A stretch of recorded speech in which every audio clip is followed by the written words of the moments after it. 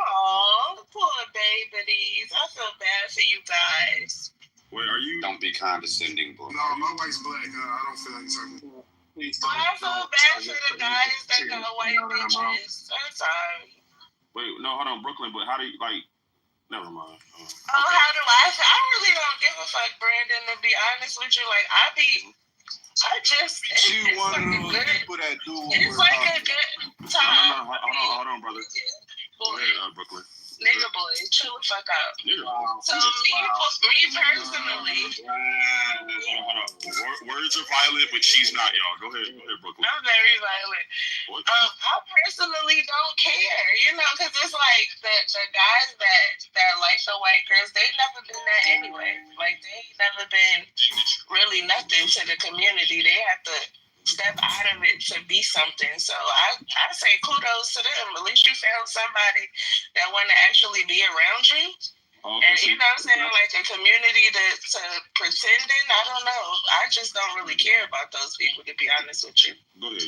And that's the rhetoric right there alone.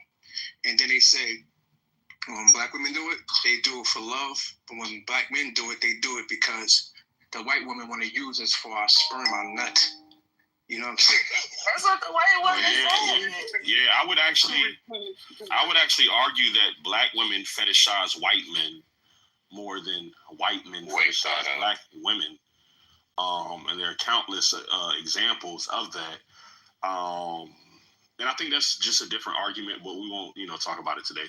Who's next? If I could. I don't think black women fetishize black men. Damn.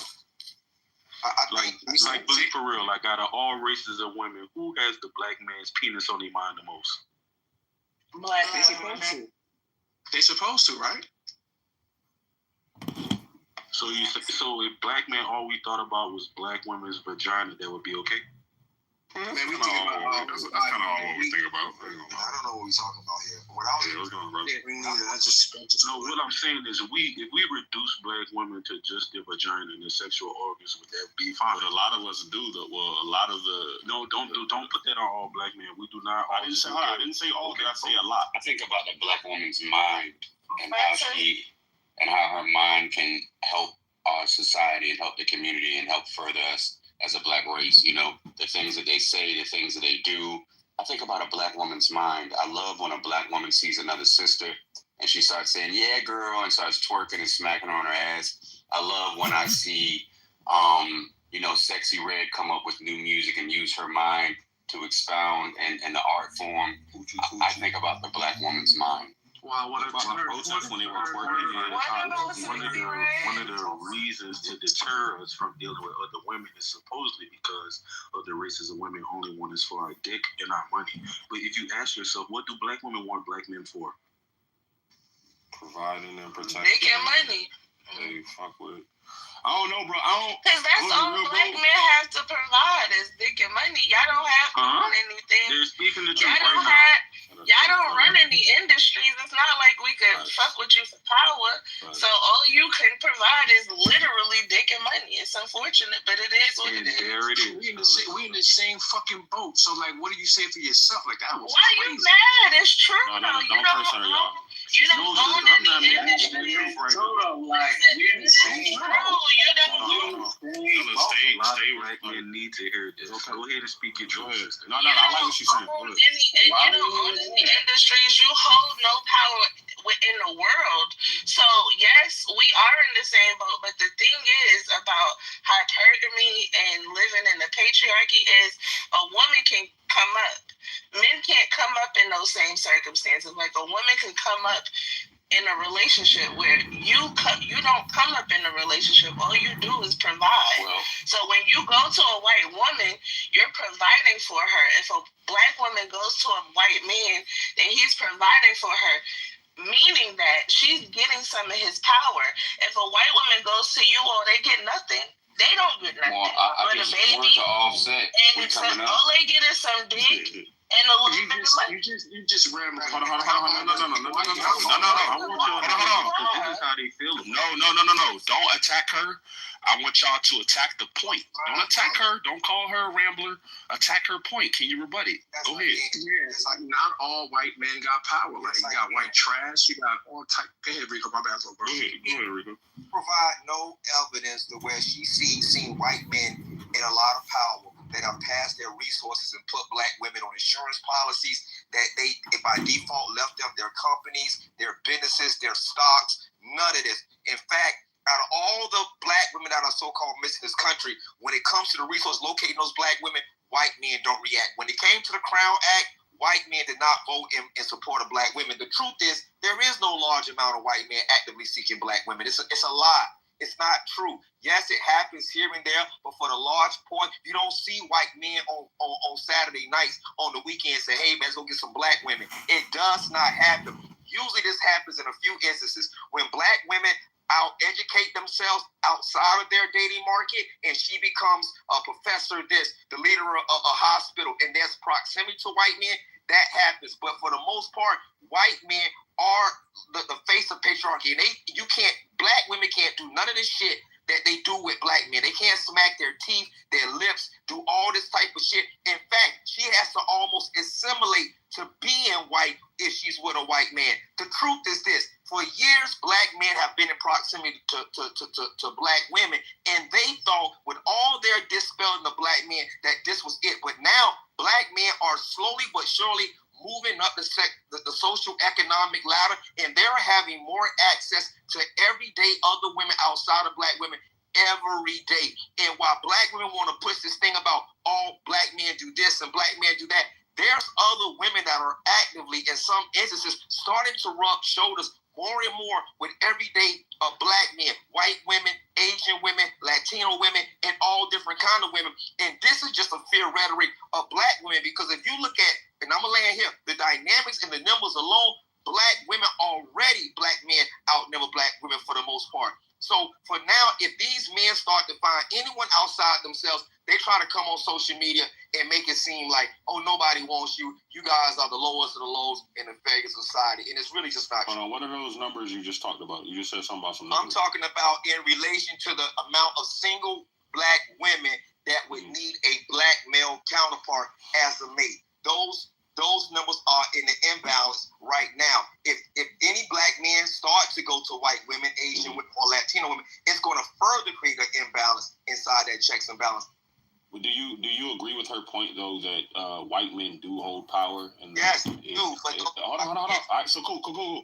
So you actually agree with her that white men hold power, right?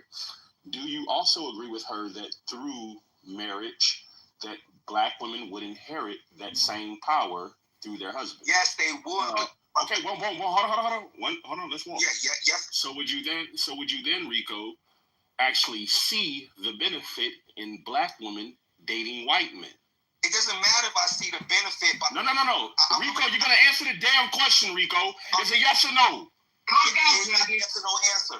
It's not a yes or no answer. Yes or no? It's not a yes or no answer, brother. Okay, I'm sorry. Because theoretically what you're saying is correct, but reality-wise, for what that woman would have to represent before that man, that's why I asked you, where can she point out black women that are married to powerful white men that have already put them in power based on virtue? Meghan Markle. Now they own companies. You don't see it. It's no. One of the black women that married to one of Can we have another speak? The only reason I say to my brother, let me say this to Brandon real quick. The only reason I would disagree with Meghan Markle is because he denounced his. You're right. You're right. You know what I mean? You got to leave the You're stupid. You what about Candace Owens? It's another example. Another bad example. Candace Owens is the breadwinner. She makes more money. What y'all to realize is that their complexion alone has more power than you niggas holding your hand in any fucking day. So, and that's to say a lot because I'm black. So their complexion holds more power than me too. I get it, but you're not seeing the bigger picture. When a black woman Whenever she does. I know it doesn't happen a lot according to you all, but when it happens, when she goes to the white man, however that shit goes, that power alone, her proximity to that whiteness gives her more power than you can ever have. Even when you decide to marry or get with a white woman, you don't hold that kind of power. You actually bring her down. You actually bring her down, whereas a white man brings the black woman up. You understand? So it's a difference. Y'all can't compare. Y'all can't. What she's saying is 100% false. It's all untrue. Niggas, bitch, you work at you. No. Don't attack her. Hold on, Mr. Brooks. Don't attack her. Attack the point.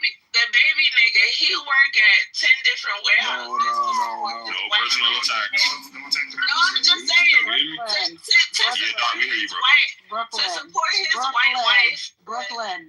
Hold on. Submit to a black man. She's not gonna shut up. Hold on, fellas. Be composed. It's on dark next. Hold on. It's on dark. Brooklyn is being nice. Hold on, Brooklyn is being very nice. Land your plane, no Brooklyn, and then we're gonna go to dark next. Fellas, be composed because we are black men. We are strong. Hear me and hear my song. No, yes you can, brother. Shouldn't be in a man's vocabulary.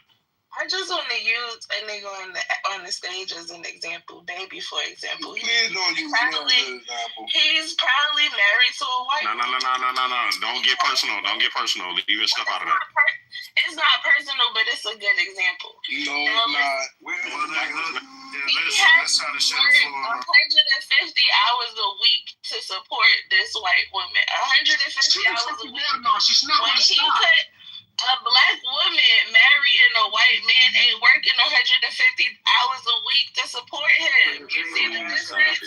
The power dynamic is bigger. Like, come on now. Like, it's acting like this is Listen. Hold on. The more y'all cut her off, the more time she gets to speak. Y'all gotta be composed. It's on dark smart next. Go ahead, I don't like crackers. I don't like how they smell. I don't like how they look. This is not a me thing. Don't ask me about me, okay?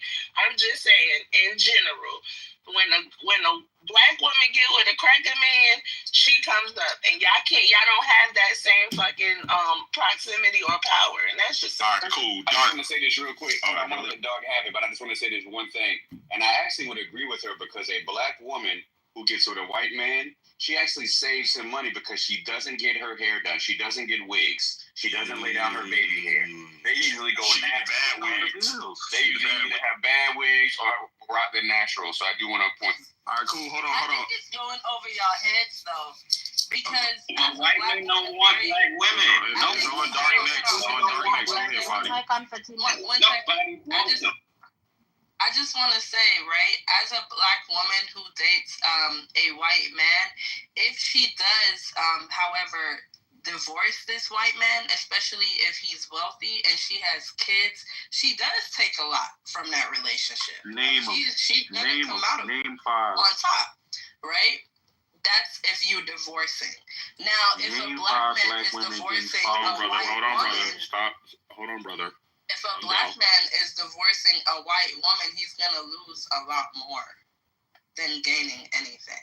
Okay, now name the. No. Hold on. It's on dark. Hold on. We gonna let you get in there, brother. Before dark, one sec. Boogie wanted to play it clip. Man, fuck that nigga. Yeah, fuck him. Go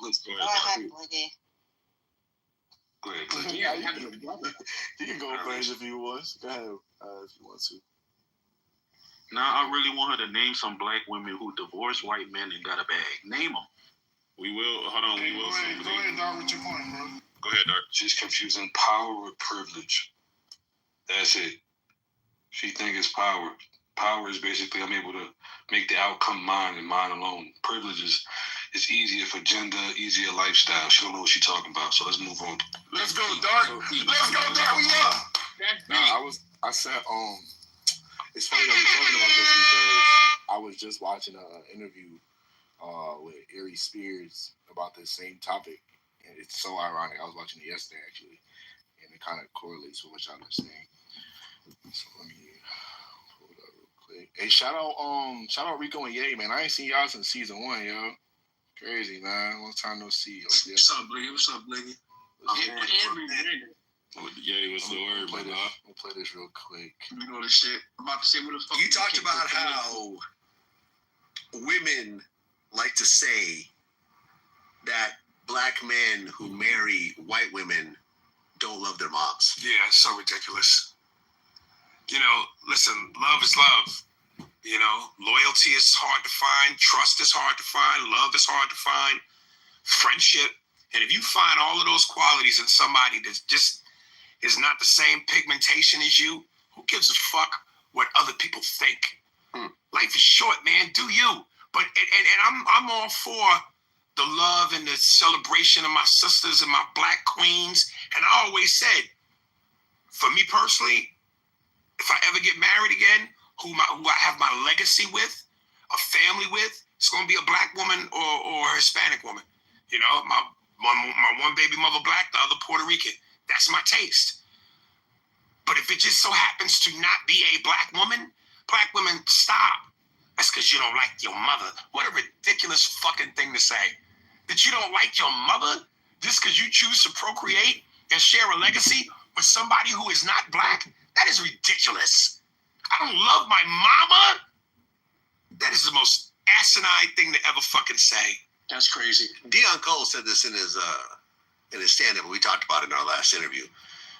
Do you feel that black women give a harder time to black men who date outside their race as opposed to black men giving a hard time to black women who date outside their race? No, men don't give a fuck what pussy you get because we know it's pussy. You know, and black women only get upset when it's a black man of value. When you're Denzel, when you're Michael Jordan, if you're the... I called Tab. He's cooking. But he was cooking, but he had... I'm going to say this, and I'm going to try to cook. I'm going to keep playing the clip, but I just wanted to highlight that part. I wanted to highlight that part. Fuck what pussy you get, because we know it's pussy. You know, and black women only get upset when it's a black man of value. Oh, okay. This part right here, and then I'll let the clip be playing. You know, and black women only get upset when it's a black man of value. When you're Denzel, when you're Michael Jordan, if you're the CEO of a Fortune 500 company, if you're in the 50% tax bracket, then it matters. Because it's like, you know, they look at it like almost if the shit hits the fan, then why put that money in another community? At least if it don't work with a black woman, you keep the money in the community. Now, as a man that is about to have half his shit taken, I can give a fuck about the community. Don't take half my shit. You know what I'm saying? I'm not thinking about that because black women fuck black men over in divorce court just as much as white women. True. So let's stop that myth that somehow being with a black woman, because that's another thing they say. See, that's what happened when you date outside your own. Man, please. A black woman will take a man to court just as fast as a white bitch. Oh, yeah. I mean, I don't know how many basketball... So I'll stop there and let y'all cook. That man was fucking... He was cooking. You gotta take a black man with money to I'm going to put the court. link up top if y'all want to check out that interview. But I know earlier somebody was asking about some examples of what I was talking about with black women winning when they date outside their race. Serena Williams, for example. Eve, for example.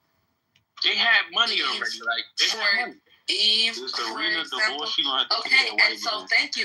You're right. A lot of those women had money, and a lot of those men have even more money. So Serena is what the is the breadwinner.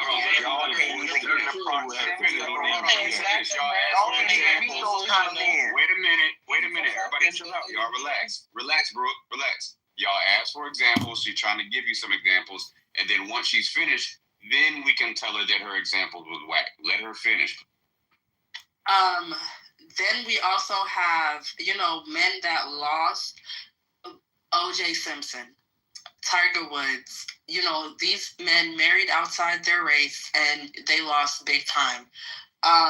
Another example, I know y'all hate this woman, but Kamala won big too. Like, what are we doing here?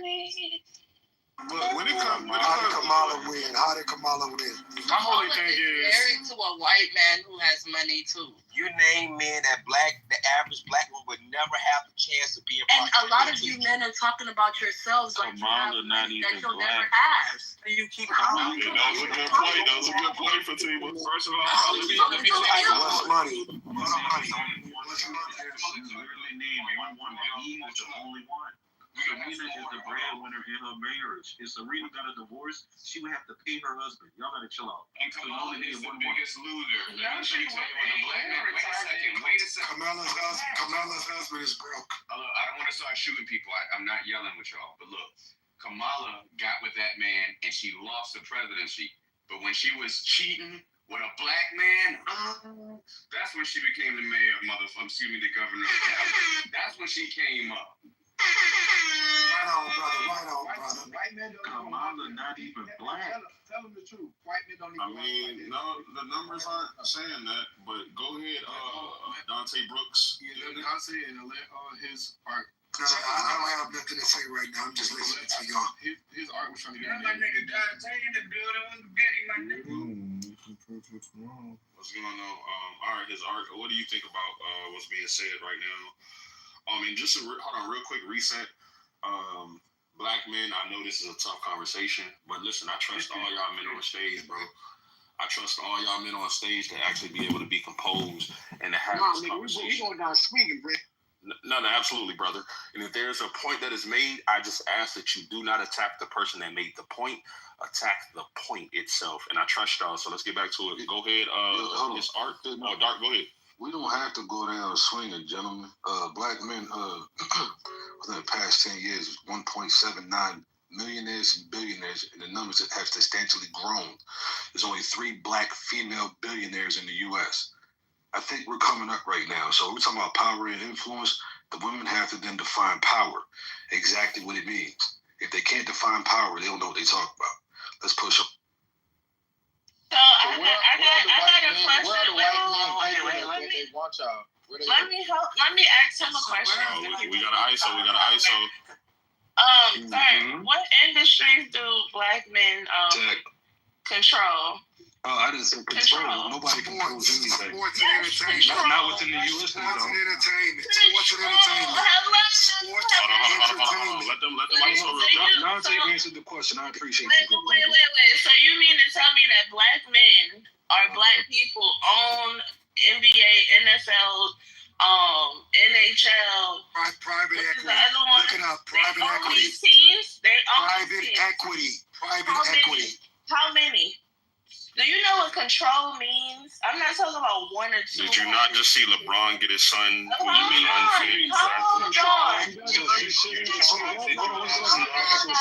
Hold on, y'all. She shifted the conversation from. I'm not shifting anything. You said that it was all of these billionaires, and I'm trying to figure out, well, what industries do they control? You said sports, but I'm trying to figure out what teams are owned by black people. Hold on. This ISO between her and Dark. Go ahead, Dark. This is interesting. I'm not attacking you, Dark. I understand, Princess. Listen, are we talking about simply control? Then no, black men don't control it, but we're talking about influential, powerful people that happen to be within those industries. A lot of them are definitely black men, and they've risen in the past 10 to 15 years. It just so happened to be black men. Athletes are the number one exploiter. So y'all don't understand. Hold on. But we shifted the conversation from power to control. You don't know it's control because in order to have control over, she doesn't want to be wrong. In order to have power, you have to have control over something. And you don't have this. You don't have control over it. You don't have any power. Black men do have control because they make up majority of the team. So without the black men, that's slave labor. The problem is black men won't boycott. Laborers. That black men don't control. Black men will not boycott the system that controls them. That's the only point she has of power. Those particular infrastructures are racist driven. They're going to block out black people. There are a lot of black people that have enough money to own teams. They're just blocked out, and blacks won't boycott these NFL and NBA teams. So Dante, hold on. So Dante, Can I come with her point? Hold on. Really quick. Her point is still, I think, would still be valid, right? Because if, let's say, even with all the money in the world, they can still keep you out of ownership, that still means that they hold the power, right? We've seen it with athletes that have been blackballed, like the Colin Kaepernicks and shit, right? All the talent in the world. But once those white men got together and said, nah, fuck dude, it was fuck dude, right? So I don't think you all, just because we can say that black men dominate in basketball and in football and shit like that, that we have that power, because guess what? The moment that they want to get together and get you the fuck out of there, they will get you the fuck out of there. That's all. So go ahead, though, for team. The only point that we had was about the money being made. Right. I just want to add some insight for you all. So I looked up the percentage of power, right? Because there's a difference between power and control. Power that black men have in America. Black men in political representation hold 4% of U.S. seats. That is 3 black governors as of 2021. No black men currently serve as governors right now, right? Federal cabinet, 2 of 24 cabinet members were black. Corporate leadership, only 4 black CEOs as of 2023, down from 6 in 2012. Top 25 companies are just 2 black men. That's Ken Frazier of Merck and Al Kelly of Visa. Oh yeah, he is. Then in judicial and law enforcement, 1 black justice, Clarence Thomas, out of 9. Police chiefs, 14 of 25 largest police departments are led by people of color. The wealth gap. Median black household wealth is $24,100 versus $188,200 for white households. Black men face higher unemployment and wage disparities. Entrepreneurship. Black-owned businesses receive 1% of venture capital. Media and entertainment. Black men dominate in sports and music, but hold limited executive roles. Example, only 2 black studio heads in Hollywood. Political takeaways, so that's just that. I just want y'all to remember those things. Well, there's more black studio owners and studio heads now. And you just named just Hollywood. They're more than that. I mean, we can go and do a deeper dive, but I'm just doing the surface level right here. But hold on, Fatty, and that's a great point. I'm glad you brought out all those stats and facts. So why are black women then so mad when a black man goes out and gets him some milk of magnesia?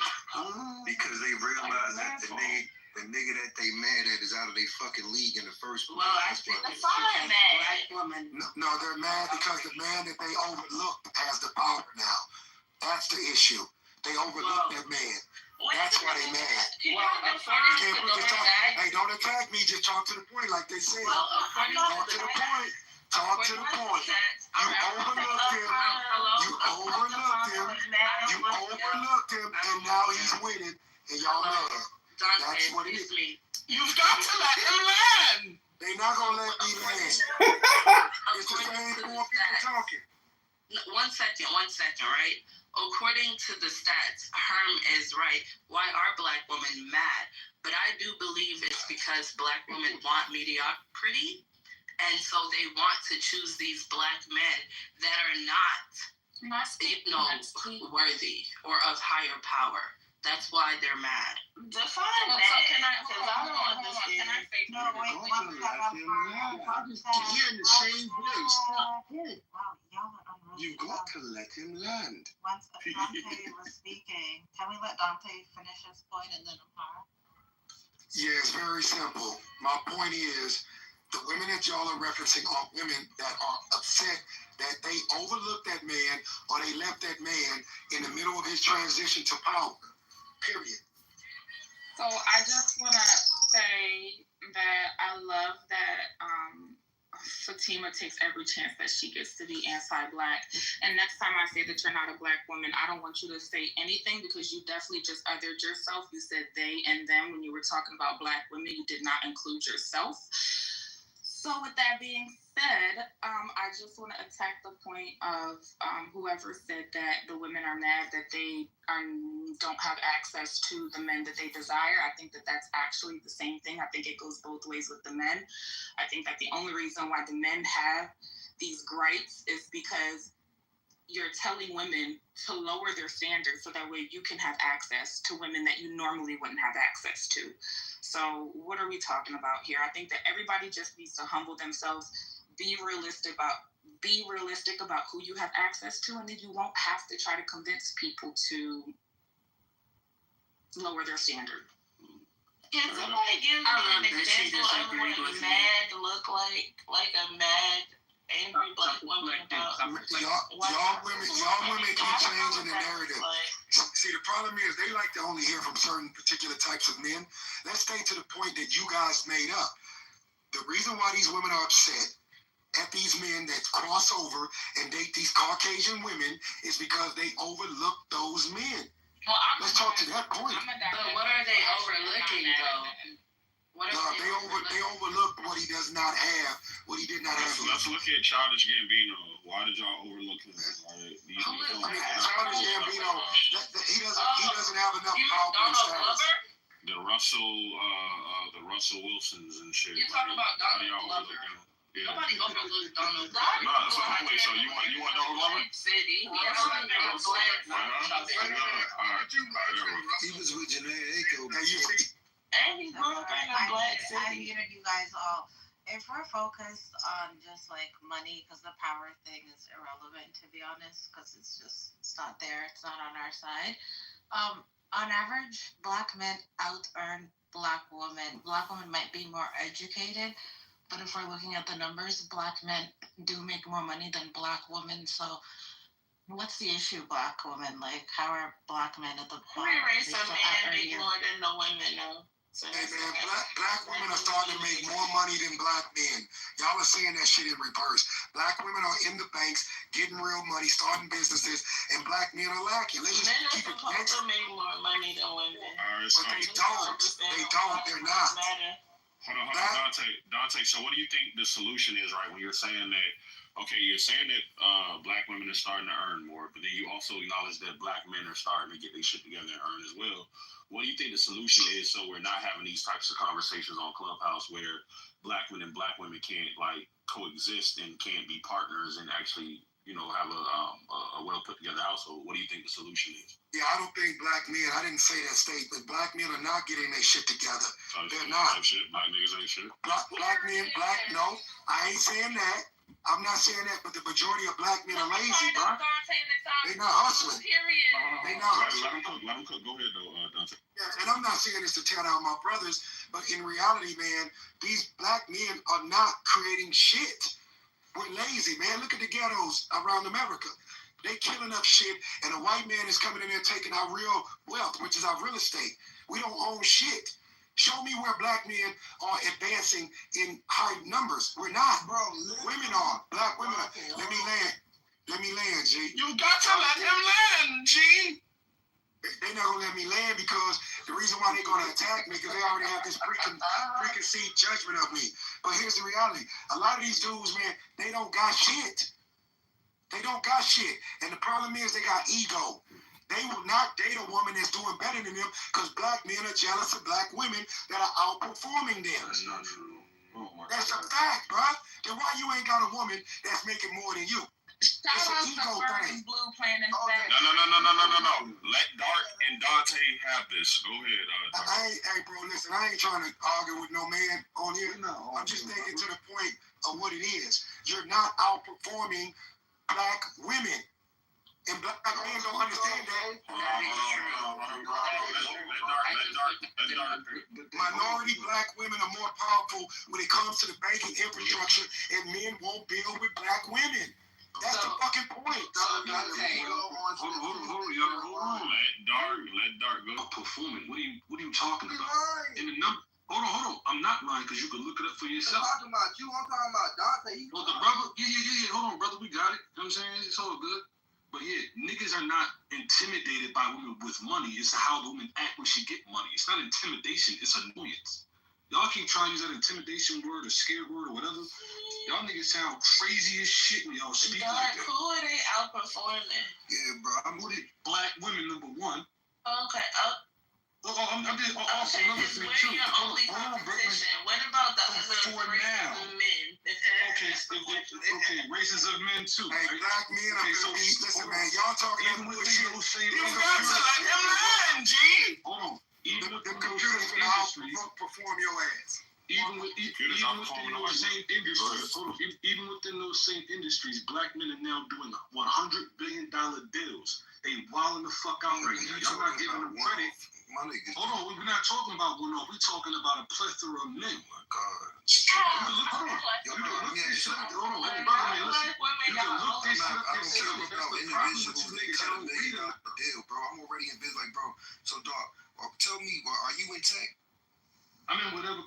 What you want to talk about, man? What's up? Brother, you started a conversation. First of all, you said Dante's statistics was trash, right? Then you made a statement about black men is being more black men than women in tech. And I'm asking you specifically, are you in tech? Because if we can't go by statistics, then clearly that means you can go by like your day-to-day activities. So if you in tech, explain to us what that looks like, right? Because I got a wife that's in tech, my nigga, and she been in tech for like 3 years. And anytime she go on a fucking Zoom call or it's like classes, I don't see no black brothers, bro. None. So I'm trying to figure out where you at in tech.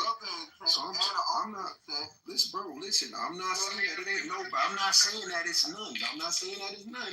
I'm just trying to figure out where he getting these statistics from that is more of them or more of us than it's more of us than black 100% of the black women, correct. Wait a minute. But like if we look at the statistics, there has been a sharp decline in black men entering the tech and my Lord. Now here we go. I got you. Black men don't even got jobs. Can I get Let me say one thing. Let me say one thing. Most of these black men ain't even got $20,000 saved up right now. They ain't even got $20,000. And y'all talking about it. Black women save money better than black men. Majority of you guys argue with me. They even got $25,000. You don't even got $25,000. Maybe the eviction rate will be lower, nigga. Why are you guys over talking each other? Come on.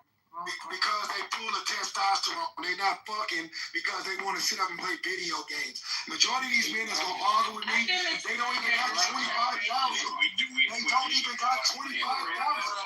You don't got 25,000. They won't even let you talk. Hold on. Real quick, I just want to say that there has been more hateful rhetoric spewed against black men by black men today than black women and white men. So back to it. Go ahead, Dante. What were you saying, brother? Majority of the men. Listen, man, I'm not lying. I didn't say you, but here's the reality. I already know the broke niggas in this room because you're gonna want to attack points that are irrelevant to what I'm saying. Majority of you guys that want to argue with me, I know for a fact you don't even got the bare minimum, which is $25,000 for a rainy day.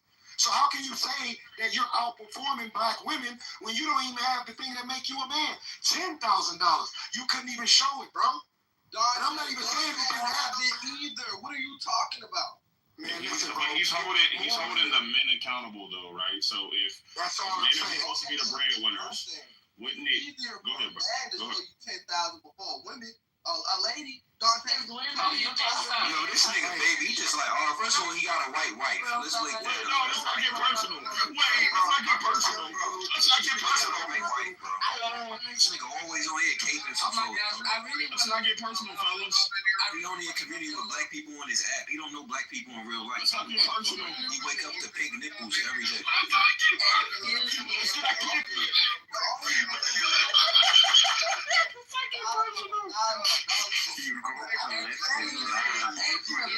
Okay, I So let's not get personal. Guys, one mic, or we'll just start shooting to the goo and bring you up by 2 by 2. It's annoying. Can I hop in here just? I just want to say, can I just break it in real quick? Because the black men, because all of you are right? All of you are right in your own points. Black men typically earn more than black women, reflecting broader gender and racial wage gaps. Black men earned 0.94 cents for every dollar earned by the white man. Black women earn 0.67 cents for every dollar earned by the white man. This means black women earn 30% less than black men relative to white male earnings. However, unemployment and labor force participation. Black men unemployment rate 5.6% lower than black women 6.1%. Higher labor force participation 69.2% versus 61.2% for black women.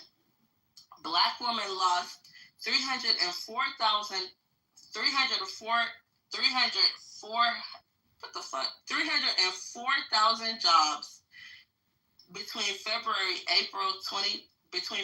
through April 2025, worsening their economic position. Black men more likely to work in higher paying sectors like construction, transportation, or skilled trades. Black women overrepresented in low-wage service jobs, healthcare support, childcare, and face a double penalty from gender and racial bias. Black mothers earn 64 cents per dollar paid to fathers, exacerbating the gap with black men. Fatherhood often boosts men's wages with the fatherhood premium, while motherhood reduces women's earnings. Bro, can you do some sound effects with this shit, bro? I can't. I don't have a child. It's informational. If you have custody of the child, right? Majority of the women do. Don't y'all get like between like $5,000 to $8,000 per child? Not black women, no. Per child is crazy. No, niggas is barely making barely making child support, baby. That ain't real. Better than black women. I hope we can comprehend that, right? Yeah, no.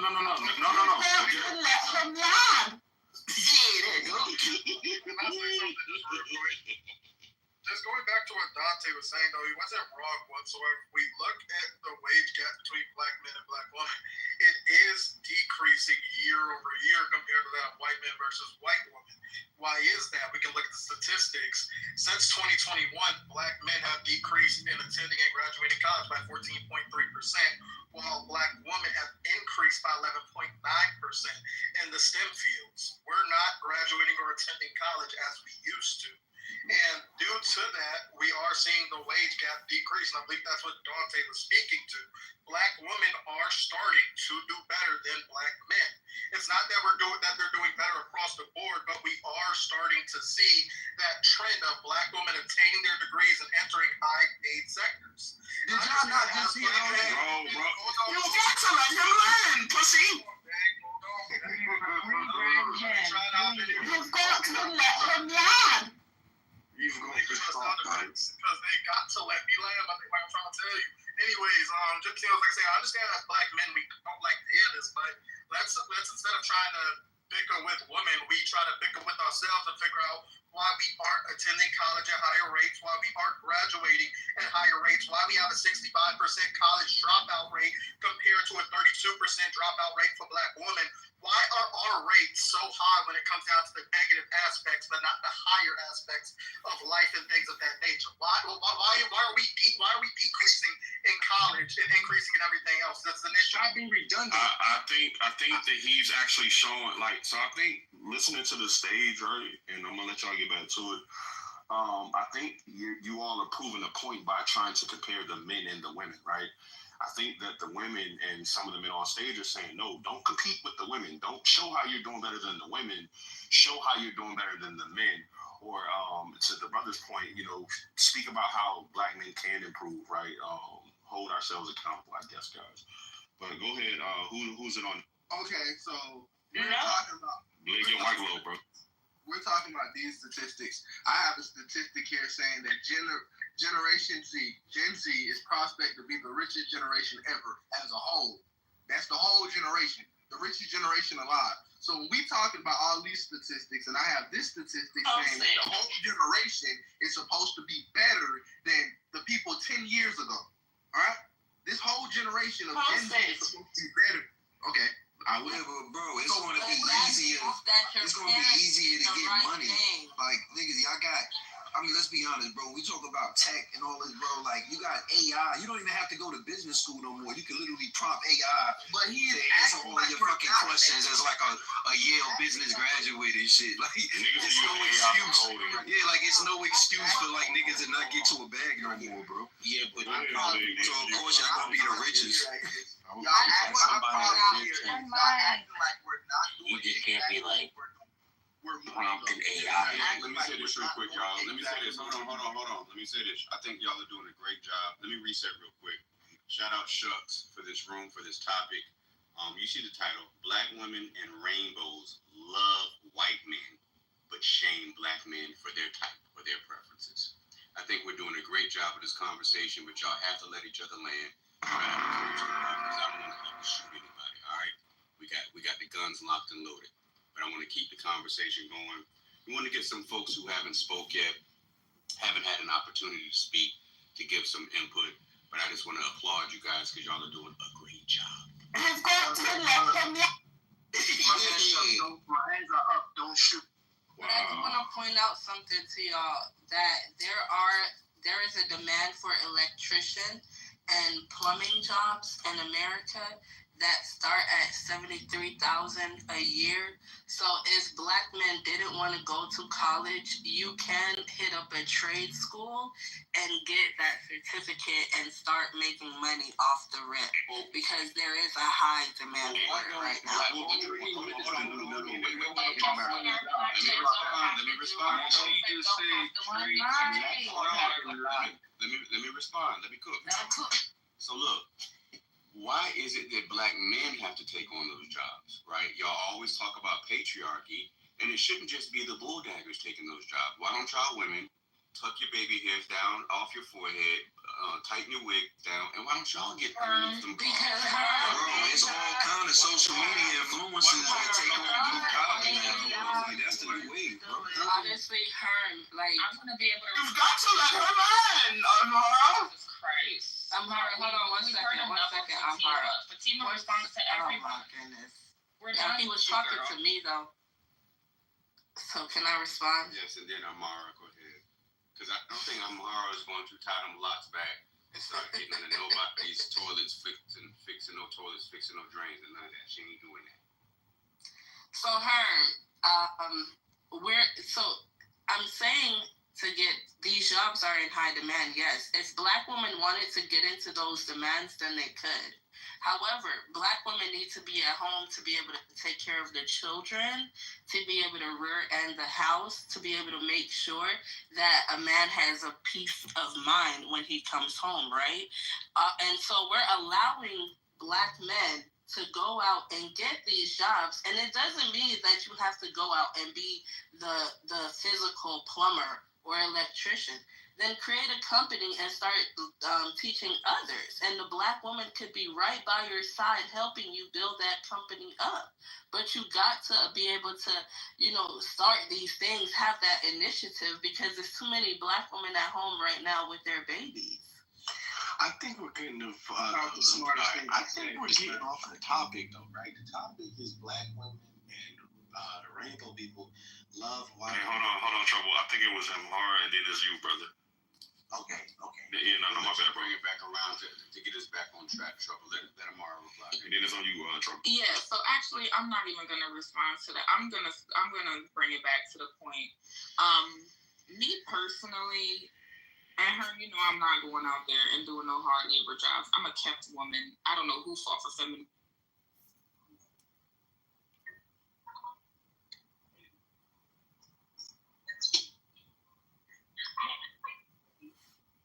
So what do you think? What is wrong with that commercial?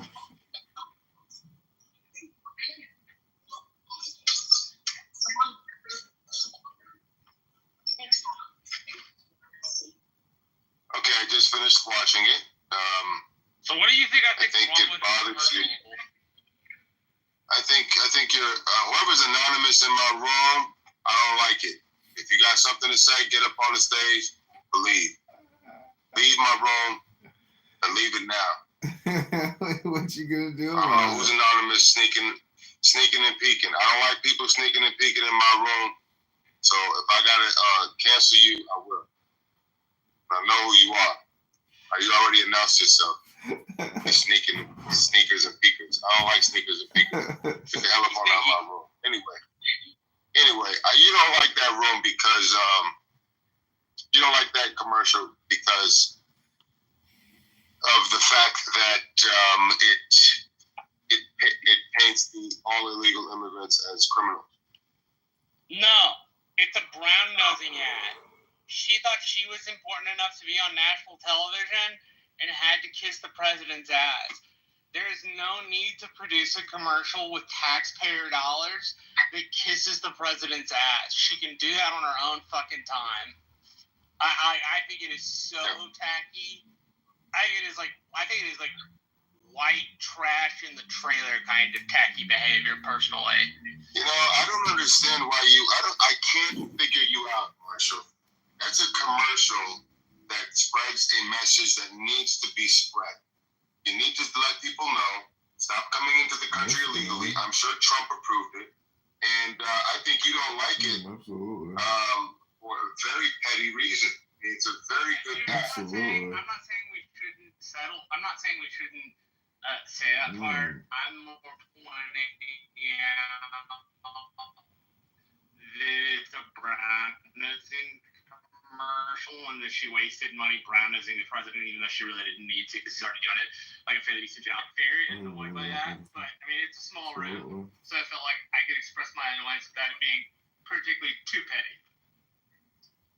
Right, I just still think I can't figure you out. I know you're a very particular individual, but Dr. Adams, if you watch the YouTube clip that I pinned to the top of the room, Marshall thinks that's a commercial that is brown-nosing, should not have been, taxpayer dollars should not have been used to create it. Absolutely. And she should have done it on her own time. And he called it a white trash situation. I don't understand this, Marshall. I really don't understand. So Marshall. Can he hear me? Yes, he can hear. Okay. So Marshall, as you know, my mom is not an indigenous American, right? And as you know, Marshall, I have family on that side that is serving in Senate. So for me, listening to you talk about illegal immigration and having family members that have been deported, right? And family members that are serving our country, I personally find a problem with the fact that people look at this as trolling. This is not trolling. This is restoring order. Do you understand where I'm coming from with that, Marshall?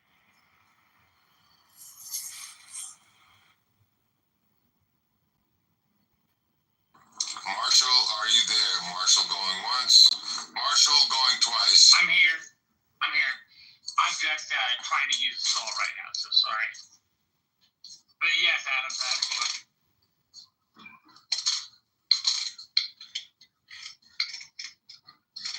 Marshall, have you been to California? When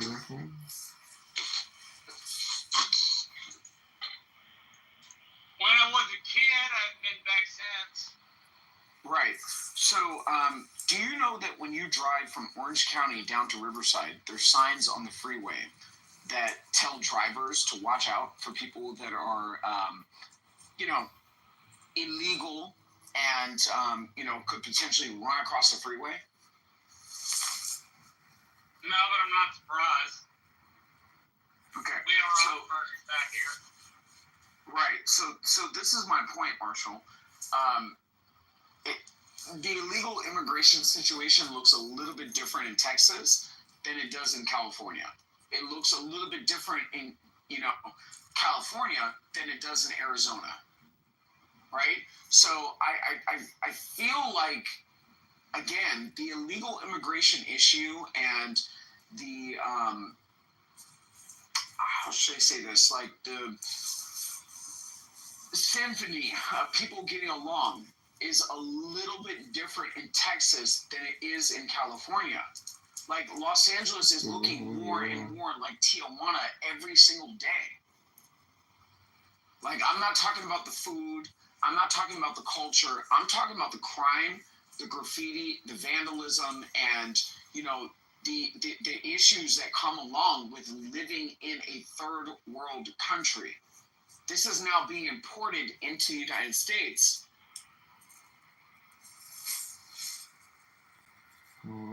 Shit, I can't mute. Like, what the fuck? Hold on. I'm gonna have to come and... Alright, sorry about that.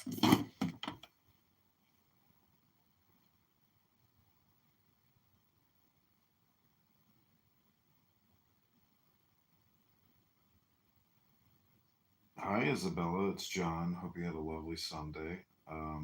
I don't know if you're working tomorrow, but it's going to be almost 80 degrees and sunny. If you're free, we could go to Montrose Beach in my boat. I'd love to see you tonight if you're available. But anyways, hope you had a fun night last night, and I'd love to see you again. Bye.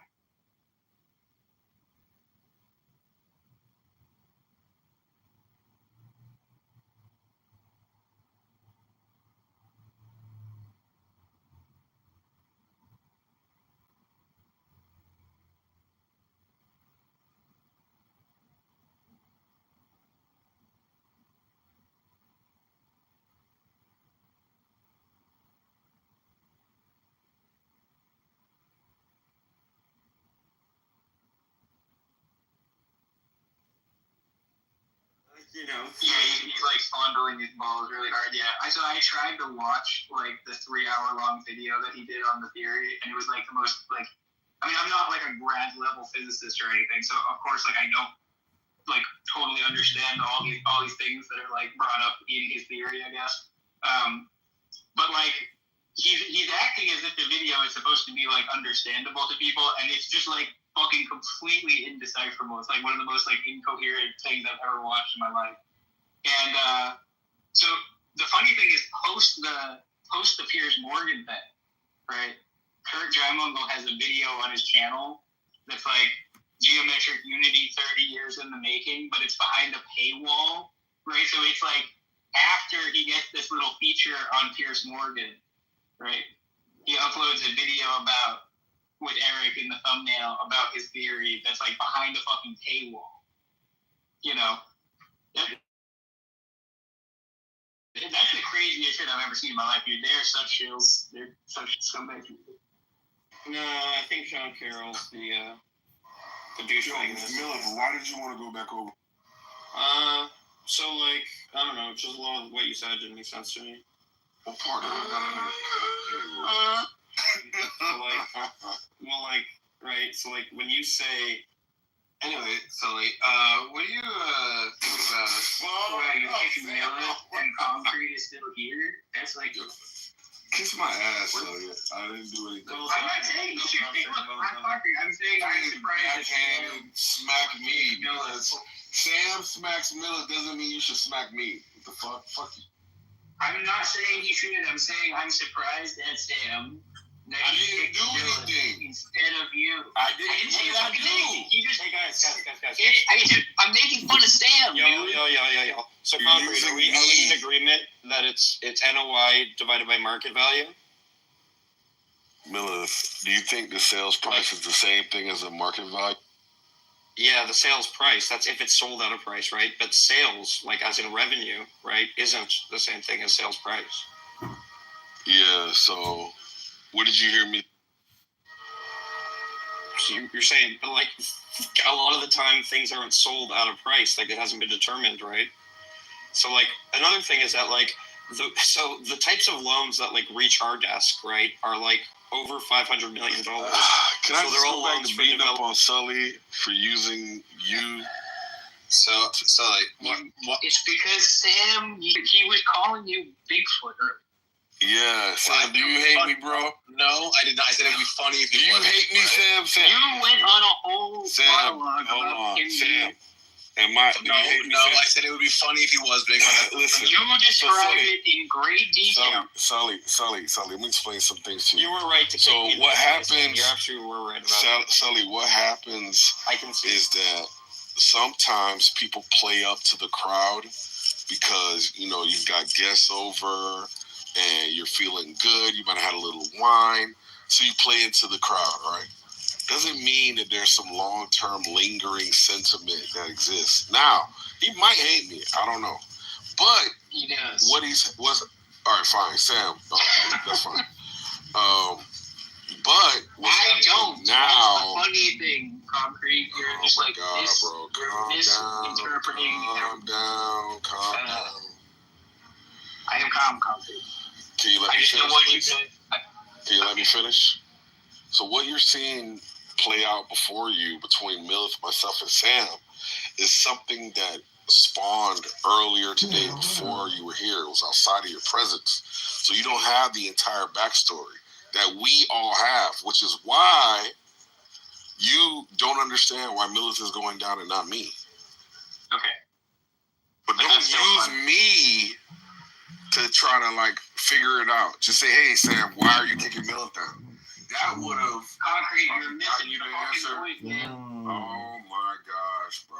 It's not that complicated. So it's like when I flew over your head, dude. It's because I kept saying, "Miller, stop bringing this up," and he kept going in berserker mode, like get the eye of the Jew. Look, I just think it's funny that you kick down Miller and not fucking sling. King David sling. Sorry, is fucking with the Uzi, and he was just like, and I was like, yo, I don't want to talk about banking anymore. You were just calling Concrete a conversational terrorist, oh my God, let it go. Look, Concrete, it's just funny, and you don't get it. Sully, what Sully's doing is that he's obviously trying to cause a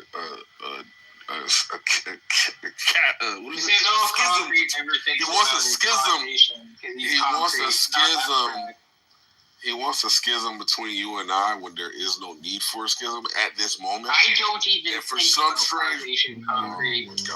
The whites have figured out divide and conquer long before. Like people accuse the Jews of divide and conquer, but it's actually the white colonialism that they've made Irish. How do you I'm Irish. Navigate the world without thinking about causation? How dare you? First of all, how dare you? How do you navigate the world in existence without thinking about causation? You just see a bunch of phenomena and you never wonder why. Experience all of these, events, and you never say, where is this coming from? Why is this happening? Mark doesn't believe in causation. He also doesn't think he persists in all these fucking, you know what, here's the screen against curiosity, Sam, since you're the Concrete love Star Talkings, by the way. Anyway, so let's go on the screen against curiosity. I do love him as a Christian, but he has a very prickly personality such that you could never actually get close to him in any real way. And that's the sad part about it. Can you guys a good debater, Concrete? Oh, he's fucking one of the best. The fuck? He's one of the best. He's a motherfucking machine.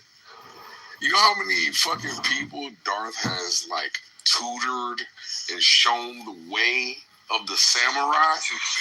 You're out of your fucking mind. What's the way of the samurai? Always have mods and kick people immediately. Terrorist, whereas Darth Dawkins is a conversational fascist. He has to have complete control at all times. If he doesn't have complete control, like a conversational Floyd Mayweather. Well, no. No. It's just. Concrete saying no to that too. He has to be in complete control of everything, or else he fucking starts pissing himself and crying and fucking whining. Whereas Concrete doesn't need total control because he has enough explosive capacity that he can just, he can cause mayhem in the moment. Now Sam is finally realizing things. Concrete. He's finally realizing things. Stop being such a fascist. Well, I'm not a fascist. You are a fascist. Are you saying I'm an intervention? We're having the intervention right now. No, tell him he's a fascist. Wow. Sam is 100% a fascist. You ever try to interrupt people in this room? Sam has Interrupt people who he thinks are arguing for his points, especially. Sam has a mixed. He has two different schools of thoughts. He's got a laissez-faire, and he does advocate for government control in certain times in certain areas, but he does have a laissez-faire attitude or aspects of a laissez-faire attitude. So it's actually a mixed economy. Fucking based. He is an asshole piece of shit. I will grant you that. But he can also let it go and move on. It's not like Andrew, who's like shit. It has to constantly. Dude, he kicked out Sean the other day. Sam kicked out Sean, and I had to go and console Sean and have a room that nobody joins with Sean. You know why? Because I just take it. I'm gonna just guess without having been there that Sean was being an obnoxious overtalker. He'd gotten warned. It was hilarious. He got warned to not overtalk, and fucking Sam fucking made good on his promise. No, Sean's interruptions were really funny, and there was actually There it is. Thank you. I knew it. Sam is lying right now. So Sully, do you agree that you see what just happened there? You exactly predicted what would happen, and then Sully just admitted it without admitting it. Exactly. He saw through it like fucking glass. What are you talking about? X-ray vision. He was being funny, and you kicked him, and you did not warn him. So Sully, do you grant that there could be like a indirect warning if, say, somebody else is interrupting? Sam admonishes that person, and then. I mean, I think he got moved down a few times, but thank you. He shouldn't have done. But it was this has come up a million times before. His interruptions were funny, and actually, I think the person I had a very similar conversation to this with was Andrew. I think it might have been somebody else, but Sean is hilarious. You have to let Sean get spicy and blow up with people because it's some of the funniest people yelling at each other that you'll ever hear. You're it's out of your mind. Sean is no. I have to find this recording, Sam. Remind me to find this where it's Sean and Apollo. It's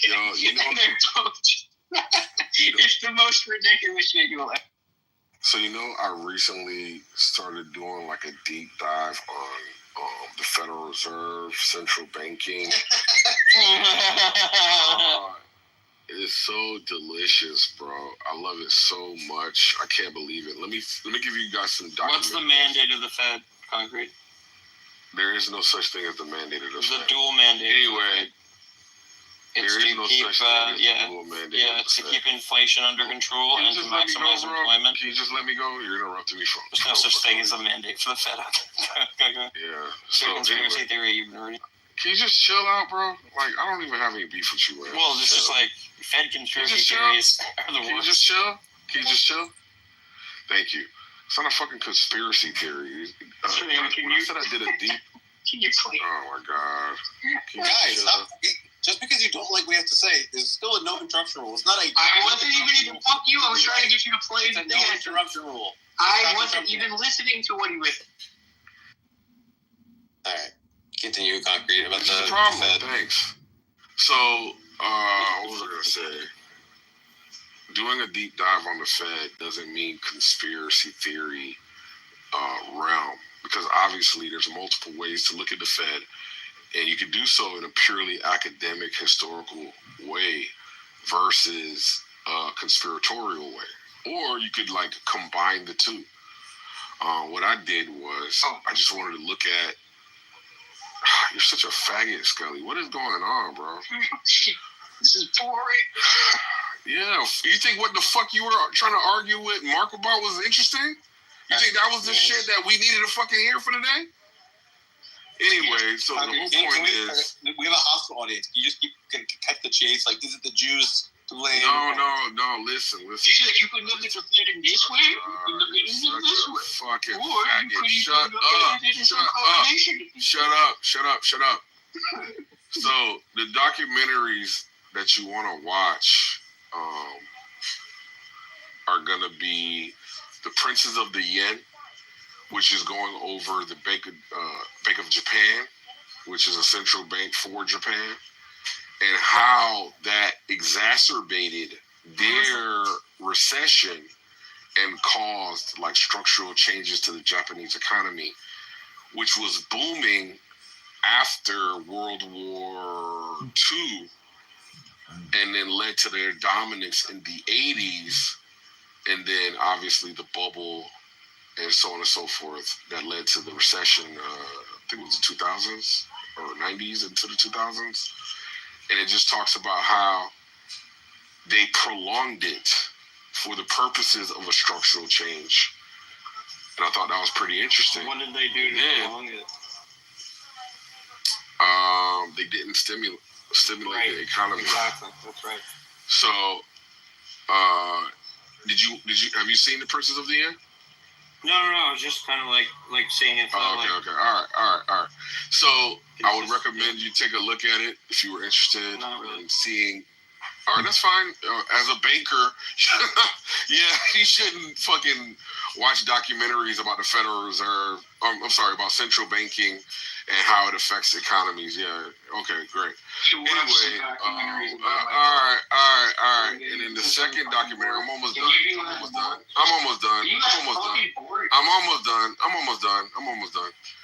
Second documentary is called The Money Masters, and they go over banking in America from the inception of the country and until like 1907, the crash, or the stock market drop, 07, which led to bringing about the Federal Reserve Bank in 1913, and then it talks about the Great Depression, 29, and how initially that was just wiping out the speculators, but how, again, the Federal Reserve prolonged it and then, again, caused structural... If it is the case that it is a justification present... Andrew, you really think that divine command theory is not circular? This is sad. This is really sad. See, that's a separate thing, and that's completely unrelated to what I'm saying right now. I'm saying if it's the case that God says to do this, you don't have access to all of his reasons. You don't either. Oh, that's irrelevant. That can apply to the fucking thing that he's telling you. You don't have access to his reasons. He could be deceiving you. No, I've already stipulated. I already stipulated that what he says is true. Okay. Your God could be a demon. Okay. How about that? Okay, so what you want is a scenario where there's no question. Like, we're not even able to think about it. That's what I said from the beginning. And now you're just So what are you trying to question? Is that? Is it just a rhetorical one? And now you're tripping. No, what it is it kicks the conversation back to where it should be. What the fuck are you doing in here? Hold on, Sully, Andrew's losing his mind that people think you can deny that if God says you can do something, then you should do it. He thinks that divine command theory is like this ironclad reasoning that I have to just accept that when God says murder babies. The best part is everybody has disagreed with him, and now he's losing his fucking mind. Listen, MJ's speech was a divine. Sully, please hold on. Cloud, quit trying to preemptively recruit Sully and do this nonsense. He's already on my side. No, I'm on your side. He's already going to be on your side from the get-go, so don't worry about that. Now, if God exists, then objective moral values and duties exist. Period. But they don't, so God is not racist. No, that's not the argument. Okay, so Abe, go ahead and go. And Cloud, I love how you characterize what Sasha and Bob said. Everybody agrees. They do agree with me. Yeah. Oh, yeah. They do agree with you. They just said that. They agree. Bob just said that he agrees that trivially it would be true, or it would be true in the circumstance where he says X to do X. You're probably the weakest link. It makes sense to say, well, if you should do X, if God says you ought to do X, then you ought to do X. Yeah, but that's not what I said. So you're that not is what I said because when I very first said it why to me, did you? hold on. You're not even listening to me. You're I just am listening. talking now. I'm just going to talk over you now at this point. I didn't say that's what you said. I said that's not what I said. Cloud, at the beginning when I was talking to Abe, you came in and said, no, Abe, you weren't saying, oh, and some, philosophically, not some philosophically. distant thing, you can try to do that. You said Abe is correct in what he's saying. Abe is not correct. It's fine for him to say that. Yeah, it is not fine. That's not all you said. It is not all I said. Yeah, I asked you. I said that is not right, and you said yes, it is. It is not right. What he's saying. You think it's always is the case, and I said no. Yeah, that came later. That came later. Yes, which you're right. At the beginning, you said that he was right. He is not right. No, what he said. He's right. Okay, so if God says the right thing for you to do is X, is it the right thing to do? And you're saying when he says no, it doesn't have to be. Yeah. No, I didn't say that it doesn't. And we're not talking about whether it has to be right now. Yeah, he gave the scenario where he thinks it's wrong. Yeah, he may think it's wrong, but he's wrong. If God says that you guess what? In your scenario where you're positing, you think it's wrong. No, in my scenario, no, I believe Bingo. In my scenario, what if God could only say true things albedo? What if one of the true things is a false thing? Andrew wants to have but albedo. If we're reasoning classically, albedo, okay, and he can't tell lies, and he can only say true stuff, and he tells you should do X, then you should do X. No, think about the conditional, Sully. No, I'll lay it out. If God says you should do X, then you should do X. If you think the antecedent is true, you can think the consequence is true. No, I false, said correct? If he commands you to do X, ought you do X? That's what I said. Yeah, then you ought do X. Dude, what are you? You initially gave it as a question. Cloud. Is it the case that you ought to do X if God commands you? Andrew, let's just simplify it to he tells you should do X. I did say that, and the whole point was he was trying. Let's just simplify it to God tells you should do X. Should you do X, albedo, if he can't lie? No, I don't think you always have to. And he's all knowing and stuff. Yeah, right, and I don't think you always have to. It's that you should, because it's true, because what he says was true. You don't, not in every case should you do it. But that would mean what he said wasn't true. No, it means that he never lies. He always tells you the truth every time. No, listen.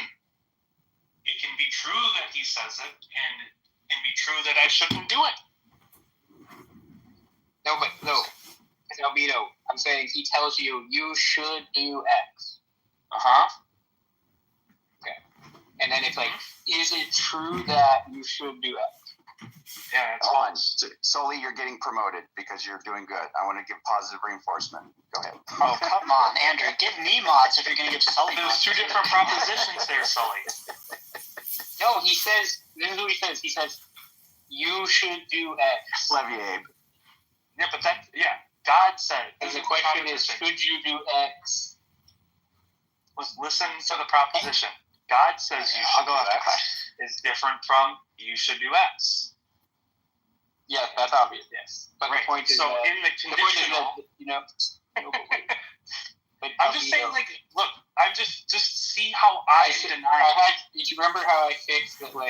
He always says true things. Yeah. Okay, so that means that God says. Right, we can just drop that, right? Because if God says it, then it's true, right? Well, that's building into the proposition, right? No, he's trying to look. So whatever God says is true, and of course it is. Right. Whatever he says is true, and this is one of the things he says. And this is another proposition that can be either true or false, correct? If he says you should do X, Right, that's the thing he says. And we're saying everything he says is true. Right. And then I'm saying, okay, given that, that's another proposition. Is it true that you should do X? But that's another proposition, correct? That can be true or false. Wait, guys, can I just talk for 60 seconds? Yeah, Andrew. Yeah, just make sure. I gotta go to bed soon, Abe. You're probably gonna be up for the next 6 hours. Okay, so just let it. Alito, premise 1, God says P. Premise 2, if God says something is true, conclusion P. Right? Yeah, and premise 2 is false. Wait, but then you're saying God can say false things. Well, look. However, we're structuring this. I laid out how I'm denying it. Just did it just now. Stick with what you just said, Cloud. You said premise 2 is false, and then you said you're just saying that God can. Yeah. Okay. Yes, because plausibly, if you're committed to 2 things that are in tension with each other, what you should do is hold on to the thing you're more committed to. Right, Sully? Wait, if you're saying that you don't know if what God says is true, and I'm not holding that fixed, and you're just saying somebody tells me something that I think is false, right? Should you think that then everything they say is true, right? And the answer is no. Well, right. I mean, if they said something that you think is false, right? Rather than I don't want to do stipulations here because you're right, though. Not in you're not using your brain here. Then you're committed to the truth of a few things. There is a God, and we're going to build in all the things that Andrew said. Okay, but that's what we mean by God. And he says to do something.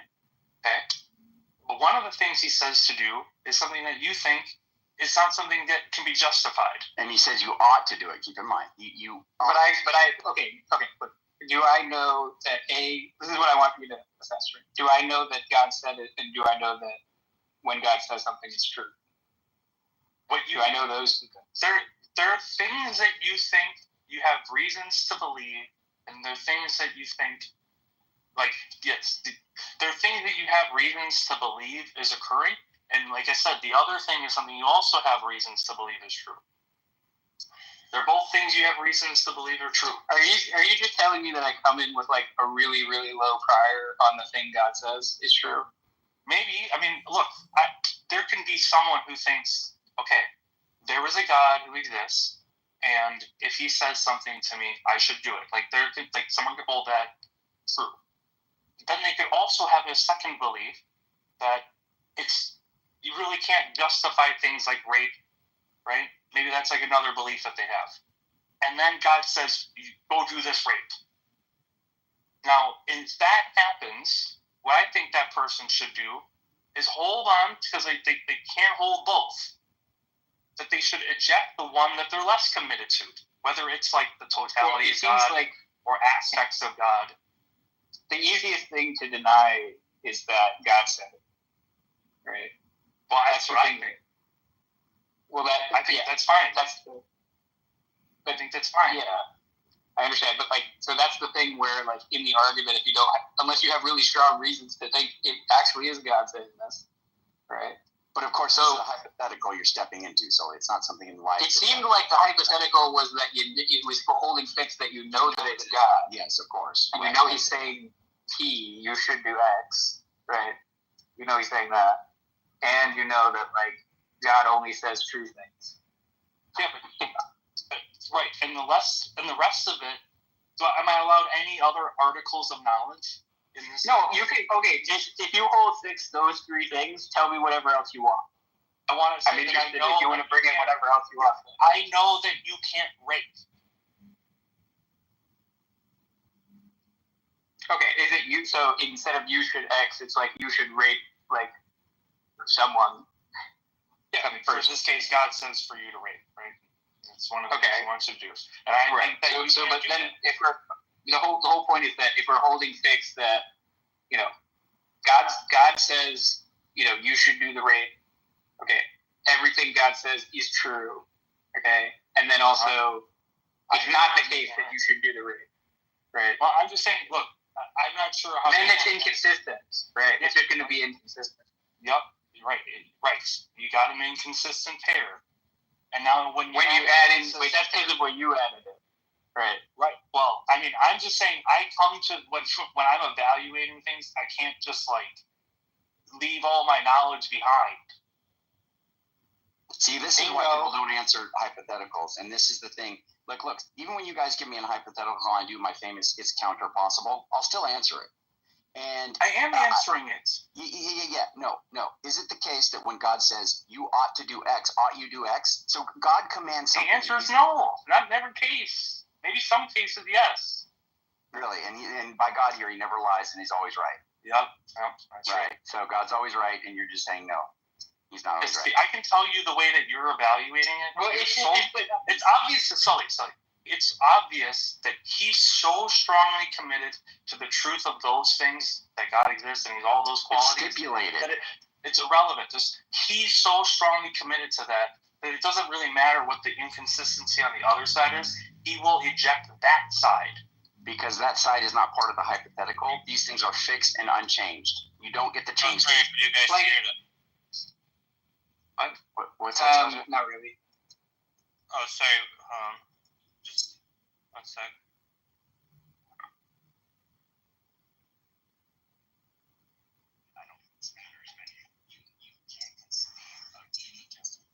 It's really quiet, Sasha.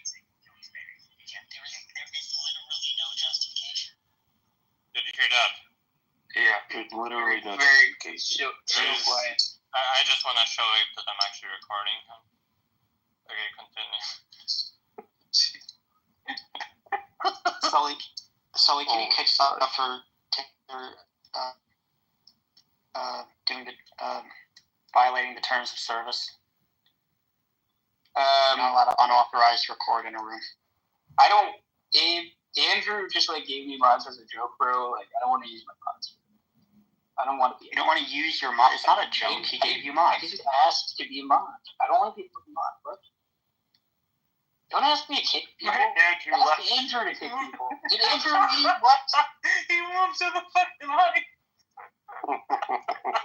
Don't move me to the audience, Sully. Why would you do that, dude? Come on. Don't mod abuse. Don't mod abuse, Sully. That's hilarious. Wait, are you not allowed to record here? I don't know. I'm Technically, wait. Just I want to make sure this is all fucking wrapped up. Dude. So you see what I'm saying? He's just so strongly committed to that truth that it doesn't matter what's on the other side. He'll just eject that. And for someone who comes into this hypothetical, even though it's being quote unquote stipulated, that doesn't mean that they should just stop using their brain about it. They can think that it you could say, oh, it's true, but the truth is still you can come in and say, well, I think this thing's true. I think you shouldn't rape. And if God says it, even though you say that's true too, that's just attention. Yeah, you can more shift. Look, you can more shift, but for the sake of a hypothetical, if I just say, hey, imagine a hypothetical alethiometer that in every possible world, everything it ever says is true. It only says true things, right? And then I'm and it says P, and it doesn't really matter what it is, what P is, And I say is P true? And then you go no, because I don't like what it says in the hypothetical. And it's I don't know, it's just kind of silly. If it says that it's that the alethiometer is false, what if it says that? Yeah, well then it's a liar sentence, and sure, then you can have a dialethia. Yeah, but that's not what Andrew's hypothetical is. So. Well, it can be. It's not clear that it is. No, it's not. It's clearly. I think it's clear that if you have to introduce another proposition to have the set be inconsistent, that his starting set is not inconsistent. Yeah, well, maybe not his starting set. I'm saying that the pair, it's... if you give a liar sentence and you say that, the thing that always tells the truth says that what it says is false or something. I'm just saying... Yeah, that's a liar sentence, It's a... No, the Grim Reaper paradox has the Grim Reaper paradox has the unsatisfiable pair built into the hypothetical, right? Andrew's hypothetical doesn't have that. It's just saying okay, suppose God tells you something, and suppose anything he says is true. Is what he said true?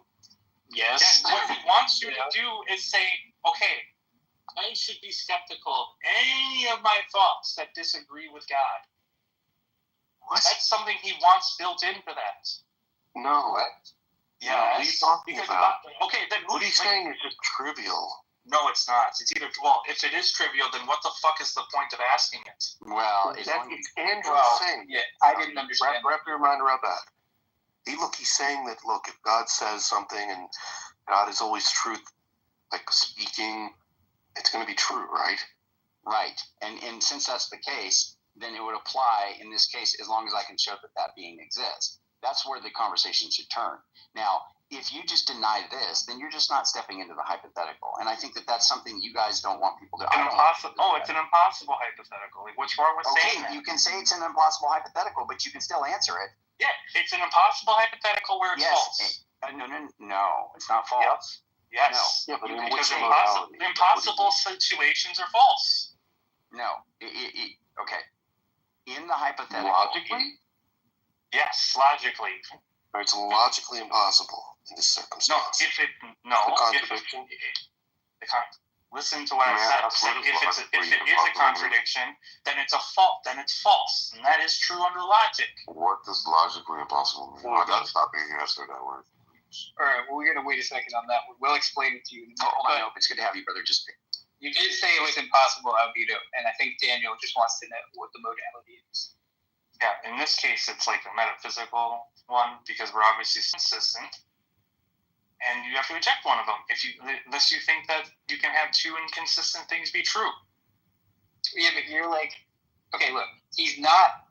Andrew didn't. Okay, it's God says P, and then it's if God says P, then P is true. Then it's like P is true is just like modus ponens there, basically.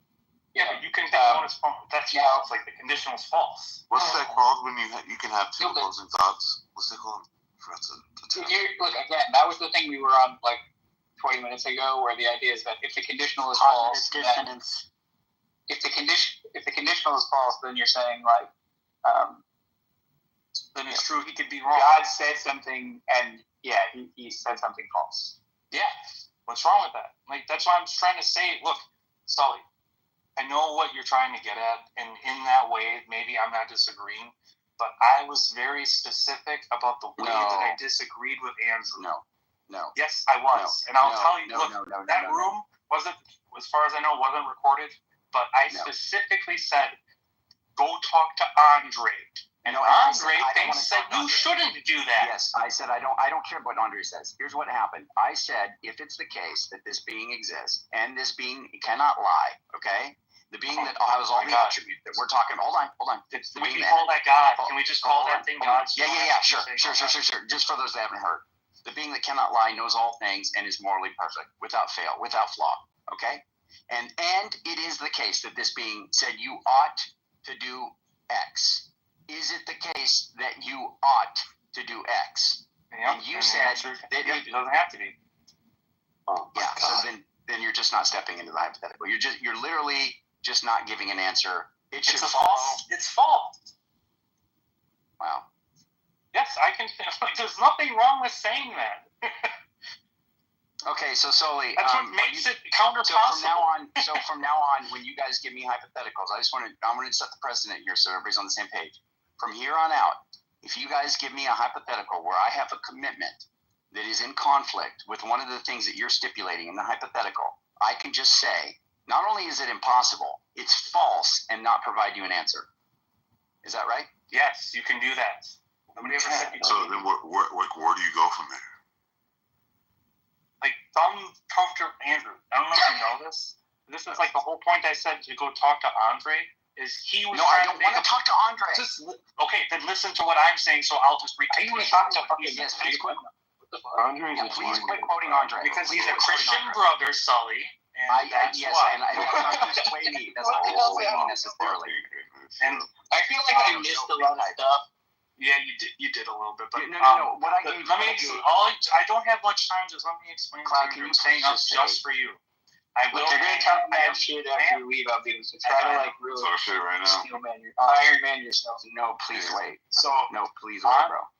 Andre was trying to say that You can have semantics, in which case far away possible worlds, conditions like that don't hold, but there can be conditions where it still does hold. So some things you can say in this counterpassable scenarios, it is true. And in other counterpassable scenarios, it is not true. It is false. You can answer either way under counterpossibles. Okay, so Soli, again, so just to be clear, are you going to be fine then? Just to be clear, you have to jettison classical logic to do all this stuff, Andrew. Okay, cool. So Cloud, that's pretty crazy. And if that's what you're committing to, then obviously we're not speaking the same language. That's so stupid. So stupid. And if that's what you're saying, which is not what you said, if that's what you're saying, then go ahead and be forthright that you're Daniel, don't stir the pot. You're jettisoning. No. I said that's so stupid. Stop, Daniel. You're jettisoning classical logic. Is that right, Cloud? When you're doing I don't believe in classical logic, anyways. But that's not even the point here. Is that no? It's required to do this. Yes, if you use the way that I just said in reference to Andre, which is what you were saying with Abe, which is not what he's doing, and it's not what he confirms. I gave you different versions. There's at least two different ways. Cloud, listen to me, so I can tell you. Yes, in the way that I just framed it, you don't use classical logic. That's true. I also framed it in a way where it's fine with classical logic when I talk to Sasha. Okay, do it where it's fine, and please present that to Sully. Well, that's the one where you just have you're presented with a scenario where you know that that's God, and he commands that, and you know that it's wrong to do the thing that he commands. And you can only choose one because it's under classical logic, and so you should eject the one you're less committed to. Okay, I understand. So, Sully, under that, not denying classical logic, then in the future, when you guys present to me a hypothetical, I don't want to hear any chuckling or giggling or anything. When I just say that I have a commitment that is stronger than this thing that you're presenting, whatever stipulation or element of it that I think, not necessarily. As long as it's in shit, brother. Hold on, Dave. Hold on. CM, stop. Can you move Twiz off the stage? Sorry, mommy. Can you move Twiz off the stage, bud? So Sully, I hope you're there, buddy. So I was doing this. I'm trying to fucking. Sully, don't do it. Okay. All right. Just listen. Is it the case that you can say that I could say in the future when you're presenting this hypothetical that has an element of it that's in tension with something I'm committed to? Is it the case that I can just say, Sully? Can I just say, well, that's false. The hypothetical's false. I'm not answering. Andrew, hold on one sec. Hold on, Andrew. Can you please see whatever the and you and I can get to the bottom of this? Cloud said he has to go to bed soon. Cloud said he has to go to bed soon. Hold on, Andrew. Can you please say Imam? I will get to the bottom of this with you once and for all. Alhamdulillah. Thank you, Andrew. Okay, look, Cloud. I know you said you're going to go soon. Do you want to make your last point, and then I'll really get into it with Andrew? I think you made some good points. I don't think he's going to agree with you that you're allowed. He has this circular way. He thinks you just have to agree with it. I'm down to do that, Abe. Hold on. No. I know you'll give him hell. Yeah, we'll get into the circular. Abe, hold on. Wait, let me just hold on. Abe, if I gave you the geometer case, I'm just like, hey, look, this screen, right, in the hypothetical, right, it's just a screen where every time it says something, it's true. Okay? And then I just tell you, the screen said that you should do whatever. Okay. If the screen told me to kill a Malachite babies, I would think it's malfunctioning. Yeah, I would too. But the point is this: we're just gonna hold fixed that it's a magic screen and it only says true stuff. Yeah, I don't believe in magic. See, that's why we're arguing. Yeah, me neither. I don't either. I don't believe in the screen. Do you watch movies? Do you think I believe in the screen? No, of course not. No, but I'm talking to Andrew. Okay, right. I know, but just okay. I would say if the screen that always said true things said to kill Amalekite babies, then that would be true in the hypothetical. Yeah, so and it's not even interesting. There is there's nothing at all interesting about it. The argument against that is that it's circular. The argument against that is circular logic. It's just trivial. It's not trivial. It's nothing. It's not substantive at all. right? And so it doesn't do anything to convince you of any fucking point of any kind, and it's just something you should agree with. Otherwise, you're just spinning your wheels, arguing and tilting at windmills. It's a waste of time. What I'm trying to do is point out. Abe. Screen always say true. Screen said say X. Thank you, Including for having X your true. head screwed. Thank you. Hello? Thank you for having your head screwed on. Screen always say true. Head screwed on straight, Sully. Thank you. Premise 2. Screen say X. Daniel Conclusion. X true. Trying to appeal to what Yeah, well, Andre premise said, 1 can be false, Daniel. Daniel, That's your the problem. eloquence is unparalleled. No, you should just deny the Yes, it hypothetical. can. Yeah, just deny the hypothetical. It's a conditional. But if it weren't, then it would be true. But it isn't. But it could be, and if it was, then it would be true. No. And then you got vacuum. Oh, but then what if it was? Okay, look. Hold on. Daniel, Let eloquence me is make unparalleled. my last little thing.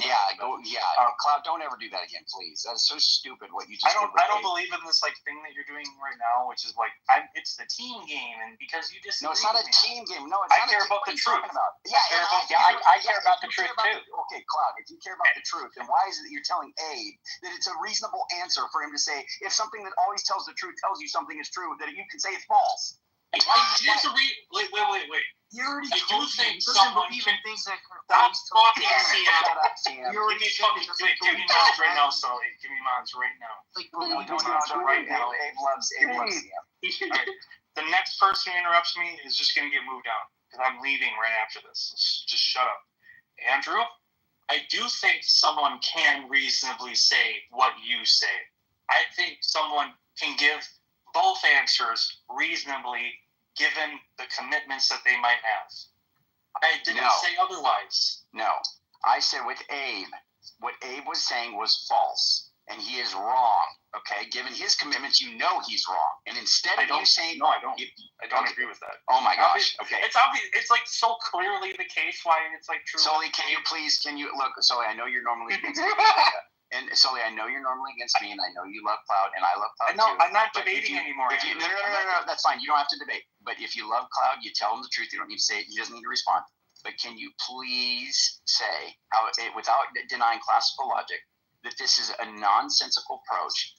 Because this literally makes all hypotheticals inert. If somebody stipulates something that you disagree with because you have some fundamental hardcore principle you hold to or whatever, then you just say, or some, whatever it is, then you just say, well, that's just a false hypothetical, so I'm not going to answer it. Can I explain why I do think that you should stop albedo? I think this is a rather trivial thing that, like I said before, nothing substantive is going to turn on this. I already answered that. I said, yeah, you're using it in its like vacuity sense, but there's no point in even bringing it up. No, there is a point in bringing it up. No, there's not. Hold on. Classical logic. Andrew, there's... No, that's fine. That's fine. I don't care. What makes it vacuous. That's why it's called vacuous. Sully. But that's why it's crazy that y'all are having this insane... Sully, is that... I was not making... No, Sully. I was not making... I was not making a case for its Sully, is that vacuous? It's trivially true that, if a being who always tells you, but it's vacuous and true. Look, I don't care. Yeah. That's fine. The point that you understand the point I'm making, Andrew, is that I'm saying albedo should just agree that it's true because nothing important turns on. That's fine. I'm fine with that. Yes, because I agree with that. The whole thing that I was basically, the reason it matters, the reason I brought it up to begin with, is Abe's like, oh, God said X is bad, and I'm like, well, if God is this and God said X, is X wrong? Is it so bad? And hold on. So the reason I'm pointing it out is to say, well, now what we need to talk about is that being exists. So that was the utility of me putting that forward. Now, if he wants to say, if Cloud wants to say, no, this is a reasonable answer to say that without denying classical logic, then I want to hear it. And what he has put forward, I think, just makes it where all hypotheticals are just basically just rendered stupid. It's just dumb. There's no point in giving somebody a hypothetical as long as I answer that. Your argument please wait. is fundamentally different analyses for all of these. I'm begging you to wait. It's not like your hypothetical doesn't build in specific analyses. It just doesn't even build in classical logic. It doesn't. No, you know. No. You did not say, I'm stipulating classical logic. No. Cloud, you said that on classical logic, which, by the way, that's just being completely uncharitable and almost borderline. That is not cool, because we're having a discussion, obviously within the confines of classical logic. He's not appealing to anything outside of that. No. It is obvious with Abe, and it is for me as well. I deny classical anything outside classical logic. I do not agree. You don't even know what classical logic is. It doesn't matter. You don't even know what you're accepting when you say that. He's right that Abe probably. Yeah, I don't think Andrew understands. No, I don't think Abe knows what it is that he'd be accepting. Yeah, but he would be just as obstinate as Andrew on this point. Yeah, no, that's probably true. Yes, Cloud, that's what I'm saying. So remember what I so this is the important part. I did try to, and I don't think I actually even got it out, but either Andrew's hypothetical is vacuous or like trivial, or we can say reasonably that it's obviously okay. Well, I don't know what. Obviously, look, if you're an atheist, the fucking hypothetical is false. It's about God. He's saying in the hypothetical, God says be, and it's like, okay, well, that's not the way that's not real. So obviously, I think look. I think the things that he's stipulating are false. I think a Christian can say it's false, Sully. Oh my gosh. He could. Wait, I don't understand. A Christian could say a contradiction out loud. Christian could say a lot of stuff. Think about what you've heard Andre. Andre is a Christian and he says, no, you shouldn't do it. Andre's wrong on things. It's okay. Look, hold on. I just want to be clear that if what we're saying is, like with certainty that God said it, and also with certainty that if God says something, then it's true, and classical logic, modus ponens is valid. Okay, then it's and you know that you can't do it, and you know that you shouldn't do it. If you introduce and you know that T is false, right? Then it's just an inconsistent set of propositions. That wasn't what Andrew said. Well, I think. Then how can you even derive things? Well, actually, wait. You're building classical logic. Well, first of all, I don't think that comes built in. I mean, first of the way that he phrases it, you're going to try to change it. You're going to try to change it. Yep. No, I'm not changing it. You literally asked the question. If God says you should do it, you do it? Yep. If God... Which is this is just more of your just fucking honesty right now. You did phrase it in terms of a question. It's not dishonesty. And then you said, yes, you are. You're being fucking dishonest. It doesn't matter. It doesn't matter if you're being dishonest? No, it doesn't matter how it's phrased with the way I put it. Yes, no. Listen, I'm going to do it again. I'm going to do it again, Cloud. If God exists, and it is true that he exists. It is true that he cannot lie. It is true that he knows all true propositions. It is true that he's morally perfect. Yeah, you can say it. Yeah, exactly. Exactly. This is why I told you. This is why I told you to abandon this an hour ago. This is retarded. This is the point that Sasha made to you. Yeah, Sasha didn't make the point. Sasha didn't make this point. Yes, Sasha understood. Sasha didn't say Sasha my exact words. That's true. This is the point that she's making. Well, you're appealing to your champion. You like that? That's for you guys. Yeah. You know what I'm crazy? Nope. I want to get into whatever it is you want to talk about, bro. I'm totally down. Cloud's I don't think it's relevant to what we're talking about. Cloud's getting ready to go to sleep. Are you going to bed? But no, I want to, but I'm really drawn to this conversation. Okay, but Cloud. It's going to go on for the next 3 weeks. I know, but I really I put a timer on myself for sure that I'm going to bed at 9:30, which is in 8 minutes. But okay, Cloud, without denying Cloud. I have a lot to say. I just keep waiting. You have Cloud's going. I know that. That's kind of why I just want it to end at a certain point where we just leave it someplace. Is that fair, Andrew? No, that they're going to keep talking shit after you leave. No. Okay, Sully. But I want to leave. Sully, can I just get a clear answer? All right, that's fine. We'll leave it somewhere. Yeah, can I have the last word then? Because I'm the one leaving. Andrew, let him have the last word, then you'll debate me afterwards. You little Nazi. Hold on, you can have the last word, Albedo, but I want Sully. Hold on, no. I want to make sure, Sully, can you say Can you just say, Sully, be the voice? I know it's difficult. I said a lot. I've already said a lot, Andrew.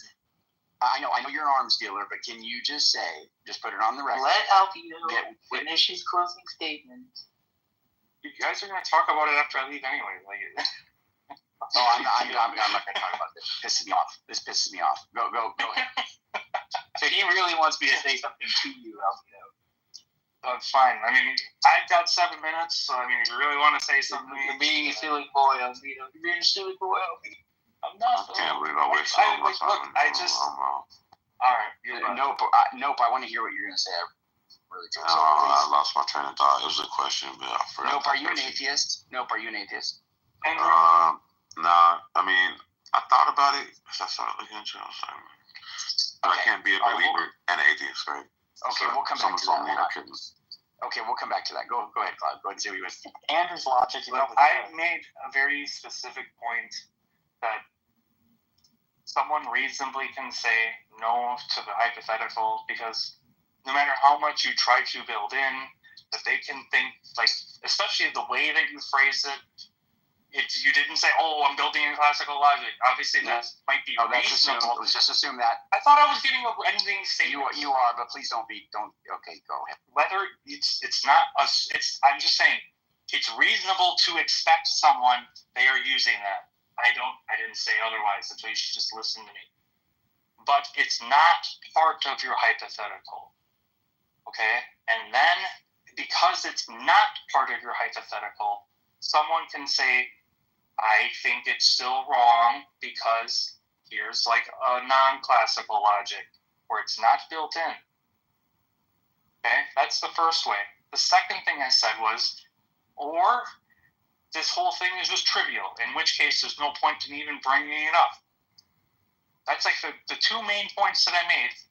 The thing that I talked to Sasha about was about whether or not you have two inconsistent things, that if you did, you probably should just reject one of them.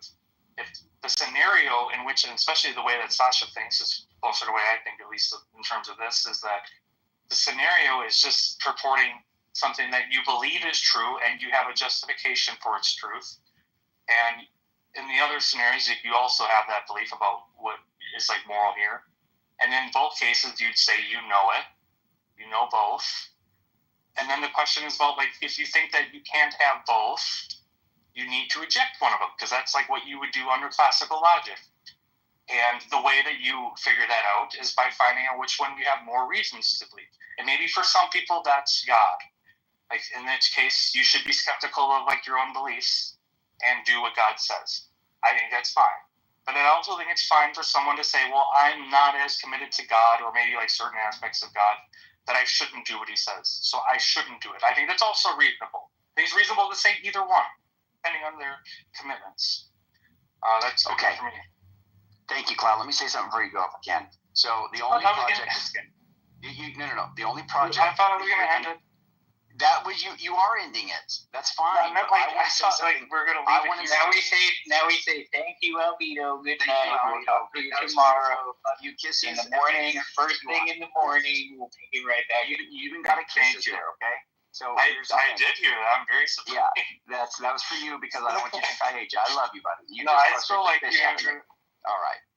Well, I like you. Just don't be a Malachite, Cloud. I think Cloud. I think you might want to hear this though and just ponder on it. Okay. Will you let me say my statement before you go? You have to go to sleep now. Andrew, I definitely want you to, but I think that we should just save it for another day. I'll probably say it after you leave, but I'm just saying I think I might want to hear it.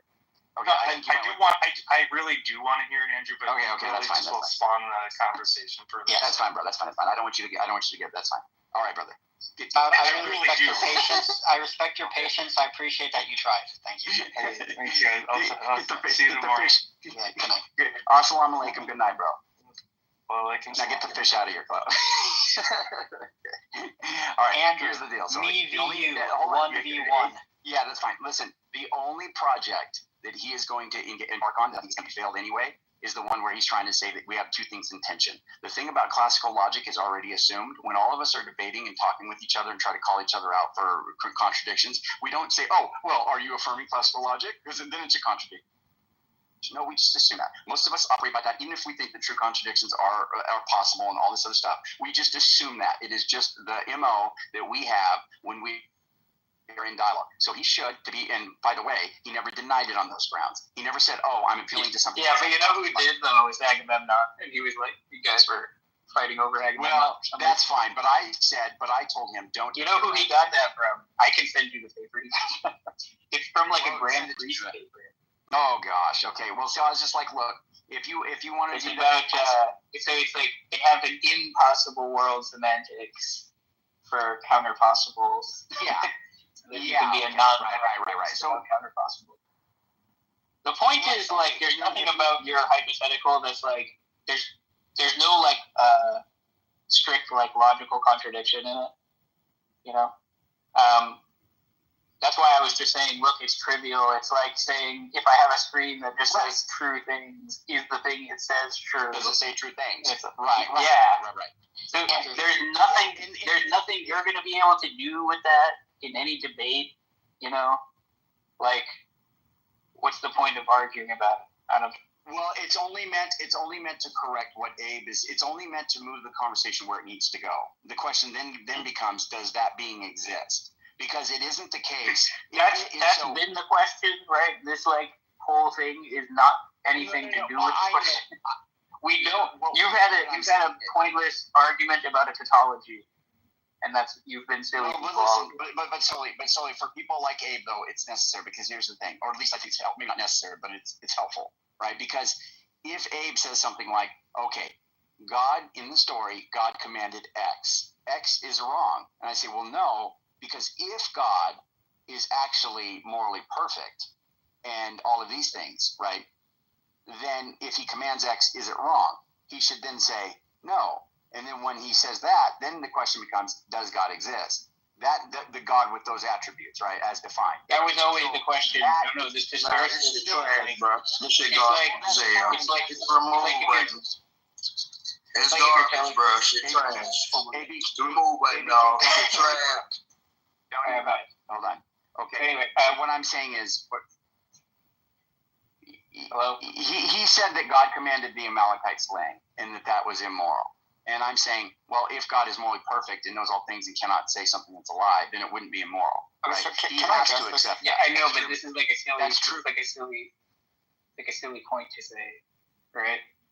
Well, it's saying that, like in the book, it's because the point is it's just a tautology. Like you're saying, like, well, if it's true that he said that and it's true, then it's true, right? And it's like, well, yeah, but yes, but he's saying, hey, I'm reading the book and it says this thing that I think is false, and then you tell me that it's from a being that always tells the truth, right?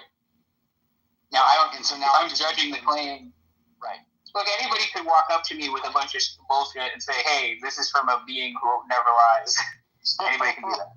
Right, and what I would say is, okay. Now, if they could say what you're saying, which is bringing up this tautology, and say, but wait, did you consider that if I was correct about them never lying, that these things would be true? And I'd be like, I understand what you're obviously. saying.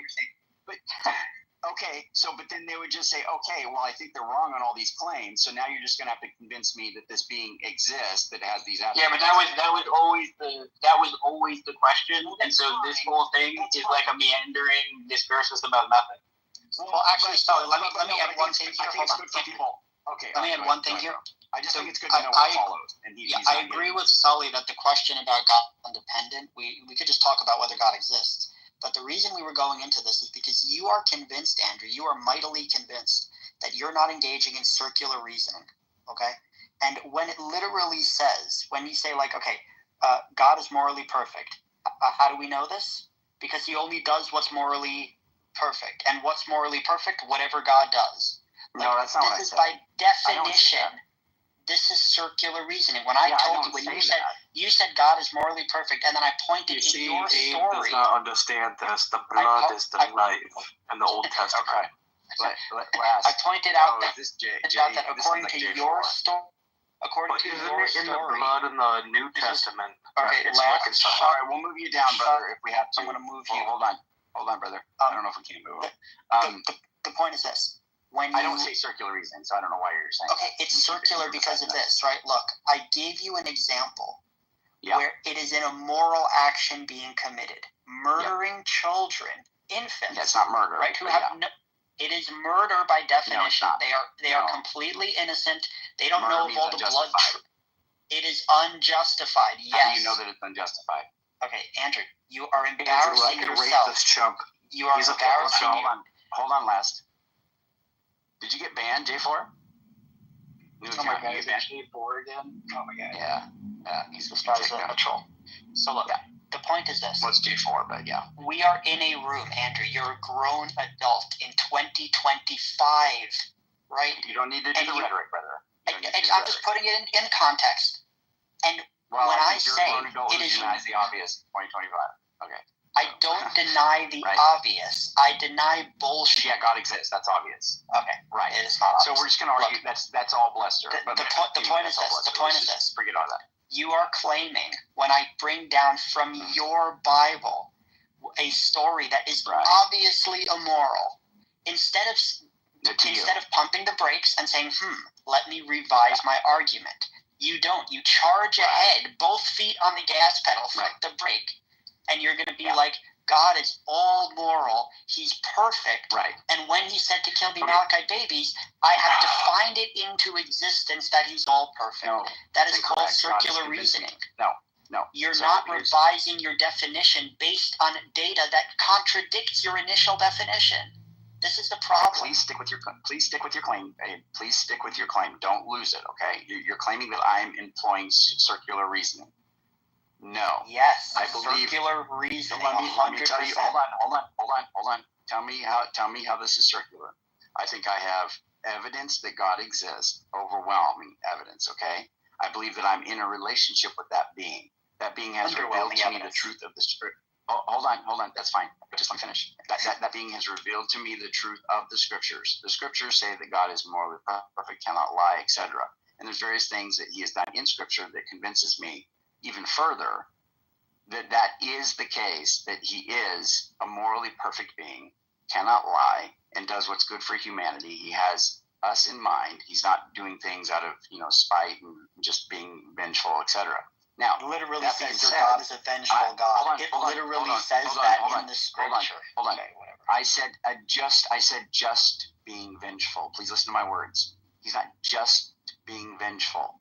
When He does something, He does it for good reason. There are moral justifications for the things that God does. Show me where any of that stuff that I just said is circular. That's not circular. It's circular when we talk about the Amalekites. And when it says, kill the men, women, and infants, right? And I say, Andrew, this is obviously evidence that your God is not morally perfect. And you say, instead of saying, Abe, you made a great point, these are obviously brutal, barbaric, genocidal stories from 3,000 years ago. I agree it's brutal. I agree it's brutal. No, don't say you agree it's brutal. If you actually think it's good, it's not brutal by your lights. That doesn't follow. Something brutal can still be good. Okay, let's stick on the morally perfect point. Well, you think it's morally perfect? Yeah, fine. But look, you think it's morally perfect to murder innocent Amalekite babies? It's not murder. Okay, you think it's morally perfect to kill innocent Amalekite babies? It can be. Yeah, if I did it, sure. This is a problem. You just said if God did it, because again, when you said if God did it, you are remarking on God's actions. You are literally saying whatever God does is by definition perfect. Right, because I'm convinced that He is. And then when I say to you, how do you know He's perfect? What are you going to answer? He revealed that to me. Okay, and how do we know that He reveals the truth? You may not know it, but I know it. How do you know it? I know it because He revealed it. He's the justification. You revealed it because He revealed it. It's circular. That's not circular. It is circular. No, He revealed that He always tells the truth. How do you know His first revelation was truthful? Look. Regardless of how, no, that's not circular. Regardless of how, if I say to you, how do you know? Listen to me. And you say because He revealed it, and I say, how do you know His revelation is true? And you say because He revealed it. That's circular. No, the mechanism by way of which God convinces me that He is who He is not something I need to be able to describe to you for it to be the case that it's true that He has done that. Okay, What? so if God has done that, it is. Of course No, it is. That's the doesn't very follow. thing that we're arguing about. No, You think I his don't need to revelation know. is You think I perfect need and to good. know I that- don't. You think I need to hold on. So again, let's do another hypothetical, Abe. If God exists, which P.S. he does, but if God exists and he wants to reveal something to me in a way that I don't understand how he revealed it to me, can he do that? Andrew, can you please answer? Can you please just answer me? And can he what? Can he reveal to me information about himself, who he is, whatever, in ways that I don't know how he revealed it to me, but he did? Can he do that? Is that possible? I don't. Maybe I don't. But look. Okay. But Well, here's the problem. have- Here's the problem. Even if he could, then you can't fucking believe. You're literally. You have. What do you mean? I can't believe it. I revelation do believe it. that you can't I obviously explain to me. believe it. I obviously do believe it. No, you can't expect me to believe it. You Oh, yeah, cannot that's convince different. me. That's different. So you Yeah, can't oh, yeah, convince me. Well, whether I can or can't is a different question. I think it's No, possible. we're having a conversation between Yeah, I me know. and I you. think it's possible If to your convince whole you. argument is that he reveals it to you in a way that you can't explain to other people, then No, the I'm conversation saying- is no, over. No. He revealed. I can't explain the mechanism in which he revealed it to me. How do you know that what God reveals to you is 100% true? How do you know? I don't have any of this incorrigible knowledge about anything. I think I could be wrong about So anything. you could I'm be committed wrong. to. Yeah, I could be wrong about anything. Good. I'm glad to hear you say that. So it's possible God's morally perfect. Now I think it's impossible, but it's possible that I'm wrong about that. Okay, good. Thank you. Yeah, but right. But that's not really going to get us I anywhere. can't believe. Well, that's fine. I mean, you can say that's progress, but here the whole point is you're saying that what I believe is moral. You're saying what I believe is circular. That is not circular. Can you hear me? Yeah, you said what I believe is circular. That is not circular. Okay, if you're saying that you could be wrong, right? I'm glad to hear you say it. All I'm saying is this: it would be circular. It would be circular if, when I say, "How do you know it's morally perfect?" you say, "He revealed it to me that he's morally perfect," and I say, "How do you know that he revealed it to you?" and then you say, "Well, God can't, or God would deny." You don't know that for certain. So you can't rely on God's honesty when that's the very thing that's under question. No, but that's not what I said, though, right? So I'll ask the causal chain again. How do you know God's morally perfect? How do you know God's morally perfect? Because God revealed that to me. Okay, wait, because God what? Revealed that to me. How do you know that what God revealed to you is true? How do I know that it's true? I don't know the mechanism by way that I have come to know that it is true. I didn't say the mechanism. How do you know the content is true? No, I'm saying the mechanism for which God convinced me. He has given me convincing evidences. No, do you know? Not just things that we appeal to. Not just things that we appeal to that you have access to as well. But I'm saying he has convinced me in some way of the truth of the proposition that he is morally perfect and that he does not lie, and that he knows all things. I'm convinced of that. Yeah, but Andrew, how do you know that what God reveals to you is true? Don't talk about the mechanism. Just talk about the content. How do I know that that's true? That when God reveals, how do you know that how do you know God never lies? That's what I'm trying to say. I think that I have good reason to believe it, and I'm convinced that it's true. I don't know. Explaining how I know that it's true. No, you're not following my question. You're not following my question. Forget about the mechanism right now.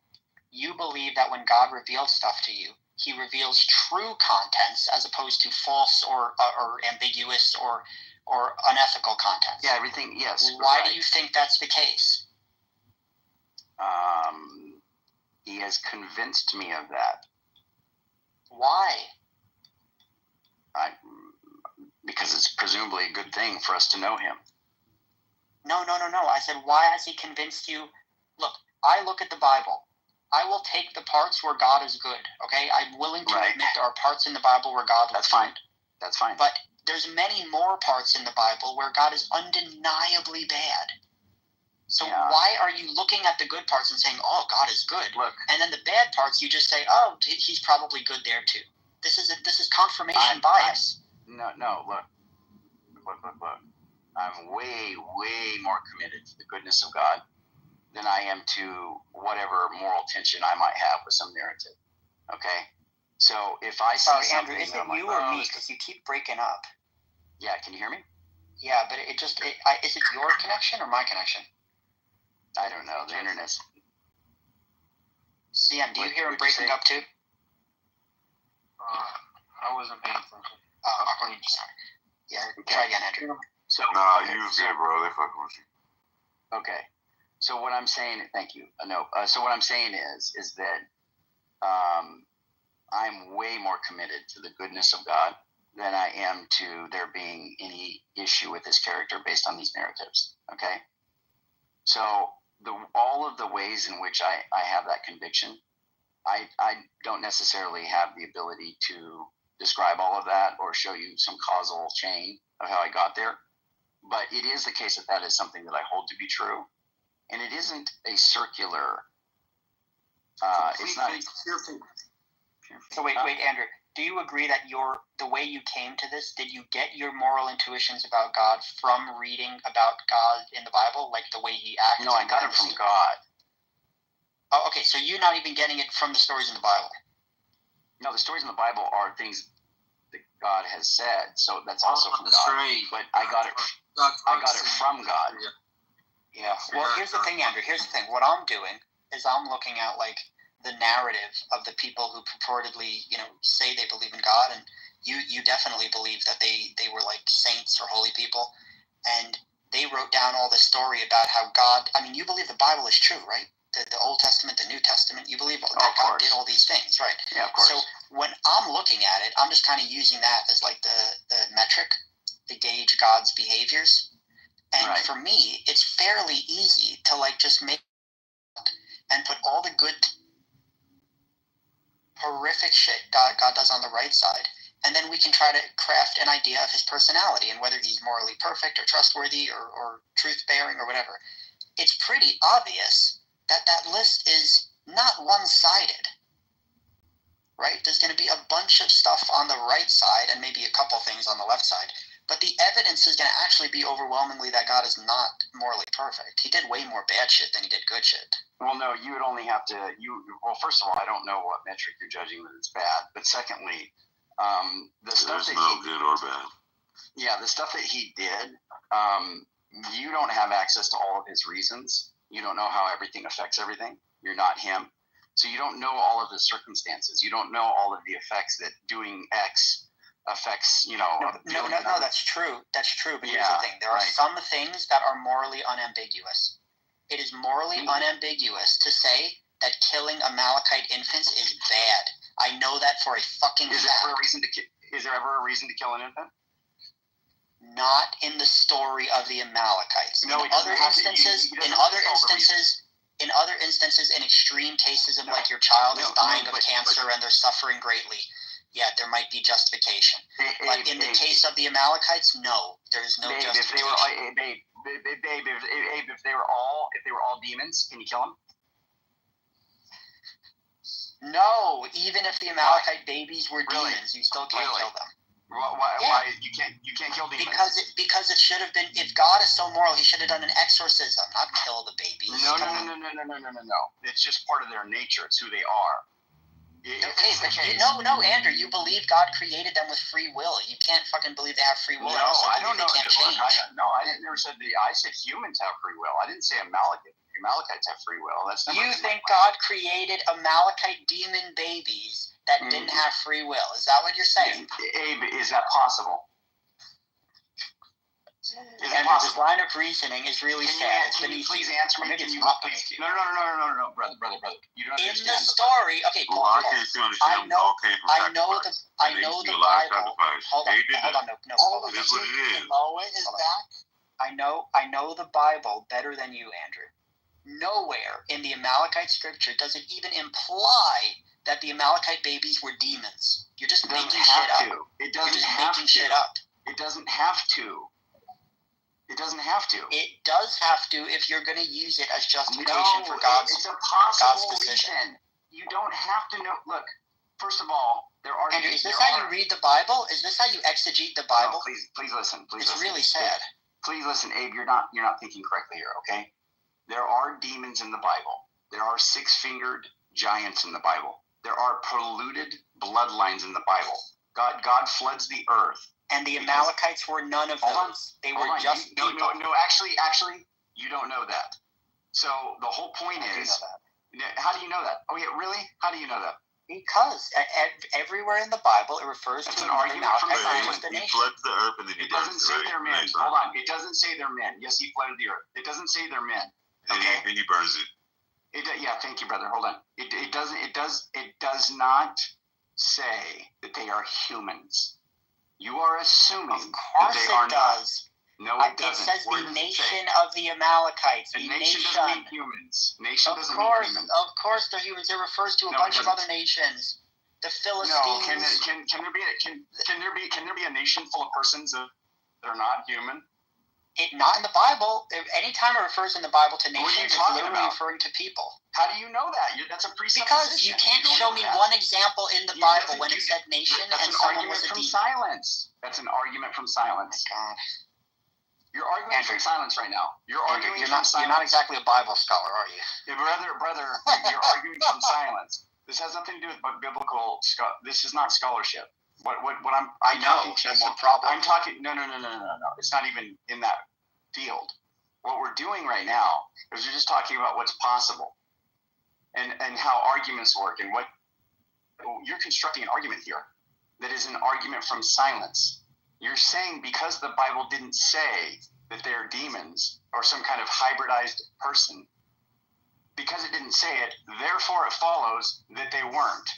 Andrew, your argument is an argument from worse silence. You're saying there's no evidence in the scripture that it literally does not even imply that they're demons, but since it doesn't say that, you're going to assume that it's possible. No, that's not correct. Converse went through a lot to show that actually it is the case that they are. And the Bible does teach something like that. I'm not even making that strong claim. Tell me the verse. Tell me the verse if you think they're demons. Brother, hold on. You're missing my point, and this is why it's frustrating. It's possible, and you can't rule it out. And you know what else is possible? It's possible your God is not morally perfect. That's also a possibility. Yeah, that's fine. You'd have to show that. No. Look. I disagree. That that's possible, but I could be wrong. Okay. Now here's the thing. But here's the thing. You can't say that it's impossible because you don't have grounds in the Bible to say that they are not demons or whatever. Andrew, you don't know it that. says in the Bible the nation. Now, if you're going to say, since it doesn't say explicitly human nation. Well, I think it talks about tribes, but whatever. If you literally wanted to say human nation, it doesn't and then have to it's say not human. I know. Can a group of persons be a nation? Yeah, of course.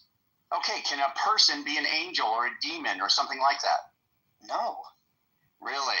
You don't think angels are persons? Where does it say in the Bible Wait a second. There are nations of demons? You don't think, hold on real quick. Hold on. Don't change what you're saying. You're telling me that an angel that has volition and will and can act, has a mind. You're telling me an angel is not a person? An angel is not a person, no. And a demon is not a person? A demon is not a person, no. And God is not a person? God is not a person, no. Whoa. Was Lucifer a person? Whoa. Why is that even controversial? Wow. Why is that even controversial? Talk it out. Theologically, people have argued for millennia about the persons of the Trinity, the first, second, and third person of the Trinity. Now, you must be getting some understanding of person that is not what has been understood historically. People have understood that term to include something like an angel, if angels exist, for those that don't believe in it. If angels exist, they would be persons. If demons exist, they would be persons. God exists, he's a person. Now, Andrew, what do I have to do in the story and the context to literally show that the Amalekites were another tribe of humans at the time. They attacked the Jews when they left Egypt. Yeah, I understand. And then that. this was like a blood feud between the two nations. Yeah, but you don't know. Nothing in the context of the story even remotely implies they were demons. It's an argument from silence. The whole point is if I just say, look, I don't know all of the reasons God has, and you don't either, then what you don't get to conclude is that it necessarily is the case that God did something that's morally wrong here and that there's no justification. Andrew, because look at the bubble to yourself. You're literally saying whenever I show you an example of gross violence and brutal ethical behavior, what you're going to do is you're just going to say, yeah, you don't know the context or the reason. Like, what if I show you Kim Jong-un, who he takes his brother and executes him by throwing him to dogs. And I'm like, dude, that was pretty fucked, right? And you're like, wait, we know Kim Jong-un might be a deer eater. Maybe he had reasons for feeding his brother to dogs. No, we have good reason to believe. Well, I don't know. Maybe. No, Andrew, no. See, that's what you don't understand. Yeah. Well, in the context, look, there's no context or pause. There is no context or justification, even if his brother was committing treason and trying to kill him, right? Really? Even There's then, no justification. then, hold on. It still wouldn't be justification to feed him to wild animals. Really? You might say you can put him in jail. You might say he can. But you can't justify him feeding him to dogs. Well, it's just completely morally abhorrent. If the situation was such that if whoever his brother was going to, if Kim Jong-un or Kim Jong, whoever the fish you're talking about, if it was the case that he's getting ready to kill a bunch of innocent people, and the only way, say his brother is whatever, incapacitated in some way, the only way he could do something is to let go of some leash or some chain that's holding a bunch of animals to kill him. Okay? Now, if he unleashes that chain... That's not the only way. Why are you saying it's the only way? No. I'm saying if it is the only way, if the person that you're talking to... This line of reasoning is tiresome. Listen to what I'm saying. This line of reasoning is tiresome. No, listen to what I'm saying. If the brother is disabled, he's bedridden, he has some kind of button, okay, that he hits and it opens a mechanism that lets wild animals out of their cage. And he knows his brother's getting ready to do something that is going to murder a bunch of innocent babies or do whatever. If it's the case that he hits that button and those wild animals go free and eat him, he just fed his brother to the wild animals. Was that morally justified? So look, let me just say, if this is your argument, then not only is it trivially it's stupid, like Sully said, it would be true because it's true. No, the argument is this. The argument is this. Look, the argument is this. In the same way that you're saying there's a space for you to be right, that same exact space is there for you to be wrong. So in the same way, when you say it's possible. You are heavily leaning on this idea that it's possible, that there's at least one scenario. Obviously, it's that possible. It's okay. That it's okay for God to murder Amalekite babies. So if you're going to say that, Andrew, so in the words of Hitchens, just like that, which can be asserted without evidence, can be dismissed without evidence. The fact that you think it's possible, okay, well, I'm just going to say, okay, yeah, but it's also possible it's not. So now we're at a standstill. Right. So that's fine. So what you don't get to say then is that it's wrong. That's good. That's fine. I get to say it's wrong for the following reason, right? No, you think it's possible that it's wrong. I know it's possible that it's wrong. I know that for sure. But I'm going to take the... Hold on. Right. And now how do we adjudicate between both of us? How do we do it? We're going to just have to talk... We'll probably have to do something that's more fruitful, which is deal with the existence of this being. If the being exists... But look. We could talk about the existence of the being then. But look, from my lights, I'm taking all the possible context that I'm aware of in the scenario of the Amalekites, and I'm saying, wow, this overwhelmingly looks like a human nation, that they were in a blood feud with the Israelites, and not only did God say to revenge them and murder them, which, okay, we could talk about whether that was okay, but then he said murder the women and the children. And that is morally abhorrent, given the circumstances of those times. You're saying given the context. That's all I need to know. Hold on. You're not taking all the context. Because the context, including the text surrounding before and after, says that God is upright in all of his ways. Abe, are you accepting that? Obviously, the God can't be upright in all of his ways. So you don't agree with that. The babies. Right. Yes. So of the two that's in tension, you think that there's a tension, and I'm just saying no. I don't agree with you. I think this is what you do. This is what you do. You accept when it says God's morally upright. You accept that definition is true, no matter the evidence that comes in. What I'm saying is, even if it was true, even if it was true at the beginning, the fact that new evidence came in makes me reassess the definition. Oh no, and it's after. It's before and after. Yeah, but I would reassess the definition after. And you can, and people do that, and that's fine, and they come to those conclusions. I'm just telling you that I think the fact that God is morally perfect is more, it's something that is more evident to me than any moral tension I might have reading some of those narratives. Yeah, but look at the way you've trapped yourself. You stuck yourself in a bubble where no matter the things you read, no matter the things you read, even if it literally says kill. No, I think it's less expected. Well, no, you're gonna say there might be reasons why this is okay. So you never can get out of it. You have to agree with that. No. You have to agree with that. There may be reasons. You've already acknowledged that. My point is this: I'm leaning on the skepticism of that because I have stronger independent reasons to believe not only that God exists, but that he's morally perfect. And so I accept the other parts of the narrative that say that God is morally perfect. That has been made very clear to me that that's true. So if I read something that's less expected, given a world with a good God, I'm going to hold to what I'm already committed to because it's strongly evidenced by my experience, more so than any doubt that I might have about God's goodness when I read these narratives. That doesn't compel me as much because there are reasons that God could have for killing infants. There are reasons for that.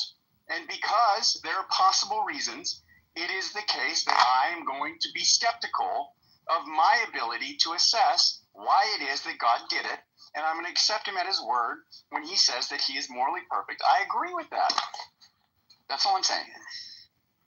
Can I ask a question? So come on in, guys. Whoever has to come in, I appreciate it. Bear with me, brother. I'll be here. Just bear with me. Come on in, guys. If you were God, right, and you was dealing with somebody like one of your creations, and the creation loved you, and you was having a relationship with them, and you knew that God had told you, no problem. You knew that God, basically, you knew that these people that you was talking with, that they were going up against this other group, like you said, nation against nation, human versus human. And the other group would always try to kill you, no matter what. That the other group is going to try to destroy you. So, and God, would it be moral? Would it be moral for you to tell the people, hey, don't let any of these people survive because they're going to come back and try to kill you, which they did. They did come back and try to kill them, the Amalekites. So they came back. Did not. The babies did not. So you say the babies did not, but the babies that were babies grew old and did. So with you having that knowledge that the babies that were babies will grow old and did, like they did, okay, this is actually what happened in the story. No, hold on. No, Star. In the time when God purportedly said, go kill the Amalekites, the time when he said to wipe them out from under the heavens and erase their memory forever, that time, there were babies in the tribe, in the Amalekite tribe. And God didn't say, kill all the guys who attacked you, the adults who attacked you, but let the babies live. God said, kill men, women, and infant child in the Amalekites. So there were babies there who never grew up yet and never did anything wrong. They were just existing. That's it. Okay, so now, this is what I'm talking about, those babies that they let live, right? Because they didn't listen to God. Remember, they didn't listen to this moral God, so they were like you. They said, nah, forget you moral God. So in 1 Samuel 30, 1 and 2, it says, now when David... First of all, I'm not like the Amalekites because I'm an atheist. The Amalekites probably still believed in gods. They didn't believe in Yahweh, the Jewish God. That's all. No, you're an atheist, but you are like the Amalekites. You're a prophet. No, I don't think the Amalekites were atheists. Well, I don't thinkist, right? So you're a probablyist. This guy is too smart for me. Hey, let that man talk. Hey, talk to him. I'm listening, bro. Talk, bro. Yeah, so in 1 Samuel 31 and 2, it says, now when David and his men came to Ziklag, the Amalekites had made a raid against Negib and against Ziklag. They had overcome Ziklag and burned it with fire and taken captive the women and all who were in it. Now, if God knew the Amalekites would do this, like if you were God and you knew the Amalekites would do this, would it be moral of you to tell the people that the Amalekites would do this too? Like, hey, man, you got to handle it. And I'll tell you how. If God is so moral, what he could have done, just by his foreknowledge, is like stop the Amalekites from doing it, or maybe not create the Amalekites in the first place. Like, he has foreknowledge. He doesn't need to tell you, kill the Amalekites, when he could have just prevented the whole thing in the first place. Well, you say prevent, right? So now you're saying you want, so what you're saying is you would rather have a God that makes all the decisions for you and don't give you the ability to make a decision. No, I'm saying if God exists, he purportedly loves to murder the Amalekites after they attack the Israelites.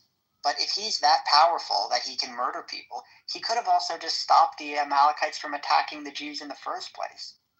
The question would be, would you want a God that actually, like, if God exists and he created all beings, would you want God to like create robots that only do what he say? Or would you want the ability to say no to God, thus giving you some type of sense of free will? Would you want free will? Well, God by definition created us. We don't have free will, so there is no free will. No. Saying no free will means you can't lift up your arm right now. You have no free will. So now let's not put limitations on it. No. Okay, we're not going to get it's getting too philosophical if we start arguing about free will. But the point is this: humans are robots, right? Everything we do is determined by a causal chain of prior causes and effects over which you had no control. When you say you can lift your arm, some people can't lift their arm; they're paralyzed. So they don't have free will to lift their arm. Some people. So but what I'm saying is even normal humans who lift their arm, they lift their arm for various reasons that have to do with things that are not under their control in the past. So right? What you're saying is we're not going to get too deep into the philosophy. Okay. But there's no free will. So what you're saying is what you're saying is, as a human who does not believe in God, you believe that something is actually controlling every movement you make. Well, it's not something. It's a causal chain of events, and it extends backward in the past, and we don't have control over the initial causes, so we don't have control over right now. I just checked this out. I really just twiddled my fingers right now to see if I could do this. I still have them twiddling. Are you saying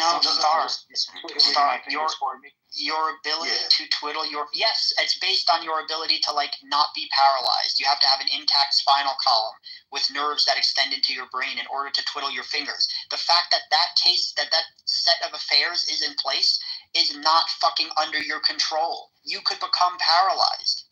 That's a possibility. Hold on. Become paralyzed is one thing, right? But now I'm saying free will. I freely chose to twiddle my finger. Now, the fact that you twiddle your fingers doesn't prove you have free will. Hold on. If I'm paralyzed from the waist down, I can't twiddle my toes. I can still twiddle my fingers. If I'm paralyzed from the neck down, I can't twiddle my fingers. I can still blink my eyes.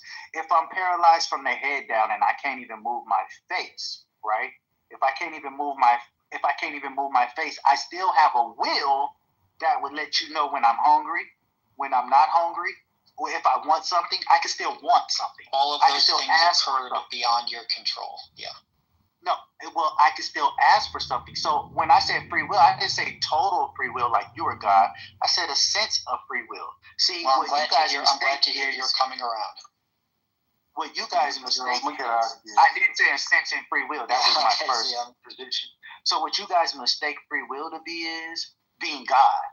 That's not free will. No, but you do need robust free will to get out of the moral problem. You do need to like your actions to not be determined by like causes beyond your control in order for you to be morally responsible in the way that the deists are asserting. That's right. You're saying I need wait. You're saying in order I need basically a blanket free will of God. I need the free will of God. No, you just need to have the ability to choose between two other options to be before you, and for you to be able to choose freely between them. Okay, so hold on. I don't want to hold on. Wait one sec.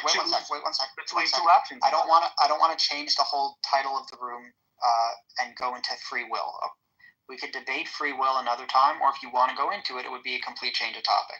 What we were talking about is about God being moral and divine command theory and killing babies. That's what we were talking about before. So you would say, because you brought in the free will thing, I would say this, and because you kind of hinted to where that had to be brought out, I'm saying this. If God knew that someone was going to kill all of your babies, right? And of course, God has the power, like you say, to just shake the world. Okay, I'll make it simple. I'll make it simple.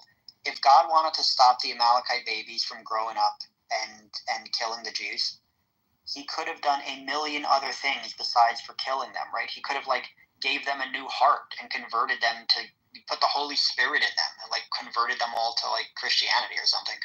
There's a million things God could have done to stop the Amalekite being corrupted, and the one thing he purportedly said is go kill them. So once again, my question was, if God knew your neighbor was going to come kill you, and God was why didn't God just make the Amalekite babies turn to the Israelites and accept God? Why didn't he do that? Because you're putting it on God. When God put it on you, you didn't step up. You didn't do what God said. What happened was the Amalekites ended up coming back. Are you going to answer my question? Are you going to answer my question? The question is, why didn't God, instead of murdering the babies, why didn't he just convert them all to Judaism? I'd like to answer. Yeah, one sec, Selah. Star, why didn't he just convert them all to Judaism instead of killing them? Well, for one, there was a defying happening. The first defying was that they weren't even going to listen to God. So when God says hold on. But God can control everything, right? No, that's what God said. No, it is not. Wait, hold on. We want to listen to him. It is not morally conscious to do what you're saying. That's unmoral. You would have no morals if you did that. If you were God and you were God, you would have no morals because you would just be everybody would be your robot. You would so by your lights, you'd rather God murder the babies than to forcibly change them. I'm done with this conversation. Thank you. No, what I'd rather do is go ahead, Salah. Well, wait, Star Power is a logician, right? Hi, Abe, by the way. Hey, Salah, how are you? Hello. Look, I just wish you wouldn't have kicked my friend CM before. He was in your room. He was making good points. Come on. No, honestly, I appreciate Sam. I like Sam. I was just too low energy to combat with trying to speak over him because he just wouldn't stop. And I messaged him and I told him. Yeah. Okay. So, anyways, let me ask you this, Abe. Is there any... Do I need to have background music? Antikas, leave one room in the past. Please, let the past be the past. Okay. All right. So, is there any conceivable? Is there anything that you can conceive? Any scenario possibly that you can conceive that it would be justifiable to kill the Amalekite baby? In the story as it's presented, in the Amalekite story, no. Is there any scenario that you could see that it is warranted? No, not in the way that the story is told. Okay. Well, I'm not just talking about the way the story is told. I'm saying, can you is there any predicament, is there any scenario that you would say is morally justified? Just remember, he's arguing from silence. I know, hold on. No, I'm just saying, that's fine. I just, hold on, yeah, let me set up, just let me set it up. That's fine. Okay, that's fine, go ahead. Is there any scenario that you can conceptualize that it would be morally justified to kill the Malachite babies? Can you think of one? No, because like I said, they were innocent. They didn't even know what was happening. They were just newborns.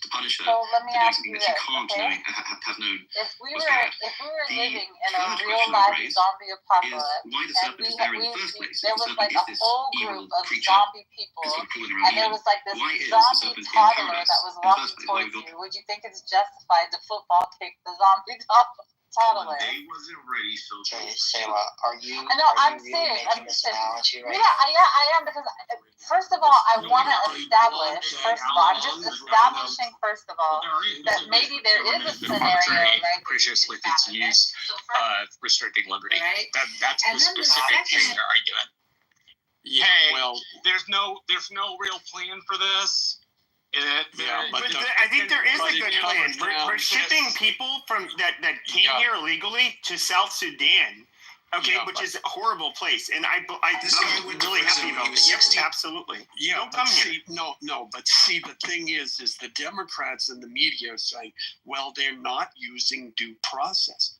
The Trump administration is using due process.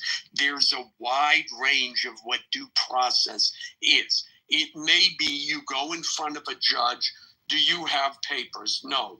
Do you? Oh, we did catch you with the Mexican passport. Is this you? Yes, it is. Sorry, you're gone. But even court.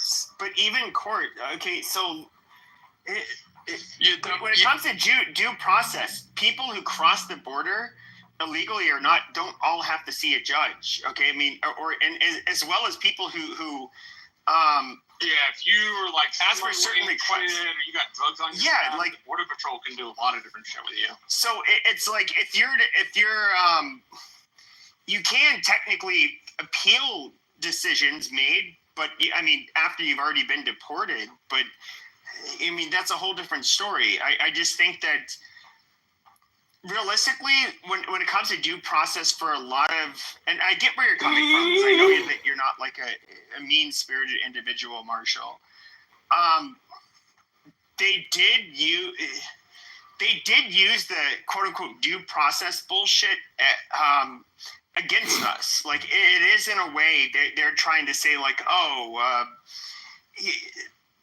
for humanitarian reasons, we must put all of these loopholes in place, not for them to come over here illegally, but for them to not get deported. And it's like, at what point you just say like, okay, enough is enough. Just fucking get rid of these people. Yeah, because they're watching their voters walk away or be driven away in a van or a plane on a daily basis, and Trump took office, right? And now they're trying to come up with. There's never any good intentions when it comes to this. They could give a shit about the brown, the white, the black, the yellow, whatever. They could care less about those people. We have more interactions with them as quasi-Republicans. And so they're looking at it as, holy shit, we're never going to win another election again if we allow this to continue. So they should look at it. They throw anything that they can think of at the wall. And you got to think about it. Like the one thing about, the Democrats probably realize this is that they had, who's the chairman of the DOC, or the Democratic Party, which is David Hawk. And like, you look at this white faggot, this fucking piece of shit that like says he's a school shooting survivor. He wasn't even there when it happened. But that's another story. But like this super soy beta male piece of shit. No, because you said he could pump. And it's just like, who's going to be their voting demographic? I mean, the manliest amongst the Democrats are the fucking immigrants, to be honest. Like, the hardworking fucking Hispanic people are far more fucking manly than the white faggots they have, working as their mouthpieces. So I do think that it's going to be a problem for them. And did you see Deborah? Did you see the DNC speech from David Hogg after Trump's election? No. Did you watch his speech? It was like a condolence speech. It was terrible. It was okay. That white faggot needs to get sent to Africa to be a fucking sex relief doll for you know, I don't know, somebody. That's all I'm gonna say. Fuck him. The thing is, like, watching somebody like that, the stuff that he says, the femininity, that's one thing. But it's like the complete unawareness of where the country is at today, because you only speak to people that agree with you. Like, the complete shocking lack of self-awareness for the Democrat Party was what really stood out at that speech and every other Democratic speech in the last 5 months. That's the part that really gets me. And you know, I'm friends with some like pretty, very anti-Trump people. They're liberal or even progressive, but they're not. But these are like probably the person I've spent the most time communicating with online in the last few years is actually a progressive. He's a former Marine. He's a veteran. He disagrees with me in a lot of shit, but he's what's really weird is like, so first of all, like he's somebody who's in complete agreement with like this is just such, he didn't use the word, but I'll use the word, like faggotry. What, like, why are you doing this with like David Hogg? Like, you're just asking to lose. Like, the guy is basically he was saying he's a beta male, he's a bitch, he's worthless. It's common. I mean, I'm not going to say if it's right or wrong, but it's the truth. You know, you don't want to rent to people who are going to tear up your property. That's just how it is. Well, I would just say this, like, the one thing that I wish black people could understand, maybe, but they probably don't. We look at it as hazardous to live around black people. And it's not because of any kind of like prejudice we were born with. It's because of reality. Every other race in the world looks at living around black people as hazardous. All of it. It is. No, wait a minute. Even other black people. That's why as soon as you make some money as a black person, you move right the hell out of the hood. Exactly. That's why. No, let's get some numbers right out in the open here now. Black people are arrested for 80% of the violent crime, 50% of the murders, 90% of murders go unsolved. We don't know how many of these brothers and sisters are out here shooting people up and rolling off. Straight out. And this idea that the Democrats are representing these people is repugnant to the American people.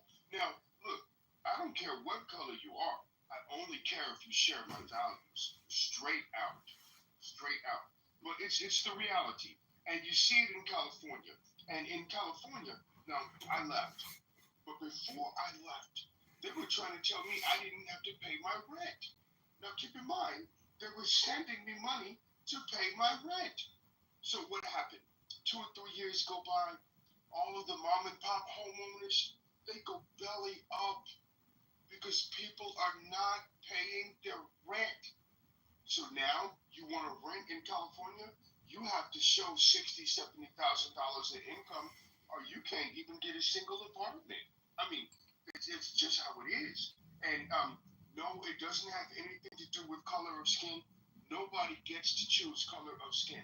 But you get to choose. You get to decide if you're going to be a righteous man or a wicked man.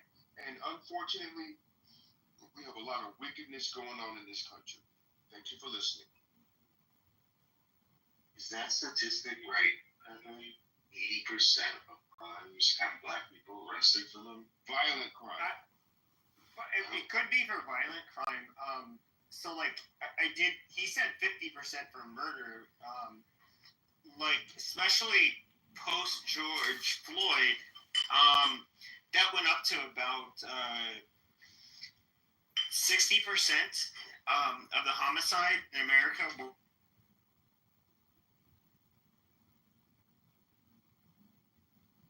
Hey, Pepe, you're in the Matrix, man.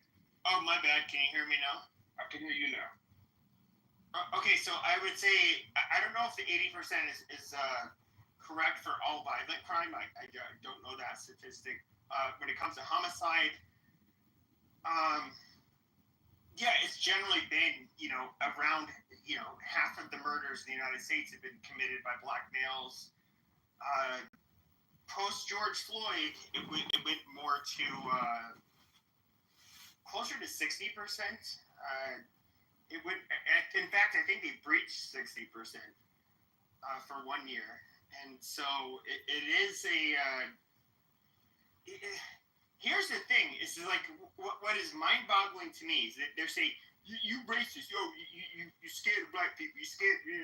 No, like I'm not scared of tigers for the most part. So I'll shoot a fucking tiger, just like I'll shoot one of you fucking monkeys if you try to. Commit violence against me. But with that being said, if the stats are true, I mean, the fact that they always try to, instead of being, the biggest problem with black people in the United States is instead of trying to be grateful, which they are the most prosperous black population on the planet. Instead of that, they focus on grievances and they bitch and whine and complain. They act horribly. They're just a fucking shit show. Now, my personal opinion is that blacks and just like how not every race is the same. I would say like out of every race, like sub-Saharan black people have probably the worst distribution of traits like intelligence, impulse control, a propensity to violence, basically anything. You mean Americans in general? Because yeah, you're absolutely right. Americans are absurdly bad on all those things you just said. Sure. And so I would say that African Americans are not. No, just Americans, right? That's what you. Just people. No. They're really dumb. Sub-Saharan Africans. A lot of crime. Americans. Yeah, you have the stats, Gerald. No, yes, Canada is much more educated and commits a lot less crime, so Americans are just terrible. Yeah, but if you're to look at how we stack up, if you're to look at how we stack up globally, if I recall correctly, I forget the name of the test, but we're literally white people are about in America. Canada has we are number 7 in terms of being the most educated. When it comes to Asian, you're arguing with a fool. Canada has the population of the state of California. Thank you. Do you know what per capita means, Dr. Adams? Yeah, you're an idiot. Yeah. Okay. Conservatives never know what per capita means. You're literally an idiot. Okay, but America is still committing a hell of a lot more crime and scores worse on IQ and they're less educated. No, but white Americans. But Jarl. What you're not understanding is that white people in America number 7 in the world when it comes to how they perform on standardized tests. When it comes to how they have to see the quality of education you had, which of course is also going to be heavily G-loaded. I.e. intelligence. Sure. And so the Asians in the United States do very well too. Making random shit up. There's no study about white people being compared to the rest of the world. That's not even like a metric. You're not even black, Jarl. You're not even black. Okay, census data is taken in the United States. You're not black. You're Canadian, so that takes blackness right off the map. No, they are not. Yeah, there's no Gerald. So when you look at IQ comparison studies, white is is the immediate, not median. White is the comparison group. So you will look at, and they will Is racist that includes non-Americans? include Asian. What about if they compare that to just American whites, say? Ellen? No, Have you looked at that? So, Asians are smart. but when you talk about crime, Supremacists right now, right? when you talk We could be about Asian supremacists right now. necros, that has nothing to do with anything. But when you talk about crime, again, I'm gonna first of all, if you removed all of the crime committed by black people, this country, excuse me, never mind that. So you're gonna have to remove the black people too, right? Have you done that? If you remove all of the crime committed by black people, the United States has nobody in America is stopping black people from going back to Africa.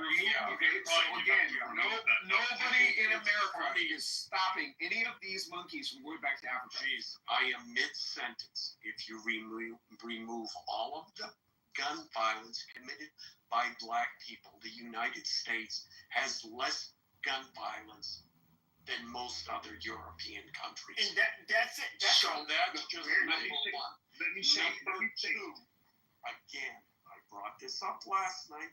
I will put it in the chat. Look at my PTR picture, 2017 to 2021. This is assault, violent assault. White people committed 371,000 assaults against black people. In the same time period, black people committed 280,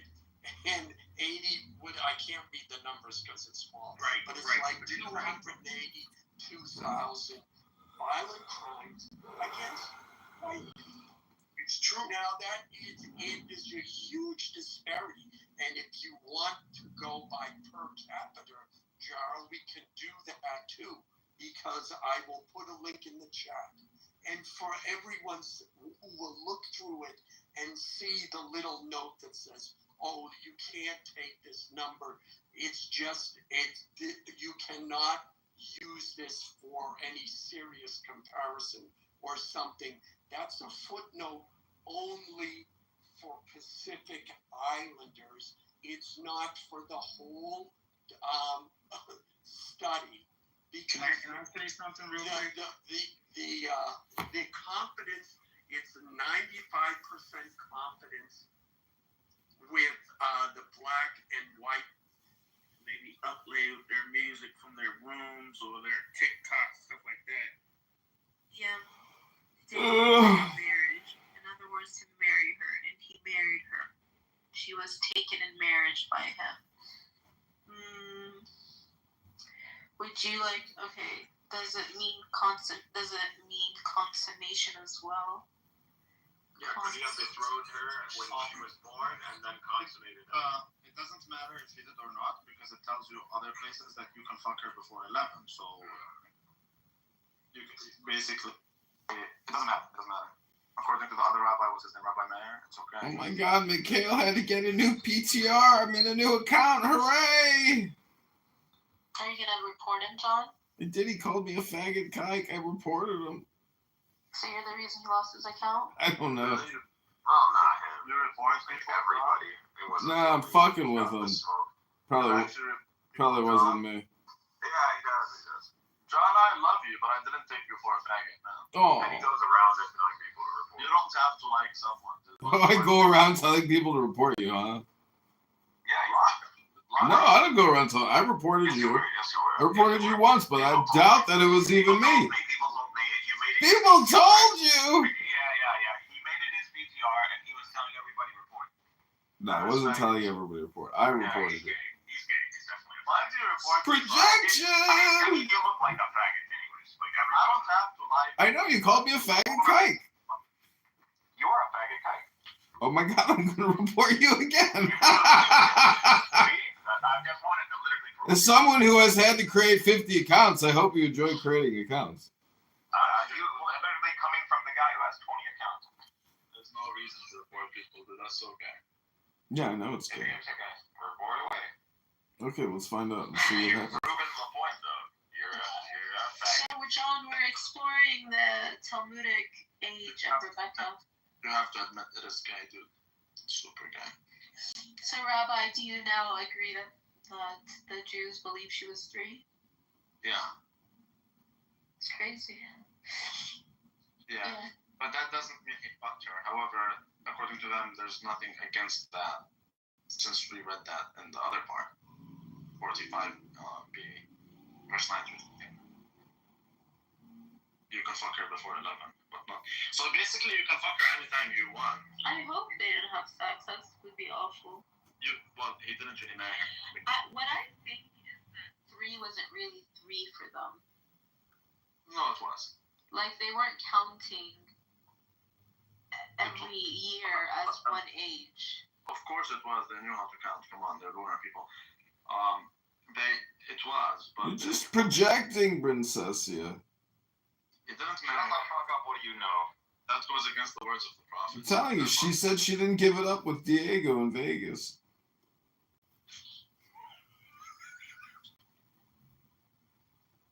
Yeah, this is faggot shit. Okay, PTR. Pretty damn wild. Don't worry, I reported you. I reported you too for calling me a faggot kike. You're a faggot. Okay, then we'll find out if the report works. Dude, the report ain't gonna work. You need like all the people. John, I never commented one way or the other about what happened between Diego and I. Yeah. Reporting only works when you have a following. Well, we're gonna find out. We're gonna find out, but you're gonna report it on your 20 accounts. I know. No, I just reported it once. That was it. I'm surprised you have to have a new account, but it's it's all for the best. We're gonna have a test. I promise you, nothing is gonna happen, and you'll see that you're just a waste of time. You're wasting. It is a waste of time. 100%, it's a waste of time. The only reason is when a lot of people report you, and when you have a following, that's when it clips you. Oh, okay. I don't know why you guys report. Why do you do that? Just because I wanna. This is the dumbest shit in the world, and I just want to make the point that it's a total waste of time. I mean, I block people. I don't block people. Reporting someone is gay, dude. It's 100% gay. Right, then what you're doing it. I'm a faggot kike, according to Mikhail. This is what a faggot kike does. You're right. There you go. Yeah, but it is gay. But it is gay that you reported them. No, I want the best for Mikhail. I want him to stop using the app. It's a waste of his time. But I'm just saying, I'm not going to stop using the app. You're a waste of time. I thought this was a waste of your time. It is a waste of my time.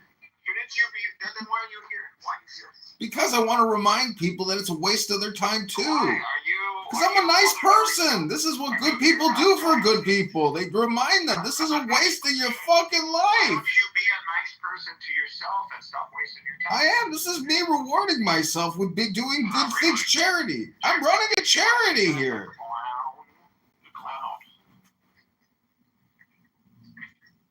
Why you gotta talk in a high-pitched voice? Why you gotta talk the way you talk? You sound nasally too. No, not at all. No, you don't have a nasal overtone? You're talking in a high-pitched voice. I don't know. I can't even do it. Well, you and Rabbi both have canopy nose, so it's called an overtone nose. Well, that's because I'm a Jew. Well, what's Mikhail's excuse? I'm sorry. We sound much more manly than you. You sound more manly than me? Absolutely, 100%. Well, all right. If that's your opinion, then. Princessia, what do you think? Who has the more manly voice out of the three of us? Diego. No, Diego's not here. I'm talking about Rabbi, Mikhail, and myself. All right, that's the cringiest answer you can give. Somewhere right now, Diego's. That it bothers you so much. It's just cringe. One day you'll have a girl obsessed over you too. Dude, that's just not. I hope to God I don't count this shit. Yeah. No, thank you, nigga. No, thank you. Yeah, I don't know if. What do you think? Do you think Diego reciprocates your love? In my heart. But just not in the real world, in your imaginary heart world? Maybe. Well, that's Maybe if that's the delusional. videos didn't make me go viral. Yeah, you made yourself go viral. Everybody here was like, couldn't even believe it was you because you catfished us all. So we were like, that's Princessia? No way. Oh my god. Oh, you got a cold flu too, huh? No. She didn't do anything crazy. Nothing that's gonna get her any trouble. No legal trouble. Oh, really? No legal troubles. You got court coming up. That kike in Florida that went and shot his own people when he would fucking thought they were Palestinian. Did you But none of y'all made a did you see the video of the IDF soldier that shot the Palestinian guy who converted to Judaism? Did you see this fucking video? I saw that video. That's fucked up. Because Jews are fucked up people, man. I don't understand why he shot him. Like the guy, they claim he had a knife in his bag or something. You're part of this satanic cult. Oh yeah, it's the cult theory again. It is a cult. It's what is it? The Hebrew speaking cult? Because most Jews don't speak Hebrew. What are you talking about? What the fuck do you think they speak? Fuck. Oh man, this is all. You're not even a race. You're one of the most diverse ethnic groups on the face of this planet. What are you talking about? What are you talking about? I'm not even Jewish. I don't mean a lineage. Ethnicity is a culture. A tradition. Understood. I never understood how Jews can claim that they're the same people.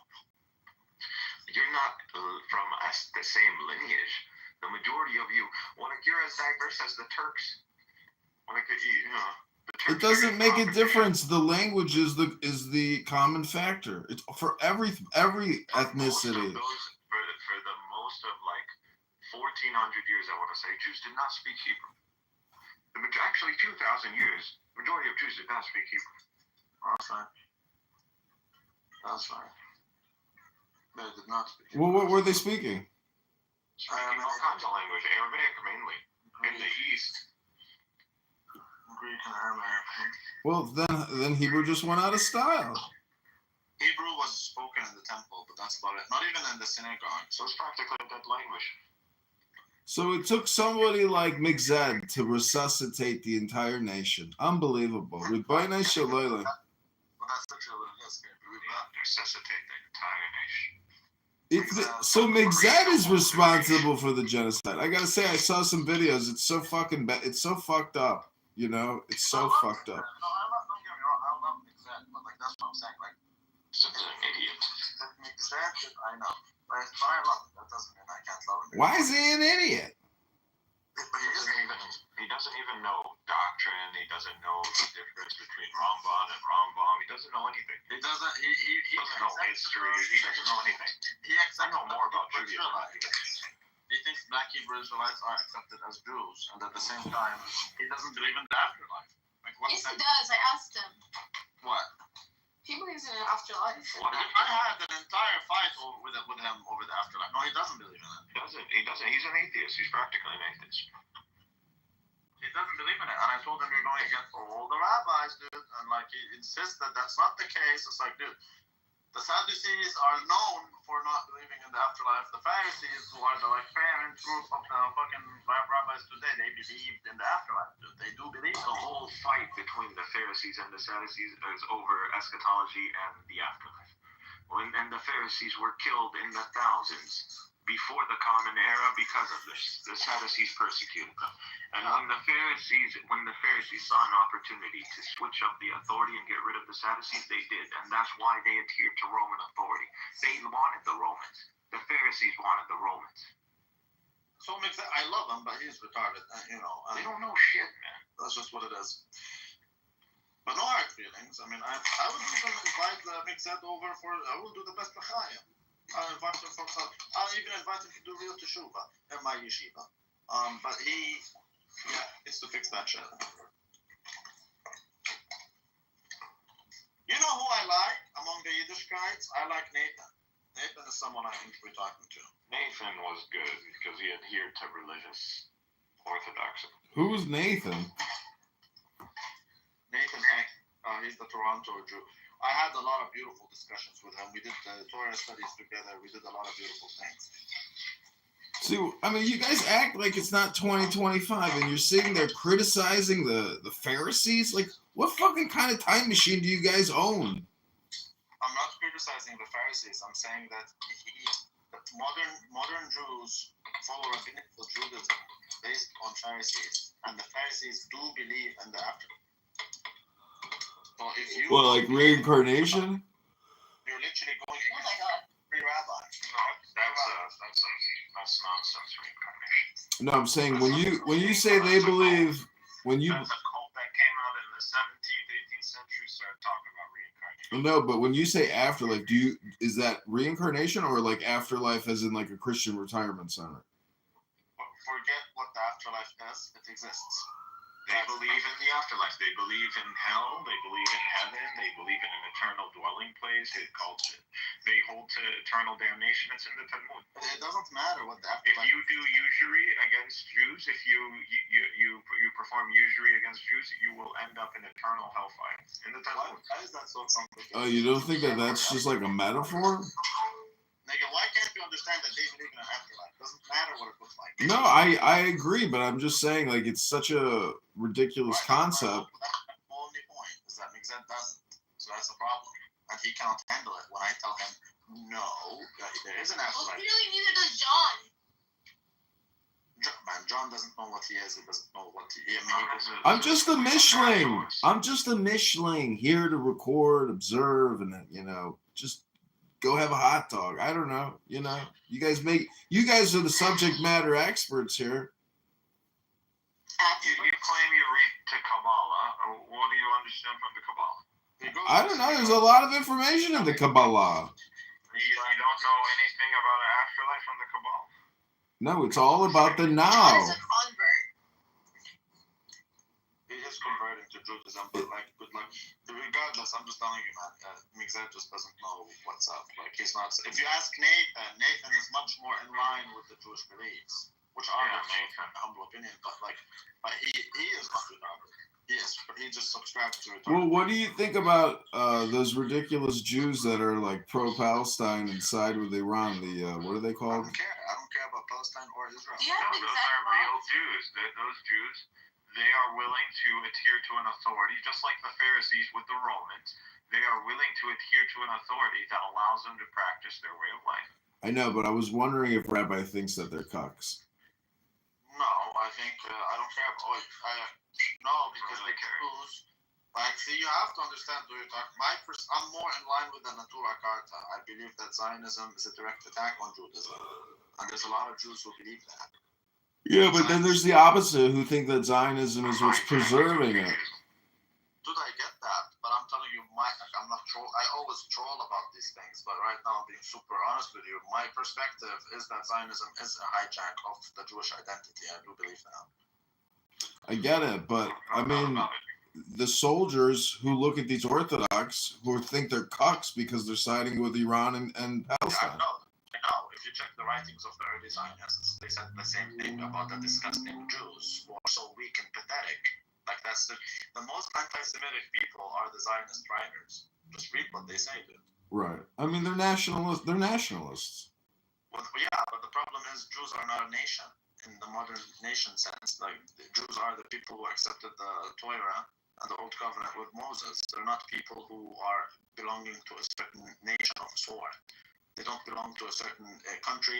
They don't belong to any of that stuff. No, but a lot of countries are artificial. So what's your point, though? They still have the principles of a modern country, even if you think they're artificially constructed. My point is that this is a hijack of the Jewish faith, turning it into a sort of modern nation type of idea where it's not about Torah. It's about some sort of fake ethnicity where they're not really even part of that ethnicity. And it's just, it turns the Jews into something that they're not.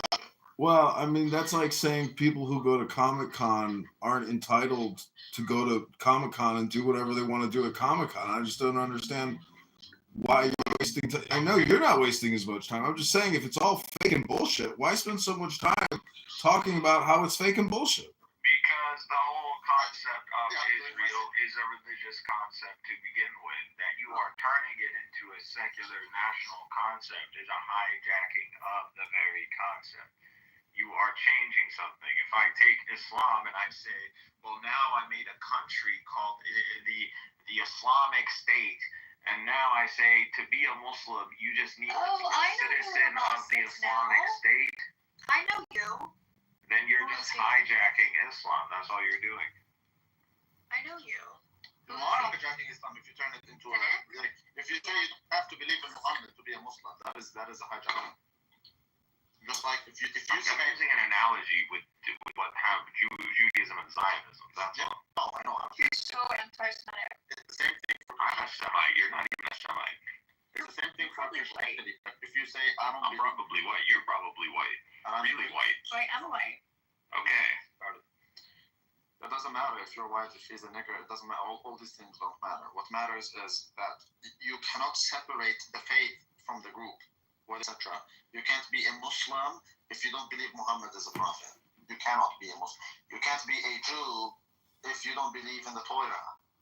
No, that's not true. Yes, it is true, dude. No, it's not.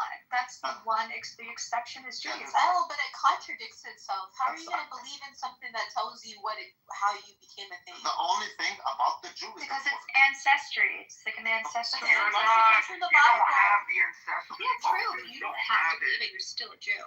Wait a second, please.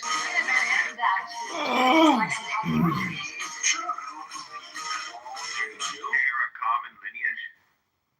Yeah. You're insane, and you haven't looked up. As long as food was contributed to the Irish leprechaun, Ash always got what he wanted. The young master even made a promise to marry Ash. However, the mistress of the house did not care about this promise, and the young master was very cowardly. Ash is sentenced to exile for. If you are watching this, tomorrow your auntie will talk all day. And you can ask the flowers. I sit for hours yelling over bluebirds. The billy cougars getting into baby. You can ask the flowers. I sit for hours. And the culture. Take that away. It tells and you the culture. away with the Torah. We don't need the Torah. We are a group of people. You guys are not. We talk about the culture. Dude, what culture? What culture? What culture? What culture? What culture? I don't need anti-Semitic assholes on Clubhouse to tell me. Tell me what culture first. What culture, dude? What is the Jewish culture? Only Jewish culture. Culture. The Torah. That's insane. Oh, there's like so many different types of Jews. Different types of Jewish cultures, but there are things that bind all Jews together. Which What is that? It's the Torah and other things. It's the Torah. And other things too. Do your lips show which country you're from? Is rebar necessary for every concrete project? That's the religious understanding. What this is the residential sidewalk. Do you need rebar? No. Rebar heard it? It's a religion. It's a great product. Exposing illegal tricks car insurance companies use to profit from you. Number one, they are not allowed to ask you for your race.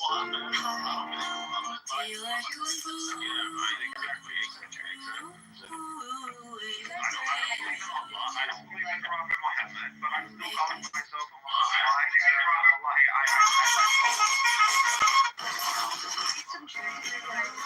I know Jews in real life, man.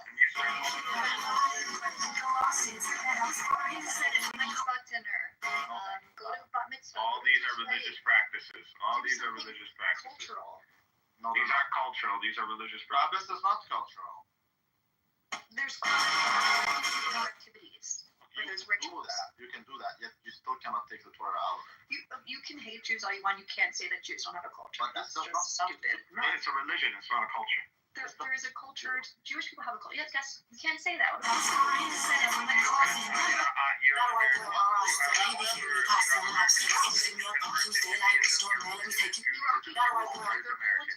Their own cuisine. What culture?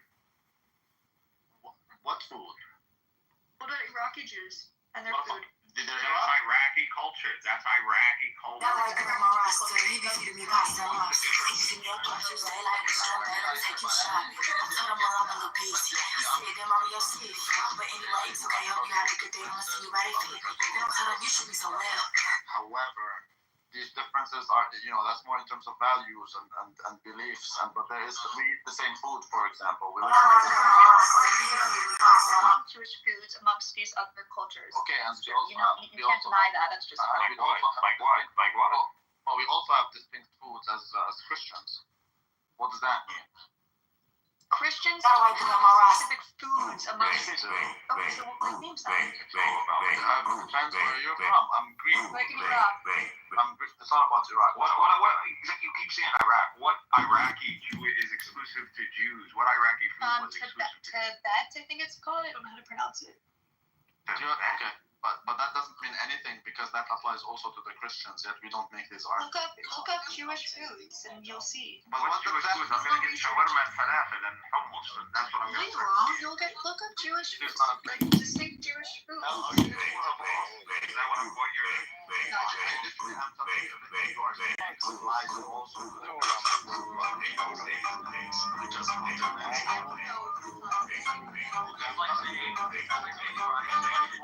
Is black culture, friendship. Look at the foods, for example, that the Greek Orthodox do versus the food that Orthodox do. So there are differences even between each other in terms of food customs and whatnot. So I'm just trying to prove. I don't know why I'm trying to prove to you that Jews have a culture. I don't need to prove it, but I'm trying to. What did you use it? You're just blocking. You're blocking the incoming info. That's all. What about Yiddish? What about the? That's not in the jar. What are the way So Yiddish is spoken by Jews all over the world? That's an Ashkenazi Jewish. She doesn't want to get it. She doesn't language. That's culture. Which they took from German, which is practically German. So what? It's still part of Jewish culture. But that's still. It's not in the Torah. Oh, food, language, music, art, Jewish art. There's no conversation. Jewish art. There is no conversation. Jewish art. Jewish family values that are not related to Torah. $7.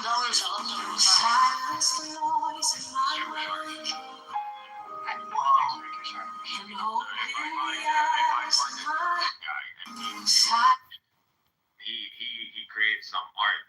What is that? Art or Jewish art? You need to talk to an art expert on that one. Yeah, but that's not how it works. You say, okay. I also know Christian artists from Jerusalem. Silence the noise in my mind. Christian that's religion. And open the eyes of my heart. That's what makes Judaism different. I want to see. Judaism is solely a religion. No, I just said it's not. But I'm telling you that's what you want Judaism to be. I'm disputing that. No, I didn't. Anyone that has gone through any real education in history would agree with this. Let's just not talk about it. Okay. If you're unable to talk about it, let's just simply not talk about it. I am talking about it. I don't feel like you're not.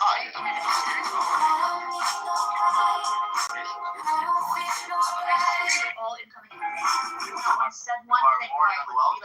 Maybe you're right. You're more than welcome to disagree with it, dude. There's nothing wrong with you disagreeing with it. I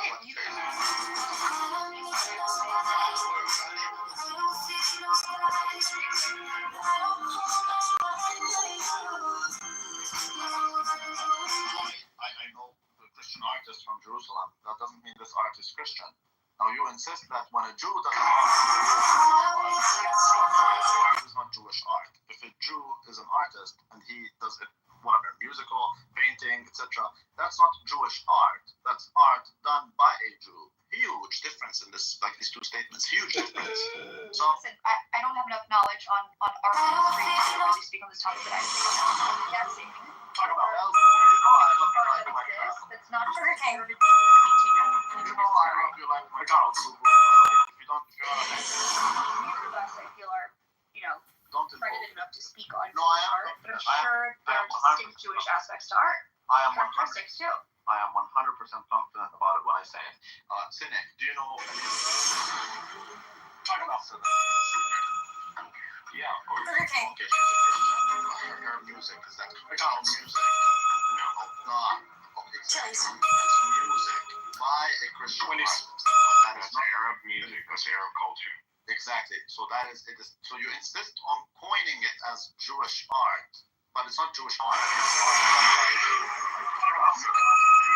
That as common ground. I'm not sure we can have a convo about. Okay, let's go back to food since art is a little perky because neither of us Food is the really know same. anything about Food art. is the same thing. Let's go back to food. Okay, then explain tabit, an Iraqi Jewish dish made only by Iraqi Jews. How is that not part of the culture And of explain Jews? burbara. Explain the burbara, which is a Christian dish, but that doesn't mean. Okay, so there's a different culture, I guess.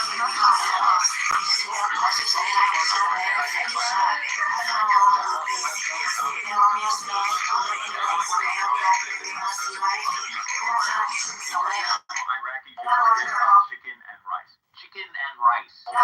Chicken and fucking rice. Are you telling me? because two ingredients are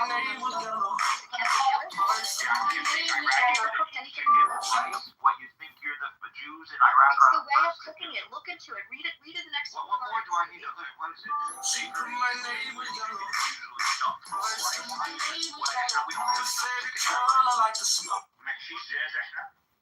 Commonalities amongst dishes. This is just Iraqi culture. That's the whole. No, it's an Iraqi Jewish dish. What, You and have you to tell me speak to an Iraqis activity did not expert stuff to chicken discuss how it's actually rice. cooked, but it's Jewish. How's it Jewish? It's not exclusively Jewish. It is. This dish How? is Jewish, and it's different than other. Look It's into chicken it. beef. It's a whole dish. What's the difference? You'll have to ask an Iraqi Jewish grandmother. Okay. Doubt you'll ever come across one, but if you That's do, fair enough. ask.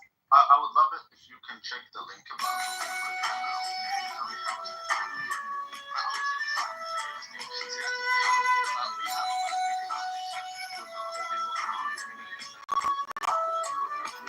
We still wouldn't go as far as to say these statements that you say. Check this thing in the link above. Muslims don't have that. I'm not checking it right now. Hold on. Well, it's just a dish called burbara, for the saint called burbara. So check, that is a dish we have as Greeks, because the Greek Orthodox. The Russian Orthodox don't do this. So we have differences like that with other Orthodox Christians. Muslims don't have this. But we still don't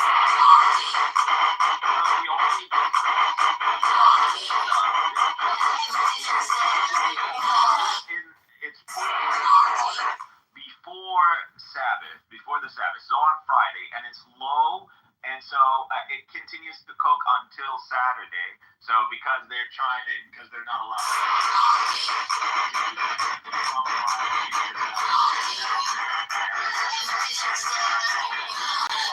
Still cooked chicken, still rice. So if you look into, we still have other dishes very much the same.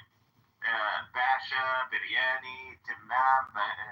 So all these things are Iraqi dishes that involve pretty much the same ingredients. So we have much bigger differences, because this thing above is not a different. It's not waiting more to cook something. It's an actual full-on different dish. There are tons of Jewish dishes. That was one I mentioned that I thought would be a good example. It is a good example, but you just because you think there's.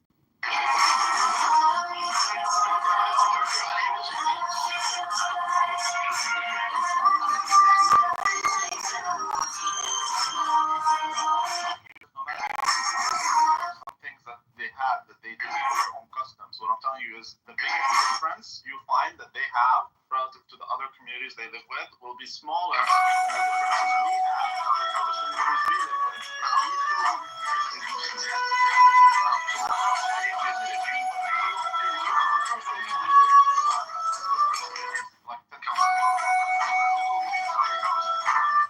So if we Middle Easterners, we go to the West.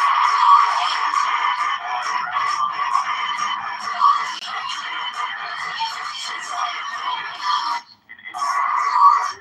there's no everything they'll recognize. Everything that host nation recognize. There's nothing there that is wild. There's contrast between like Middle Eastern cuisine and like Western cuisine. Pretty much the same. If you're in Germany, German Jews, Ashkenazi Jews, are pretty much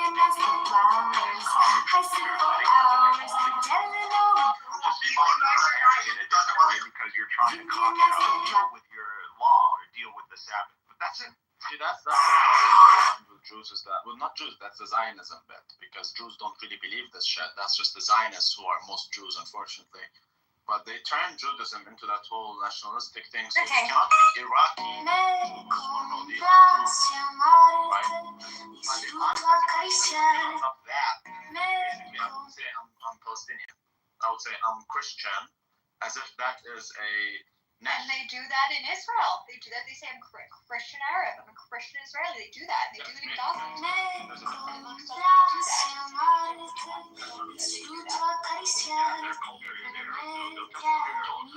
Understanding what I'm saying, and maybe you're doing it. Yes, there are differences between us and Muslims and Jews. But we are not a nation. So I don't have a problem saying I am Palestinian because the way we dress, like for example, that Palestinian food, msakhan. We have msakhan. My mom does msakhan. I am Palestinian and I am Christian. The Jew doesn't. Iraqi. Have you ever felt less Iraqi and he is Jew? And turned it into something that is Torah free. And now, no, the Jew is not Iraqi. He's a Jew. The Jew is an Iraqi Jew. That's Jews how they identify.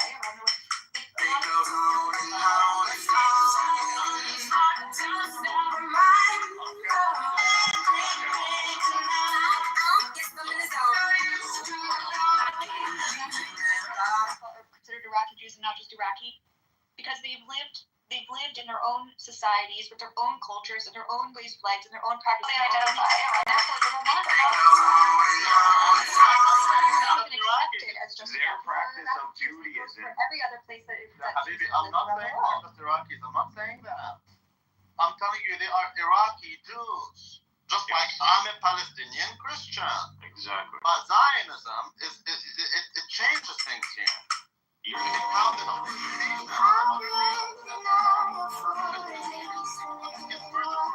the idea of Jew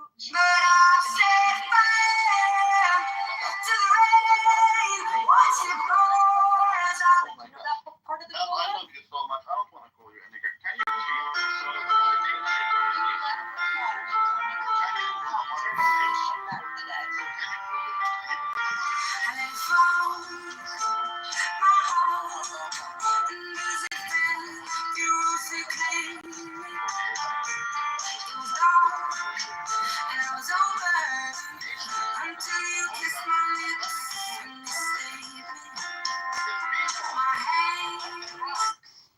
people.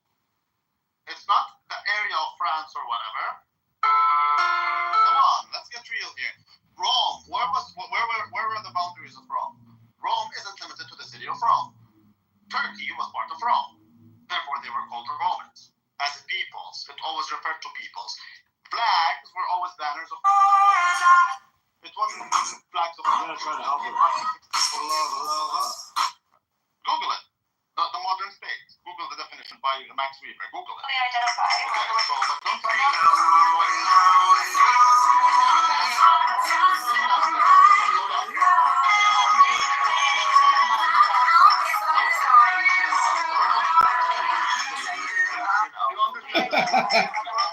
the word nation today is not the same as the word nation back then. There is no nation. The word nation in the Torah. It's in Hebrew. Yes. I'm not going to sit here and discuss the intricacies of the Torah with you, but I know that the concept of Zionism is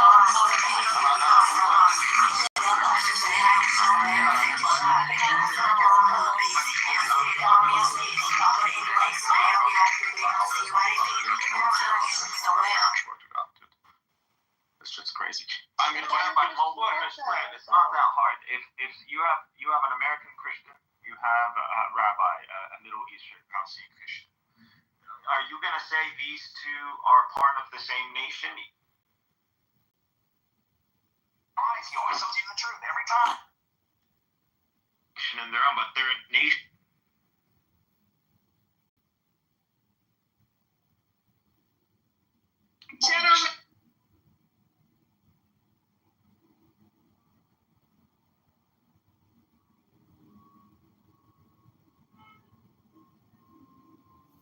me different. God put me in situations and put me in rooms that provided different things for me. And I know, and that's why I continue to do this. And I'm going to continue to do it. I'm going to continue to reach out and touch youth and let them know you're allowed to go through bumps. It's about how you get up. You're going to always fall, but it's about to come up. It's about to get up. That's what everybody's watching for. They know everybody's going to fall. But when everybody's looking, they want to see, can you handle the adversity to get back up? Let me add one more thing, if I may. Because what I've noticed from listening to the kids or the young adults, I should say, and also the volunteers and the staff, is a lack of bitterness about what is happening. It may be frustration, but there are adults that come in here every single day, and they are so bitter at people who are trying to do good, at people who are trying to show empathy for others, whether they're being stripped away from their families, losing health care, whatever it is. They are bitter against those people. But the people here tonight, the young adults, they're not bitter. They're more hopeful. And that gives me hope for this country too. So thank you, Ronnie. Thank you, guys.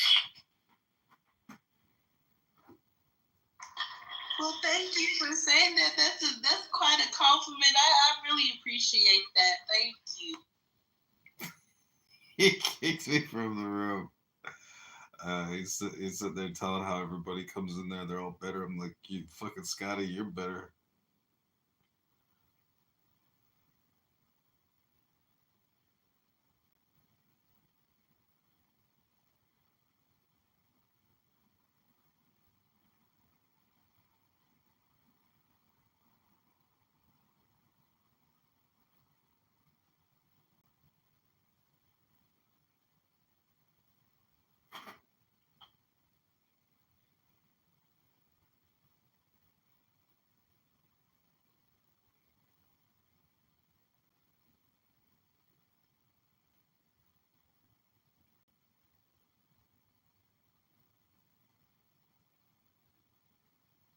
Stop.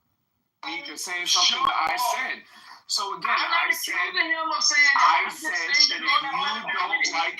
if you don't like being in America, then go back to Africa. Tell United States and all of other Europeans to get the fuck out of Africa, and I'll go back. Okay, and the reason Clockwork Orange. I like Alexander, I forget his name, and Helen Mirren, and it was about the reign of the Roman Emperor Caligula, and it featured massive amounts of little people's text, X-rated, intercut with drama. Yeah. Nice. Yeah, and then lots of really like violence, like multiple people getting their heads cut by a thresher, and like a bunch of Roman noblemen laughing.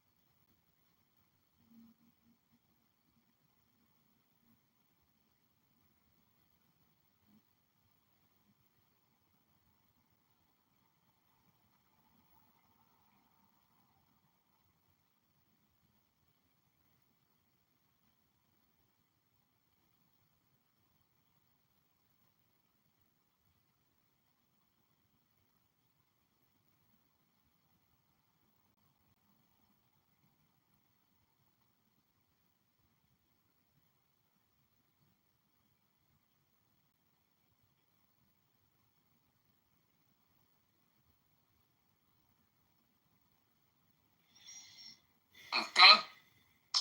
So again, you guys want? No.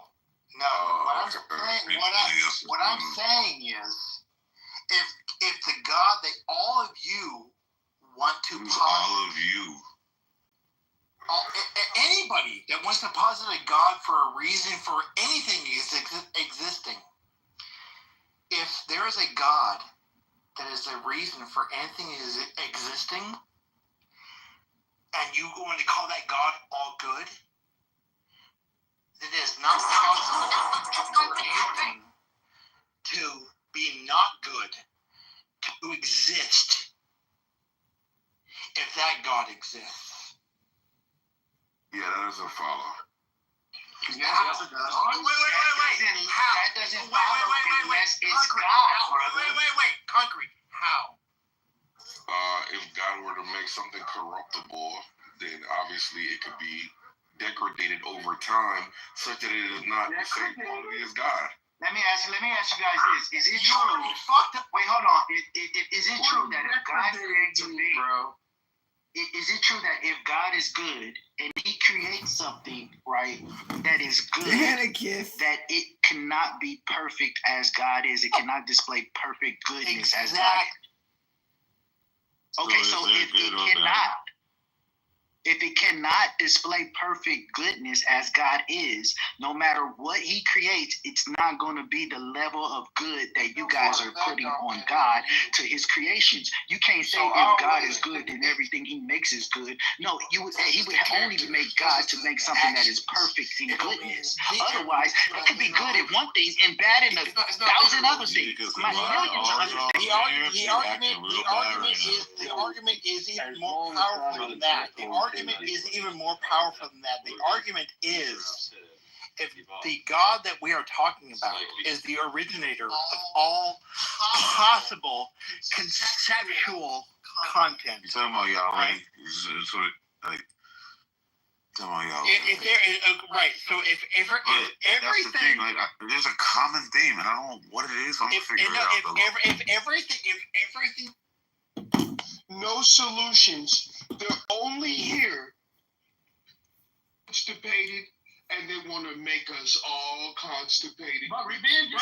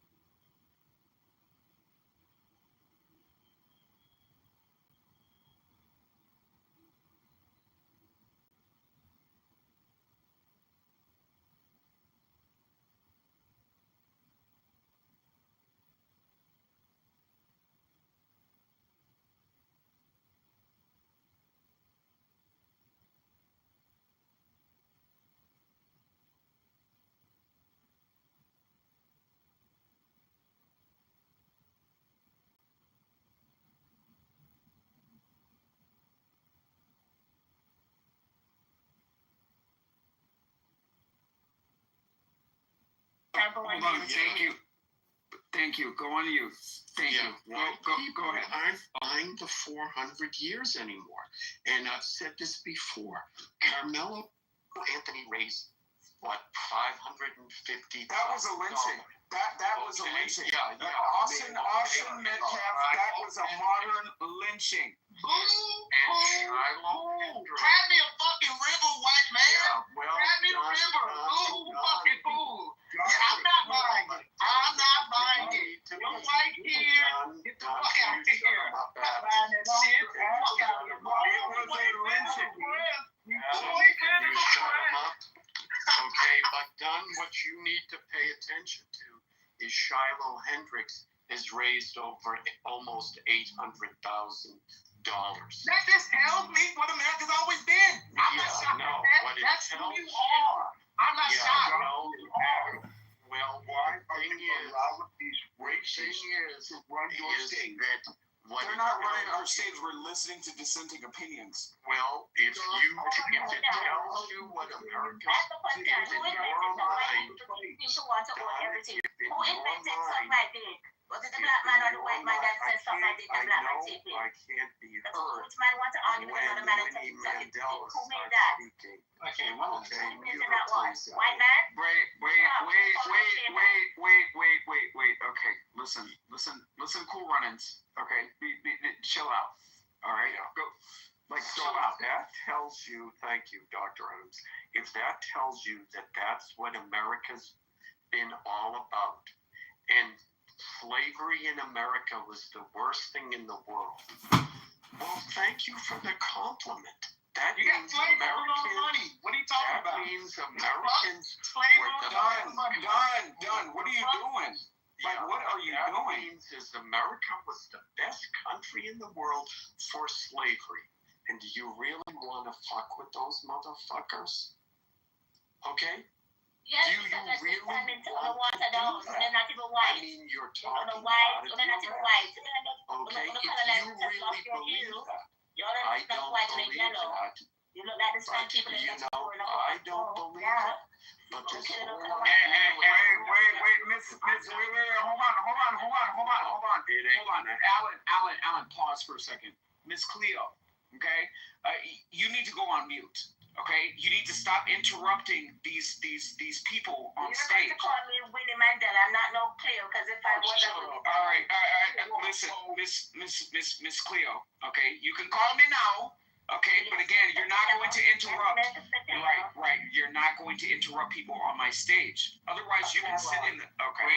Thank you. When can Nathan go? Nathan wants to Go ahead, Nathan. Oh, thank God. Yeah, I mean, all right, Adam. I just came to the room a few minutes ago. Yeah, what were you talking about? 400 years of what slavery, right? And how America needs to pay it. That's the topic, right? Correct me if I'm wrong.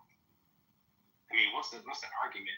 Of course, they owe money to slaves, Jim Crow people who've been in Jim Crow, right? Am I like the only person who think that? Well, let me ask you a question. Where is this money coming from? Where did the money come from? You said money to the Ukraine. Well, Like, where did the money come from? Like, that's really, I mean, it'd be honestly, I would say stupid. We can talk about Ukraine. Okay, so Dominique. We can talk about Ukraine. But I asked you, where is this money coming from that you think you deserve for work? I had that one viewer in. Yo, actually stupid. So you've been a slave. My grandfather was in Jim Crow. His grandfather. No, I didn't ask about your grandfather. I'm asking you, where is this money coming from? So let me help you. If I'm driving down the street, right, and I run your killer, the insurance claim money pays for your next thing. It comes from the government. No, the government. So you pay taxes. Are you spending that? Are we spending that? You don't know. So you pay taxes. Of course, taxes in the country. No, so you pay taxes. Don't black people pay taxes? We all pay taxes, Dominic. So that means I have to pay you. That means I have to pay you. Your broke ass that can't pay me. For work that you've never done. That means I have to pay. Hold on, Dominique. What you're not gonna do? Hold on, Dominique. I'm defending you right now. What you're not gonna do, bro, is you're not gonna insult a veteran on my stage. Okay? You calling? No. I'm talking, Dominique. I'm defending you. Okay? So again, yeah, you definitely don't sound like a veteran. So at the end of the day, Nathan, you're not gonna sit here and disrespect somebody who fought. This is my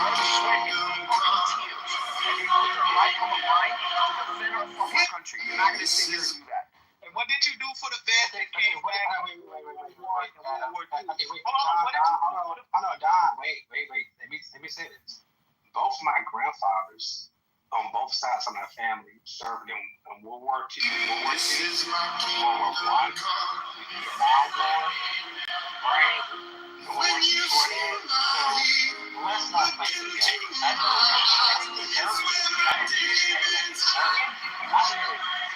I didn't serve. Yeah, my daddy served. So again, at the end of the day, Operation Desert Storm, my daddy served as well. My daddy was. So at the end of the day, you talking about some shit down the road. You're talking about some shit down the fucking road. So at the end of the day, and my daddy served, and again, at the end of the day, I have family that's still serving, both in the military and in Congress. So you're not going to sit there and disrespect a fucking veteran on my stage. You're not going to do it. You're not going to do it. Don, hold on. Don, wait a second. Wait, you call me? Wait, Don. Get the fuck out of here. You as a specific monkey did not fight for this country, so I'm going to protect my fucking veterans. I wouldn't fight for the country. I got nothing to do. Hold on, let me finish. So if we're supposed to protect veterans, which I agree, right? Then we all give them all the benefits they deserve. So if you popping up the mic. If any veterans and their families didn't get full benefits, shouldn't we pay those men the full benefits that they're due? Adam? Yeah, we should stop giving to DEI projects. So why don't we put funding from HBCUs and let's pay the veterans? Okay, so let me repeat. So no. Hold on. So let me repeat.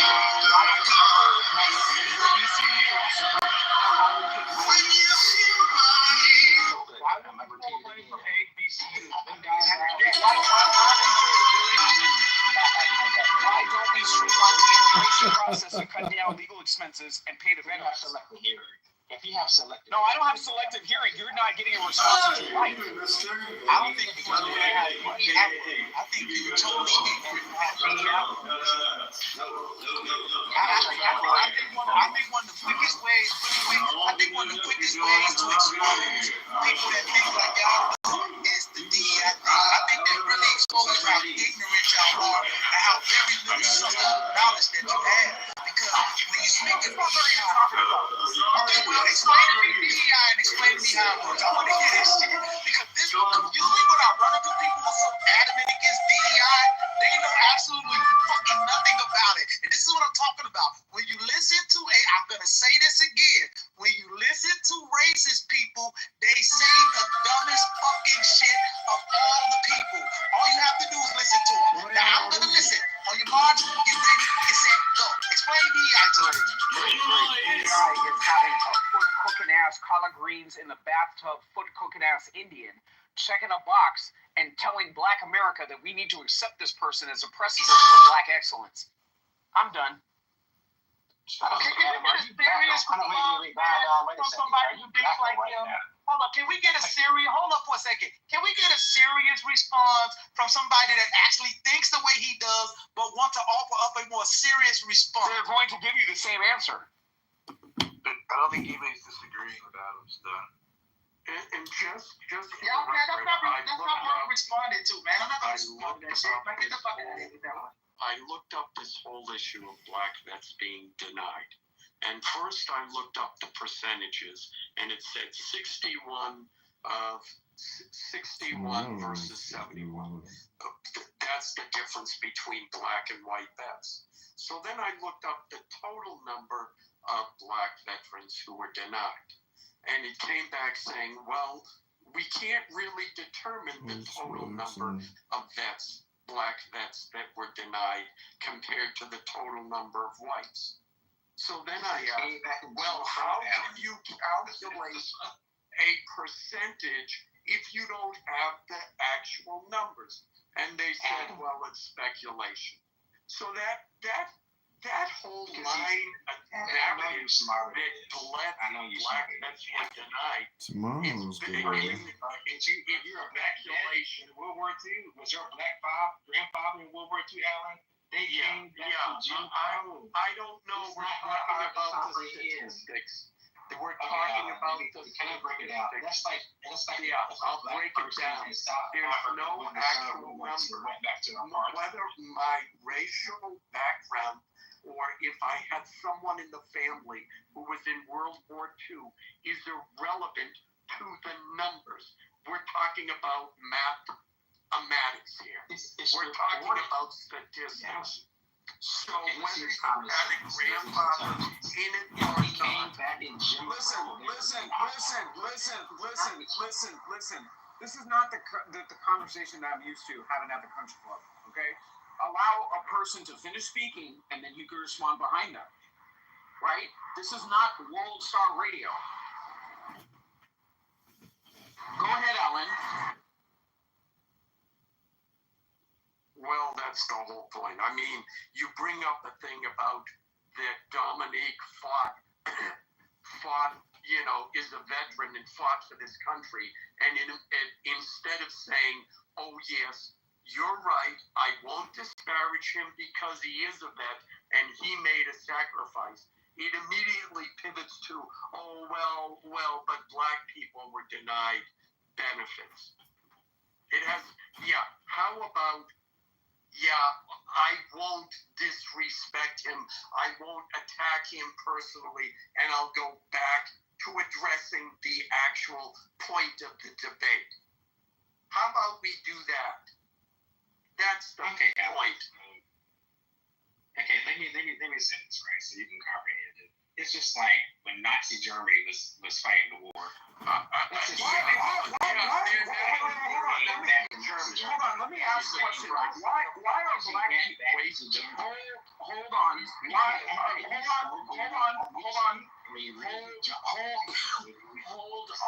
Why are black people so preoccupied with Nazi Germany?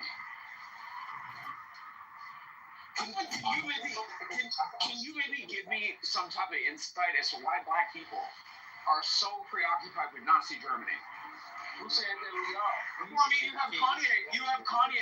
No, it's really not, because you have a Kanye running around in freaking clan hoods and swastikas, and for some reason, Black America thinks that this is the answer. This is the answer to be heard. So you have a black person doing that thing that you just described, and that turns into black people in general. Typical white motherfucking bullet talking point.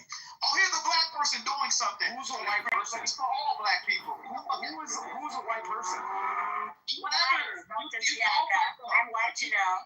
You think like them. I'm calling you white. Hold up. You think like them, so I'm calling you that. Because I started college at 15, and I actually, made something of my life, and I actually articulate American English. Black people did too. That makes me a white person.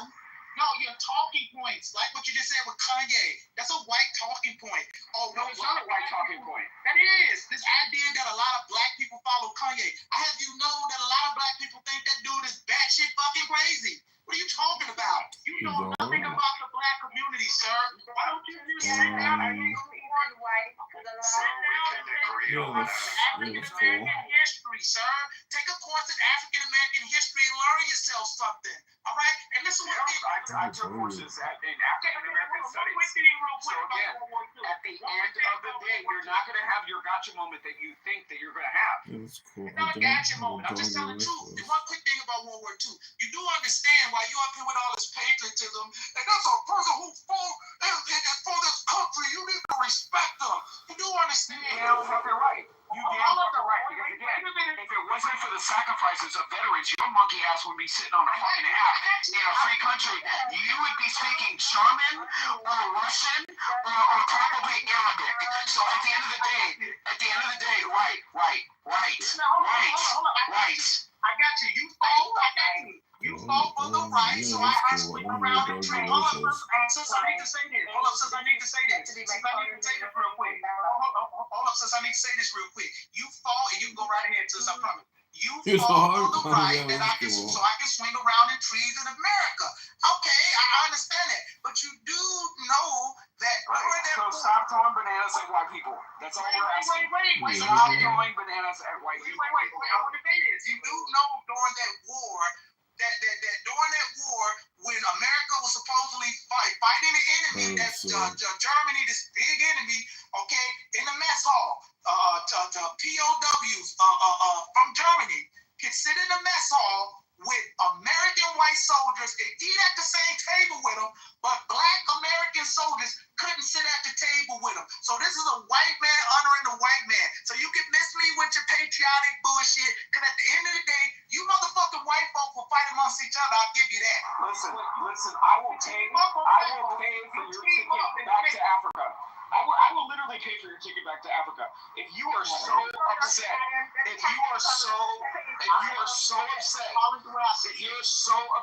go back to Africa. God, ask them where your grandparents from, Adam, so we can understand where your grandparents from. Antarctica.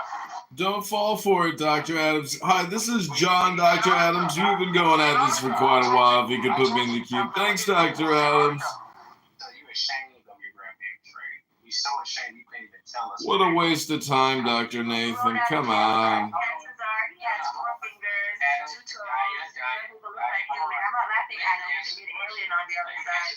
Okay, let him answer the question. Adam, where are your grandparents from? I told you, Antarctica. So you ashamed from where they come from? And no, I'm calling us monkeys and stuff like that. Adam, maybe you're an alien. It's okay. He's an Antarctican, Lady Gaia. Nathan, he's an Antarctican. It's very rare to be an Antarctican. Oh, Nathan, I get it. He's upset. Okay, I get it. Adam's upset. I know I'm Antarctican, and then. Hey, I think I get it. He's upset because all the Native American people, the white man shitted on him and took his land. So he turned on black people because he couldn't fucking muster up enough energy to take his land back from the white man. Oh, I get it. Hey, you know what? I understand, Adam. You know what? I apologize. I'm sorry for you, man. I'm sorry for you, man. Examples, and then once she's that's why you need to learn who you're talking to, where they come from, their history, their lineage, right? So we can learn where this stuff is coming from. I don't think you want to go down that road.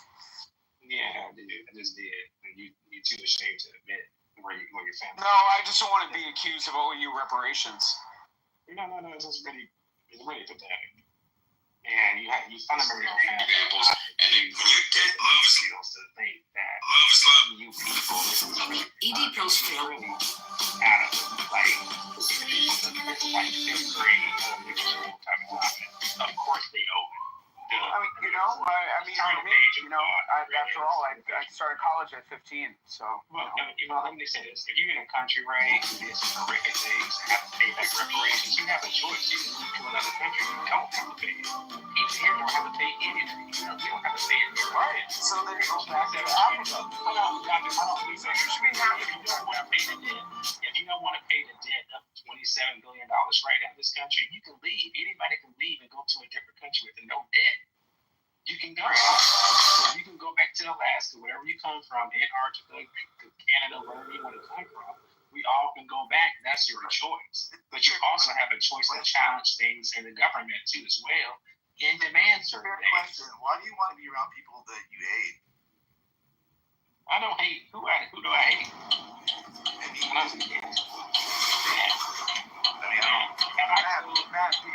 These people are so narcissistic. They're around people that they hate because again, they have a background of putting them in perceived politically correct place. That's all it comes down to now. It's narcissism. You know what makes me feel pain? When the small content creators.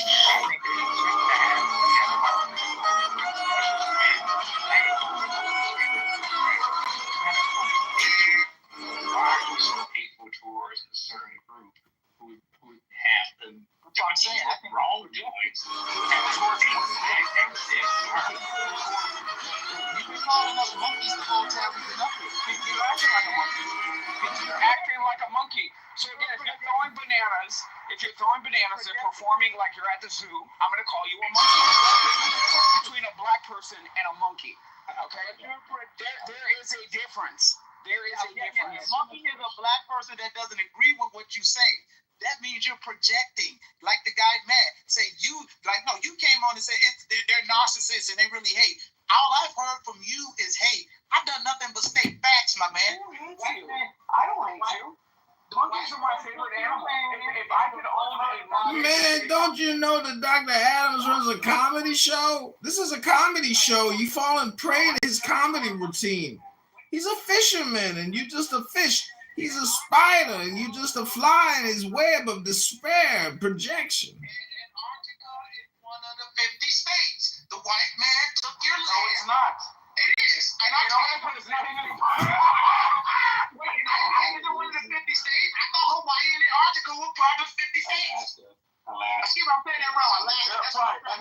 called you a monkey. Yeah. That's why I called you a monkey. Just to be clear, that is why I called you a monkey. Wait a minute. Because I had a memory lapse. You called me a monkey, sir? What the fuck are you talking about? Okay, like I said, you should be in memory care. You should be in old folks home and memory care. I'm looking at Antarctica in my map, but I was thinking about Alaska. Listen, your state, Alaska, which you come from, is part of the 50, what we call that's the law for you. You're part of the. No, I said that I'm indigenous to Antarctica. You're the one that's talking about Alaska. Antarctica. There you go. There were people in Antarctica. I didn't know that. Yes. Done. He's lying. Done. He's lying. I mean, listen, I don't know if he is or he isn't. I don't know. Here we go. If you look at his profile picture, it's like an AI generated type of photo. I know that's the bullshit. He's more Hispanic than anything. I know the Latinos. There's a big hate for black people in the Latino community. I know that. Yeah, so he don't want to admit where he's from, to showcase where he's from, right? But Adam, let me ask you this: did you think Jim Crow was wrong? The Jim Crow laws that we had in this country was wrong? It's a yes or no. Killed off now over by Arabians, but It's okay. Adams, answer the question. I'm sorry. Do I think that Jim Crow was wrong? Yeah, the laws that was implemented by the government was wrong. I mean, I think that some of the laws are wrong. Were they harmful? No. So it didn't stop financial progress for a certain group and block certain financial progress. No, because again, Black Wall Street existed during Jim Crow. Okay. Hold on, don't skip past that. You're right. There you go. What happened to it? What happened to it? Hold on, I got this. So Black Wall Street. We was kings. That Black Wall Street did exist, but compared to the rest of America, it still didn't really make a big dent in wealth total overall. It wasn't like it was like an oil field in Texas, right? It wasn't like a big state, but we had all this oil and diamonds and mining. And, come on, bro. Like, let's be for real. I mean, I don't know. My great grandparents on my black side, they were all in college around that time. So, you're lying. How am I lying? You're lying. How am I lying? Adam, you're lying. How am I lying? He's a Latino. How am I lying? He's a Latino. Latinos are much. Black, Spanish, What the hell? European. This is crazy. I grew up with all black people here in Atlanta. I know black people when I hear it, and you're not black. And it's kind of. I don't live in Atlanta. He is black. I don't live in Atlanta. I don't live in Atlanta. He's telling other black people what they are. That motherfucker ain't black. It's crazy. Yeah, I just said you did. That motherfucker ain't black. We don't give a damn what you say. That You kind of motherfucker ain't sound black. white. I don't know what you're talking about. That motherfucker ain't black. We don't care what you You know what's crazy? He proved the point. Both sets of my grandparents, great A grandparents, lot of and black grandparents, people do that too. all college educated. Isn't that crazy? See, my grandfather's college educated. See, what is that supposed to mean? Great. College education. I'm totally third.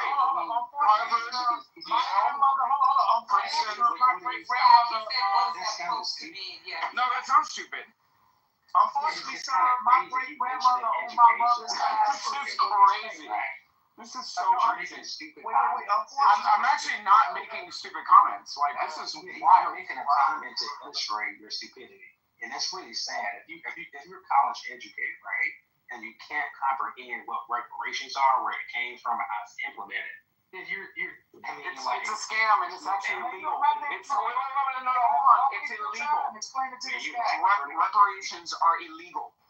Why waste your time? They're illegal. They're illegal. The Equal Protection Clause, 14th Amendment. So why don't you refer back to that? Why don't you refer back to that? I have a few in my family. So again, I have a few in my family. Thank you. He don't even know how. So let's talk about the fact that reparations are illegal. Who was it? Dude, you sound crazy. Fat, ugly. How are they not illegal? when you talk about the equal protection clause in the Constitution, when you okay, so that white people need to be paid reparations as well. That money, not reparations. This is absolutely insane. This is crazy. I don't know what's happening. I don't know what's happening. Like, I didn't know the EBT office was open on a Sunday. Okay, but I will say this. Okay, the Equal Protection Clause under our Constitution negates the entitlement nor the legal pathway for fair reparations to be rendered to certain groups of people just based on their race. So again, if you want to argue with the founding fathers and the Constitution. You sound stupid. Wait. Hold on for a second. You sound stupid. Wait, I got a clear case. I got a case study for you right quick. So we don't have to speculate, okay? I'm in Illinois. This is a good example. I'm in Illinois. I stay in Chicago. I stay on the north side of Chicago. Okay? If I jump on the train. Well, Matt, are you hearing this? Matt? The school system down there is trash. Wait, let me help you. Illinois, not Illinois. Yeah, there you go. Let me help you though. Okay, thanks for the correction on pronouncing the name perfectly correct. I appreciate that. Can I get to the damn study though? Okay, let me help you. There's a suburb, if you will. We call it like a suburb. It's called Evanston. Okay. A suburb? Yeah, listen. It's called Evanston. Is that made by Chevy or Cadillac? Oh my fucking God, my man. Would you just like fucking cool it for a second? Listen, that's Evanston. Here's the thing. Evanston just recently paid their black residents reparation because they acknowledged the harm did through when they were through government policies of denying these people houses, denying them loans, etc., which set these people back generations. But here's the key to it. I agree with you. Doing it on the base of race brings all types of legal cases to courts where it's going to get tied up in the legal and it'll be years and decades. But you know what Evanston did? Because it's a great case. They structured it in a way where it wasn't based on race, but yet they still mitigated, okay, and as best they could, recompense. The fuck are you talking about? It's all based on race, and they're using cannabis sales tax to do wealth redistribution. They're just a bunch of fucking communists. Hold on. If you're in Evanston, you need to follow John. John is actually running for Congress in the state of Illinois. So, shout out to John. But here's what I will say. You're actually proving my point. White people would otherwise be eligible for reparations. And I realistically think that they should be. They should be. White people should be eligible for reparations. White people for reparations. White people for reparations. White people for reparations. White people for reparations. White people for reparations. White people for reparations. Hey, John, come on. You're not following the rules of the House. Come on, you're going to Congress, bro. So again, slave owners will pay reparations, right? Well, and they should be. Because again, their business was. You got a PPP. Hold on, you got a PPP loan. So why should slave owners not be paid reparations for the loss of their capital? It's fucking slavery, fool. But you got a PPP loan. You literally got a PPP loan. Like, what are y'all talking about? The PPP loan was the reparations. Wait. So what is the difference between getting a PPP loan as you as a black American and hold on, I can't even finish a question. What is the difference? He's just throwing out insults and trying to. What is the difference between getting? I thought you were black. I am black. What are you talking about? I don't just play one on television. Like, I am black. Like, hello? He's black. Are y'all okay? Going on? He's black, but he Are y'all okay? White supremacy kid. It's called white supremacy. What are you talking about? It's called comedy, Nathan. You just don't understand a good comedian when you hear one. This is offensive.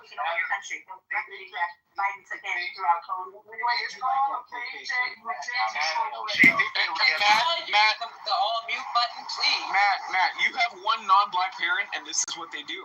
This is what these monkeys do. It's crazy. If you want to talk about racism that I've experienced in my life, it's been mainly towards black people. Mainly from black people. Mainly from black people. Okay, it's crazy. It is absolutely crazy. Hold on. You cannot be mad at us for not trusting biracial. I will never forget the day. I will never forget the day that my mother, could not pick me up from school, because a black woman wanted to sit there and argue whether that was her child or not. Like, are you fucking kidding me? Like, are y'all kidding me? Are y'all fucking kidding me? So, again, no, you are the most racist group of people on this app. Y'all should. Y'all have taken the face of modern Nazis. Y'all are modern Nazis. Let me out. Come on.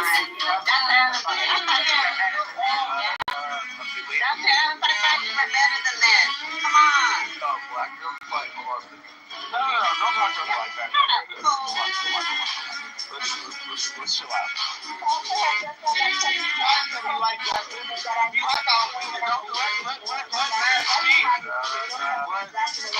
Miss Cleo, go on mute.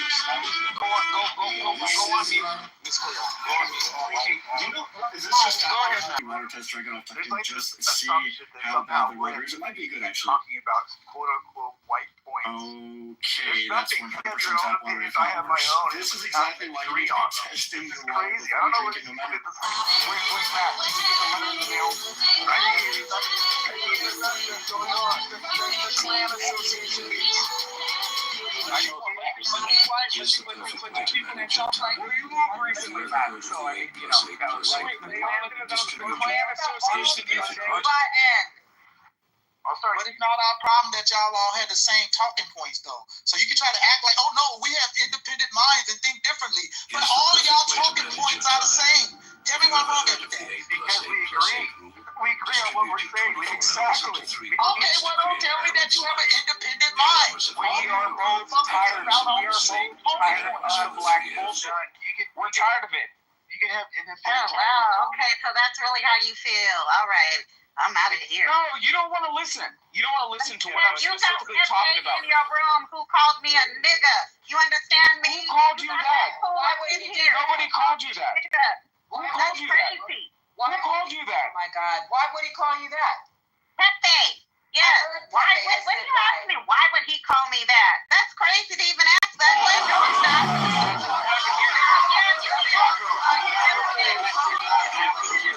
In his face. And he called me. I don't think he called me that. He called September. He would never say such a thing. That's the defamation. Good upstanding citizen, a good like man.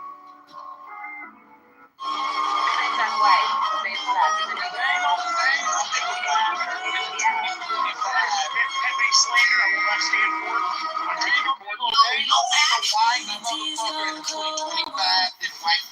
You motherfuckers whine about everything. Whine about DEI. So nobody called you that racial epithets in this room. I would like you to stay and participate. However, the Pepe hate is crazy. Like, Pepe is literally my cousin on the white side. But again, at the end of the day, I love Pepe. Pepe is a West Coaster just like me. And, Pepe and I share blood. So at the end of the day, y'all are not going to sit here and continue to attack Pepe. All right, let's move on. Do you kiss the old First of all, hold up here. Hold up, let me say something. Dr. Adams, I never said he called me that in this space. You gotta listen. I just wanted to be sure. No, there was a lot of people interrupting you. There was a lot of people interrupting you. So again, I did not hear the full extent of what you were saying. No, he did not call me that in this space. He called me that in another space, his own house. So yes. Why bring it up in here? And he's on mute. Yeah, Black girl was out. Like 3 or 4 months ago. Okay, I can't speak in here. Y'all need some. How were you acting at the time when he said, would you all allow her to speak? Okay, so letting you know, Dr. Adams, is I some of the points that you're making, like if you're telling me you're friends with Pepe, like I just can't take you seriously because my cousin. That's my cousin. Okay, well I'm sorry. I don't know. Do you think that Pepe gets any hate or racism? Yeah, he probably does. He gets hate.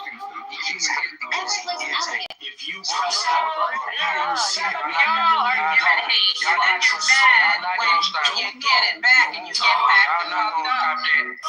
Y'all not gonna do that because I've heard this man come in multiple spaces. I've heard this man come into multiple spaces. Disrespecting people, pushing people out.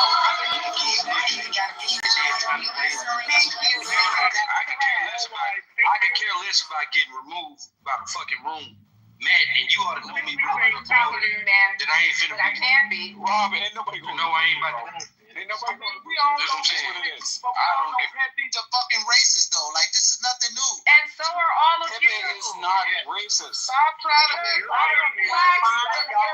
supremacists. Saying people are racist. You know what? I've sat in so many rooms where black people were just chilling and talking shit about white people, referring to. So what? We got a right to. Okay, and white people have a right to talk about you too. And white people have the right to give you the same energy back. So, and so it's okay for the white people to do it too. I see they got you on retainer. They got your ass on retainer. Guess what? I'm biracial too. You're on fucking retainer. Nobody's on retainer. Nobody is on racial. Nobody is on racial. We're getting all the jobs. I heard you fine. Okay, now I'm gonna use the mute all button. Nobody's on retainer. Pepe is my cousin. I'm gonna, support my fam. So it is what it is. That bitch in the audience. I still have the same name, bitch. Why don't you come on stage and get beat the fuck up instead of Let's get back on topic. Illegal aliens and due process. Let's discuss it. Like she just spoke just now. And come back bring with your that ass on stage and don't be a fucking I ain't down with the bro. I ain't down with the audience. Rob, I ain't down with black weed, Rob. I agree with you, Nathan. I agree. What is this room about? Let's not focus on mine. Rob, what kind of problem do you got with the illegal aliens and due process? Let's discuss. Mon was finer than Cassie back in the day. I'm just gonna say that. Throw it out. I heard she's still shout out to Mon. Yeah, Mon is still fine. Yeah, I've been trying to get Mon to go on the Beverly Hills Housewives, but she don't want to do it. That's what the word on the streets is. She's finer than she was when she was younger. That's what I done heard. Wait a minute. Flattery will get you nowhere. Two biracials on the stage. Do you kiss dogs in the mouth like your white half does? See, look, man, this is what I do tonight. I do something that I rarely do. And guess what? I put the raisins in my potato salad. Okay, so at the end of the day, yes, I do. I do. And when I go to Subway, I ask for extra mayo. Okay, so listen, man, this is not a gotcha moment. Potato salad from somebody that made it in East Texas. I'm talking about Northeast Texas. That's the only place you should be eating potato salad from, man. And tonight, I'm gonna try to do something different. Instead of attacking y'all, we gonna find commonalities tonight as Americans. And we ain't gonna just shit on each other just for one night. Cause that's what I'm saying. That's what I'm saying. I don't like you either. But again, just for the I ain't got nothing in common with a cracker fan. Like nothing ain't got nothing in common with a cracker. You would be mad if one of the white people said they ain't got nothing in common with any of you niggas. Hey, you don't understand. When I came in this room, I was called a nigga by at least 3 people. That shit didn't move me. I don't know what you called you that, man. Who called you that? Why are you screaming, sir? Definitely called me a nigga. I ain't gonna. I said I wasn't gonna attack nobody. Yes, he did. I'm gonna leave it at that. Nobody call you the So you did it. You called him a monkey and took him to Africa and all that viewed as a mom. That's not the same as the N-word. That's not the same as the N-word. I'm saying that a lot of these Latinos out here, they use the N-word so much like it's theirs. They need to start saying wetback. Well, you know, blame Kobe Bryant. Blame Kobe Bryant. Honky donkey. And I accidentally followed that. They call you a nigga, you say, okay, nigga, you're a nigga. The people that don't like to be called out. Come on, Rob. You love me, man. Come on. Which one of you niggas is Charlie Brown in this motherfucker? Who's Charlie Brown up in this motherfucker? Don, I ain't no Charlie Brown, but I'm gonna tell you something that I did tonight, Don.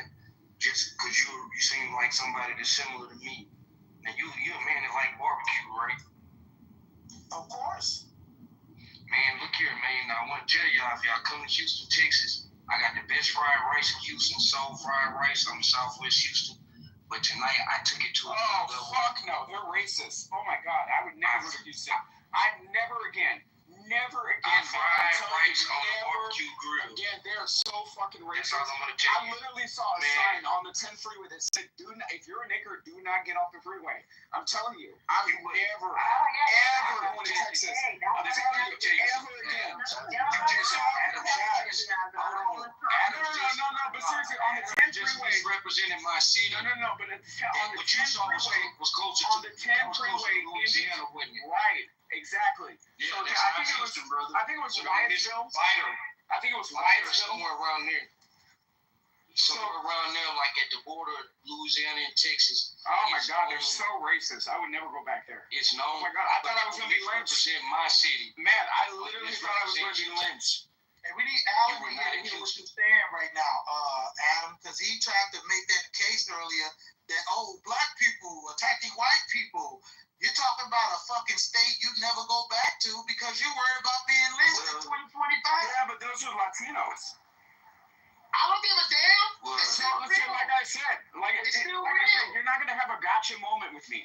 So again, those are Latinos. Those are Latinos. I don't care. I know racist Hispanic people in Texas. It's very fucking racist against black people, sir.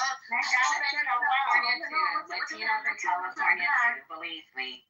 We have experience with it.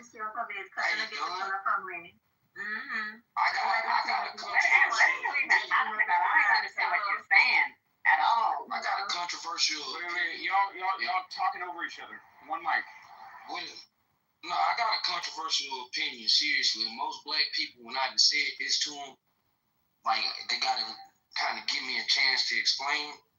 But take away historical treatment of each other, or the groups. White and black Americans got far more in common than we'll ever want to admit. Even the racist white folks and even us that's wild, whatever.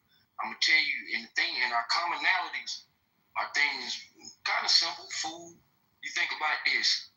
Out of all the groups in America, you have Asian markets, you have Hispanic markets, you have African markets. Now, you might have grocery stores that are in the white community that might have a few different things in some of the grocery stores in our food deserts. But we eat the same food. We relatively pray to the same God. We definitely speak the same language. And I had this thought before I even came on this app. This app reinforced the last one that we got a very narrow-minded worldview. And I'm saying this as black and white folks because we have a view of American exceptionalism. And we tend to think that we better than everybody else. Like, that might be true, it might not. We are better than everybody else. There's no thinking. I wouldn't say that we're better than anybody else. I would say that our country, the idea of our country, I would say that that's where I was about to get to. The idea of our Constitution, the idea of what America could be, yeah, it's great. You see it in the fact that people is dying to get over here. But the realities of America is not the same for everybody. So the unfortunate is that, and I land on this, and a lot of people in this room, you guys, I've heard you, and again, I'm not attacking people at this stage, but I've heard y'all discredit plenty of black people's legitimate concerns about being an American and being black and an American. and it's unfair to discount these things, and it's actually un-American. I'll land on that. Well, you know, I have So wait. James, hold on 1 second. I'm gonna let you speak. I'm guilty of that, and I'll tell you why I'm guilty of that, Rob. And I'll tell you why one of my frustrations with Black America is the lack of accountability, right? And the shift as far as the trajectory aim of a lot of arguments in Black America, mainly not geared towards equality, but more so geared towards revenge. And that is some shit that I'm not with, especially being a mixed race person. So I'm guilty of that myself. 100%. As a man, I can take accountability for that, and I'm telling you why. Let me say this. Hold on, James. Let James speak. Doing that. You know what I was going to say real quick is that I have a brother that talks very similar to you, right? And he asked the same question. You know, why don't people take me seriously? And the answer is you cannot expect old white ladies and old white men, or just regular white people, or regular people at all in general, to accept the way that you speak and act culturally as something that it has nothing to do with you being black as the reason why you are down, or et cetera, et cetera. It has to do with the way that you present yourself to the world around you. Look at me, for example. I could talk like you, and it wouldn't do fucking shit for me. But instead I talk like this, I wear a suit, and I display myself with intention, with purpose. And that gives me success in life. If you do the same, you will also have that success. So are you saying because my accent? No, hold on. Are you saying because my accent that I don't speak correctly or something? Well, I have a question. Do you think with your accent that you should be hired inside, like, let's say, the governor's mansion? You know, that when we pull up, I want to hear, hey, what's going on? No! This is retarded shit he's talking about. Now, see, this is let me say something. Are you serious? Let me say something. Let me say something real quick. First off, the fact that you guys have decided to weaponize language and weaponize somebody's accent and don't pretend that all black people talk like you. They do not. I just told you I have a white brother who sounds just like you, and he's in the same disadvantage as you with his. Okay, so again, we're not going to sit here. I didn't say I was disagreeing. Hold on. Okay, we're not going to sit here. We're not going to sit here and pretend like people that carry their words do not have a different position in their outcome in employment. Okay, we're not going to pretend that that's not the case. Let me say this: I ain't never had a problem getting a job. And to be quite honest, none of you are paying me. Neither have I. To quote unquote change how I need to speak. Yeah. So I'm not going to change how I speak, especially. I think he was just especially in this. Rob, he's talking about in general. We're not making. No, because I think. No. Rob comes into every space and always got an opinion. Is this is true that language in America has been weaponized against black people to the point where black people even do it to themselves. But this isn't an issue of language. It's linguistics. Weaponization of language. Linguistics and language are two different things. If you study linguistics, you would understand that Southern people actually speak closer to how I have studied linguistics. So you would know that then. So anybody that would speak like that. Wait, hold on. That shows the ignorance on your head. Based on certain linguistic language patterns, it directly ties people's ability to compete in the job market. That is a fact. That's because of racism, bro. No, that's because of proper presentation and proper business acumen. No, if I can't, let's say this, Adams. Let me say this, Adams. If I spoke to you like this, I say, hi, I'm Robert Gillette. Pleasure to meet you. Are you going to respect me anymore? Than me saying, hi, I'm Robert Gillette. Nice to meet you. Man, get the fuck out of here, man. I didn't hear a difference. Stop that. Right. Stop that. I didn't hear a difference. There was a clear difference between me saying, hi, I'm Robert Gillette. Let me tell you the specific scientific difference, okay? Tone inflection, right? So again, the tone inflection was different, but the linguistics was exactly the same. And like I said, Robert, I would actually hire you. So at the end of the day, I'm not not sitting here fighting against you of telling you that you fall into a segment of this same population, okay, that I'm talking about. Because I really in that population in the sense that when you look at the sense that the odyssey of spaces like this, Listen, that's the problem, Adam. You trying to tell him his life, man. You trying to tell him my life. Y'all were accusing me of not being black. Wait a minute. Just a few minutes ago, y'all were accusing me of not being black. Yeah, but you trying to tell him his life. Thank you. So He's again, telling at the you end of who the he day, is, and you're trying to tell him no, that's not what you are. Especially what you're saying. What I'm saying is in rarity in the sense that, man, I'm really a street nigga, man. Like, my friends ain't talking about no, you're not. stuff on No, the you're not. No, you're not. No, the fact that you can articulate yourself, and I'm not going to allow you to sit there and devalue your intellect, because you are very smart. You are very smart and very articulate. Stop playing this game. Being a street nigga, being a street nigga doesn't devalue my intellect. This shit is getting old. I'm telling you. This shit is going to the whole mystique. You don't have to do That's the that. whole mystique. You don't have You to do guys that. think that because somebody is from the streets. Rob, you don't have to do that. They are from the streets, you know. A lot of these white men are from the streets. Right? I'm not talking to you. Now he's black. Adam. I'm not talking to you. He's asking white to be looking at black people and calling them monkeys. So he has to be white. There's no way he could be a black man and another black man. What are you talking about? This is literally me and my PTR. Wait, let me jump in here right quick. You're gonna ride an animal. Let me jump in here right quick. I'm not trying to jump in here because let's be clear on something.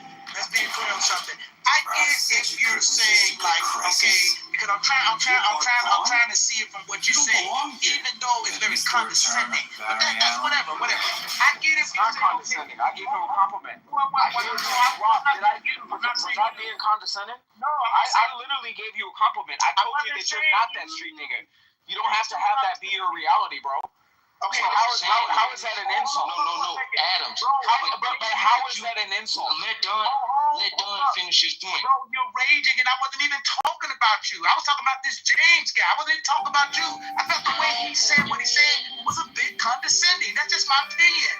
Like, you don't have to agree with it, but I wasn't even talking about you. What I'm saying, though, is that I get if you say, like, every other word the individual uses is a curse word, and the blatant ignorant misusage of words, mispronunciation of words. Okay, I get that to a large degree what you're saying, but technically nobody owns the rights to English. And like, this is how you pronounce it correctly, and if you don't, you're not speaking proper English. Yada yada yada. That's just like such a thing as Let me finish. I'm just gonna try to be quick.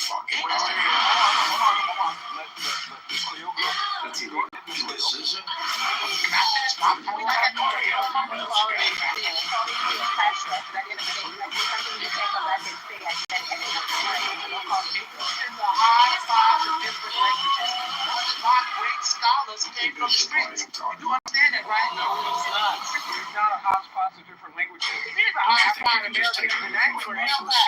African American vernacular English is again a hodgepodge of different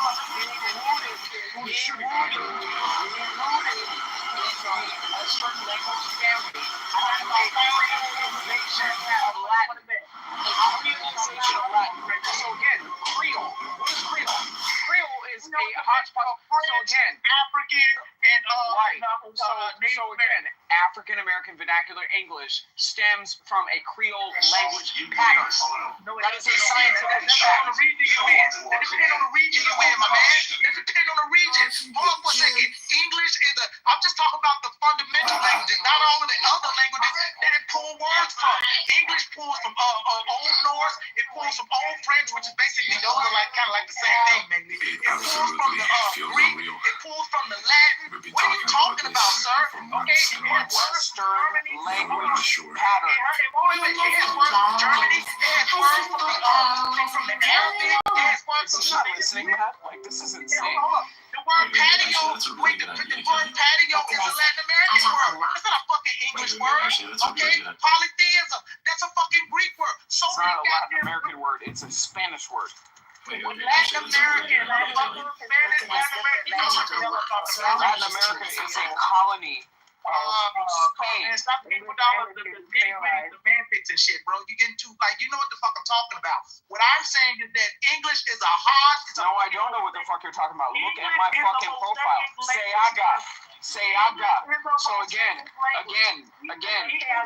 Say I got. So again, you're sitting up here saying, oh, now you're, no, well, hold on, Miss Cleo's gonna tell me how to pronounce my name on my profile. That's crazy. I had to tell you how to pronounce That's crazy. mine. That's crazy. You call me Gia. No, I called you Miss Cleo. I called you Miss Cleo. Call me now. Bumbleclot. Yeah, James, and I can tell you exactly your future if you want to. If you want me, I can do that. I got cash out. I can tell you your future. Come on. Back channel me. This is James. James.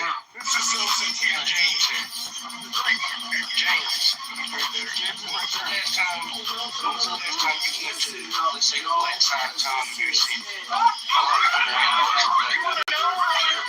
No, James, don't tell that story. It's going to be the worst. Right now, it's going to be the worst. All right, James, hit the gas. Hit the gas, brother. I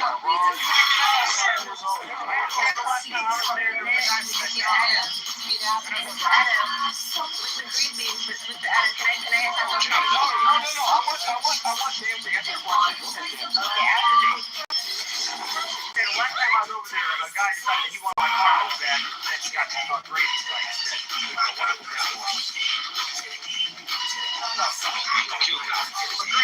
Yeah, he got 6 feet under, got carried by 6, carried by 12, stuff like that.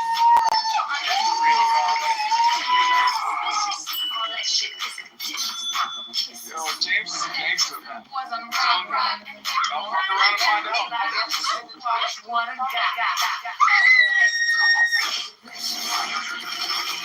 Yeah, so you're gonna say that English is the mosaic language? It's not an original language, it's made up of different languages. Nobody owns it. So many words in English come from other languages. Literally come from other languages. James, super hydration. Keep your 24/7 moisturized and smells like a fish. Just post it like. What's his name? For entertainment value. James might have reserved, and you'll find all the information. See, I didn't know you invited. It's real, man. James.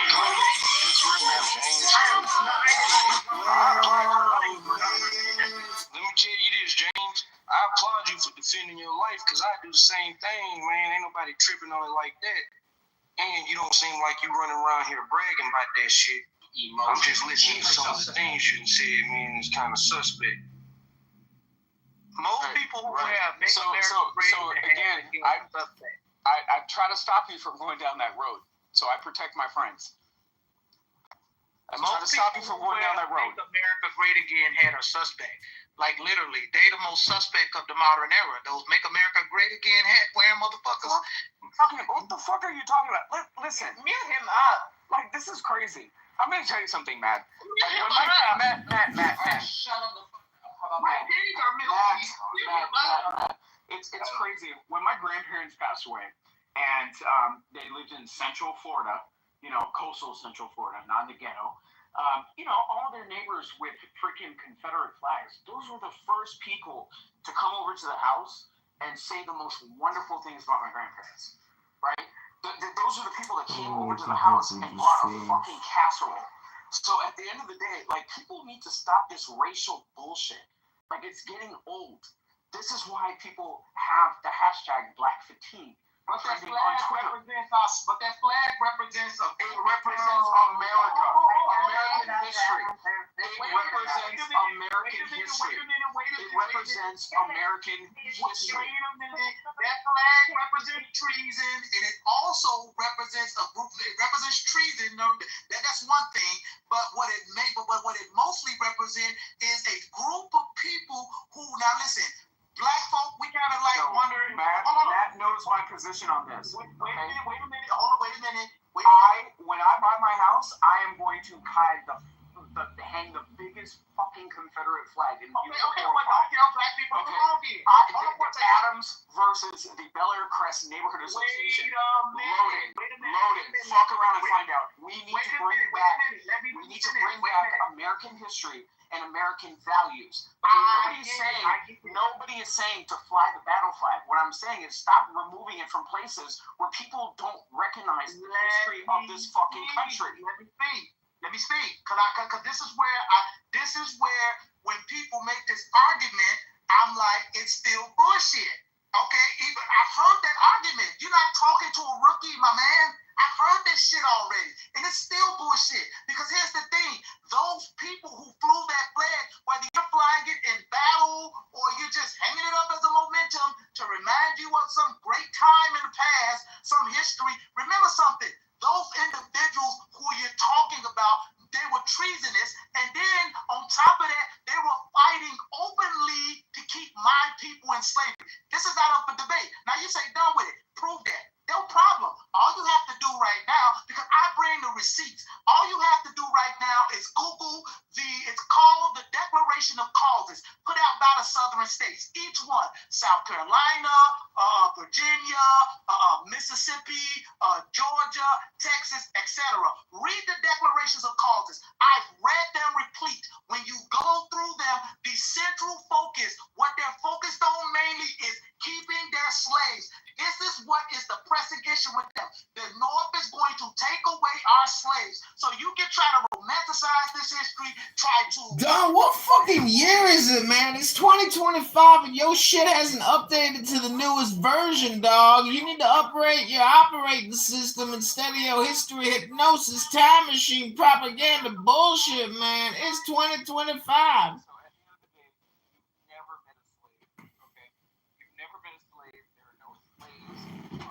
The African American slave trade still existing today. So again, we need to move on from this shit. Like, this shit is nonsensical. We need to just forget, right? So we need to just forget.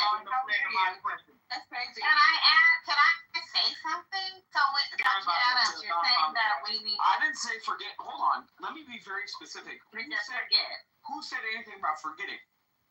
Well, you're saying we need to move on. Right. So moving on.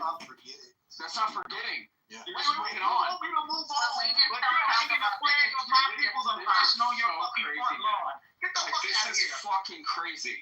Like, y'all just love to hold on to trauma.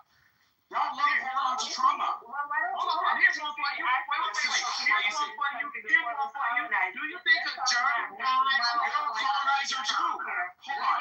Do you think a German man is going to hang the Nazi flag? Okay, so again, here the black obsession with Nazis again. It's very weird. It's very weird. It's very weird. It's very weird. Jews did not throw Bill Cosby in jail. Okay, let's stop this. So at the end of the day, okay, black people in America, as black Americans, are just as much of fucking colonizers by not returning back to Africa, okay, and being in the same colonized region. In this same colonized region, y'all are just as much fucking colonizers as the next white person. Hold on, let me say something, because me and you, we ain't disrespecting each other tonight. I get that you have different views of the current state. Right. But I also hold on, Adams, you didn't let me finish my point. My point in saying that is this: if you So again, aside from my blackness, I'm also an indigenous American. So again, listening to you people. So fuck the Indians. So now we're fucking the Indians. That's not what I'm saying. That's Adams. crazy. Adams, what I'm saying is specific to your point about those people. I mean, our people, our descendants, our ancestors who were newly freed. How the fuck were they just about to get back to Africa? Who were they going to know? You do realize that by 1865, less than 2% of the actual slaves who were still slaves were actually born in Africa because of the system of chattel slavery in America. You don't know shit. So how would those people were just as American as me and you are. Those people were just as American as Robert E. Lee, just as American as Jefferson Davis. Been any motherfucking abolitionist at that time. But to suggest that, that's fine. And I'm with you on that. Because I've been attacking black my people look at you and the rest of, my DNA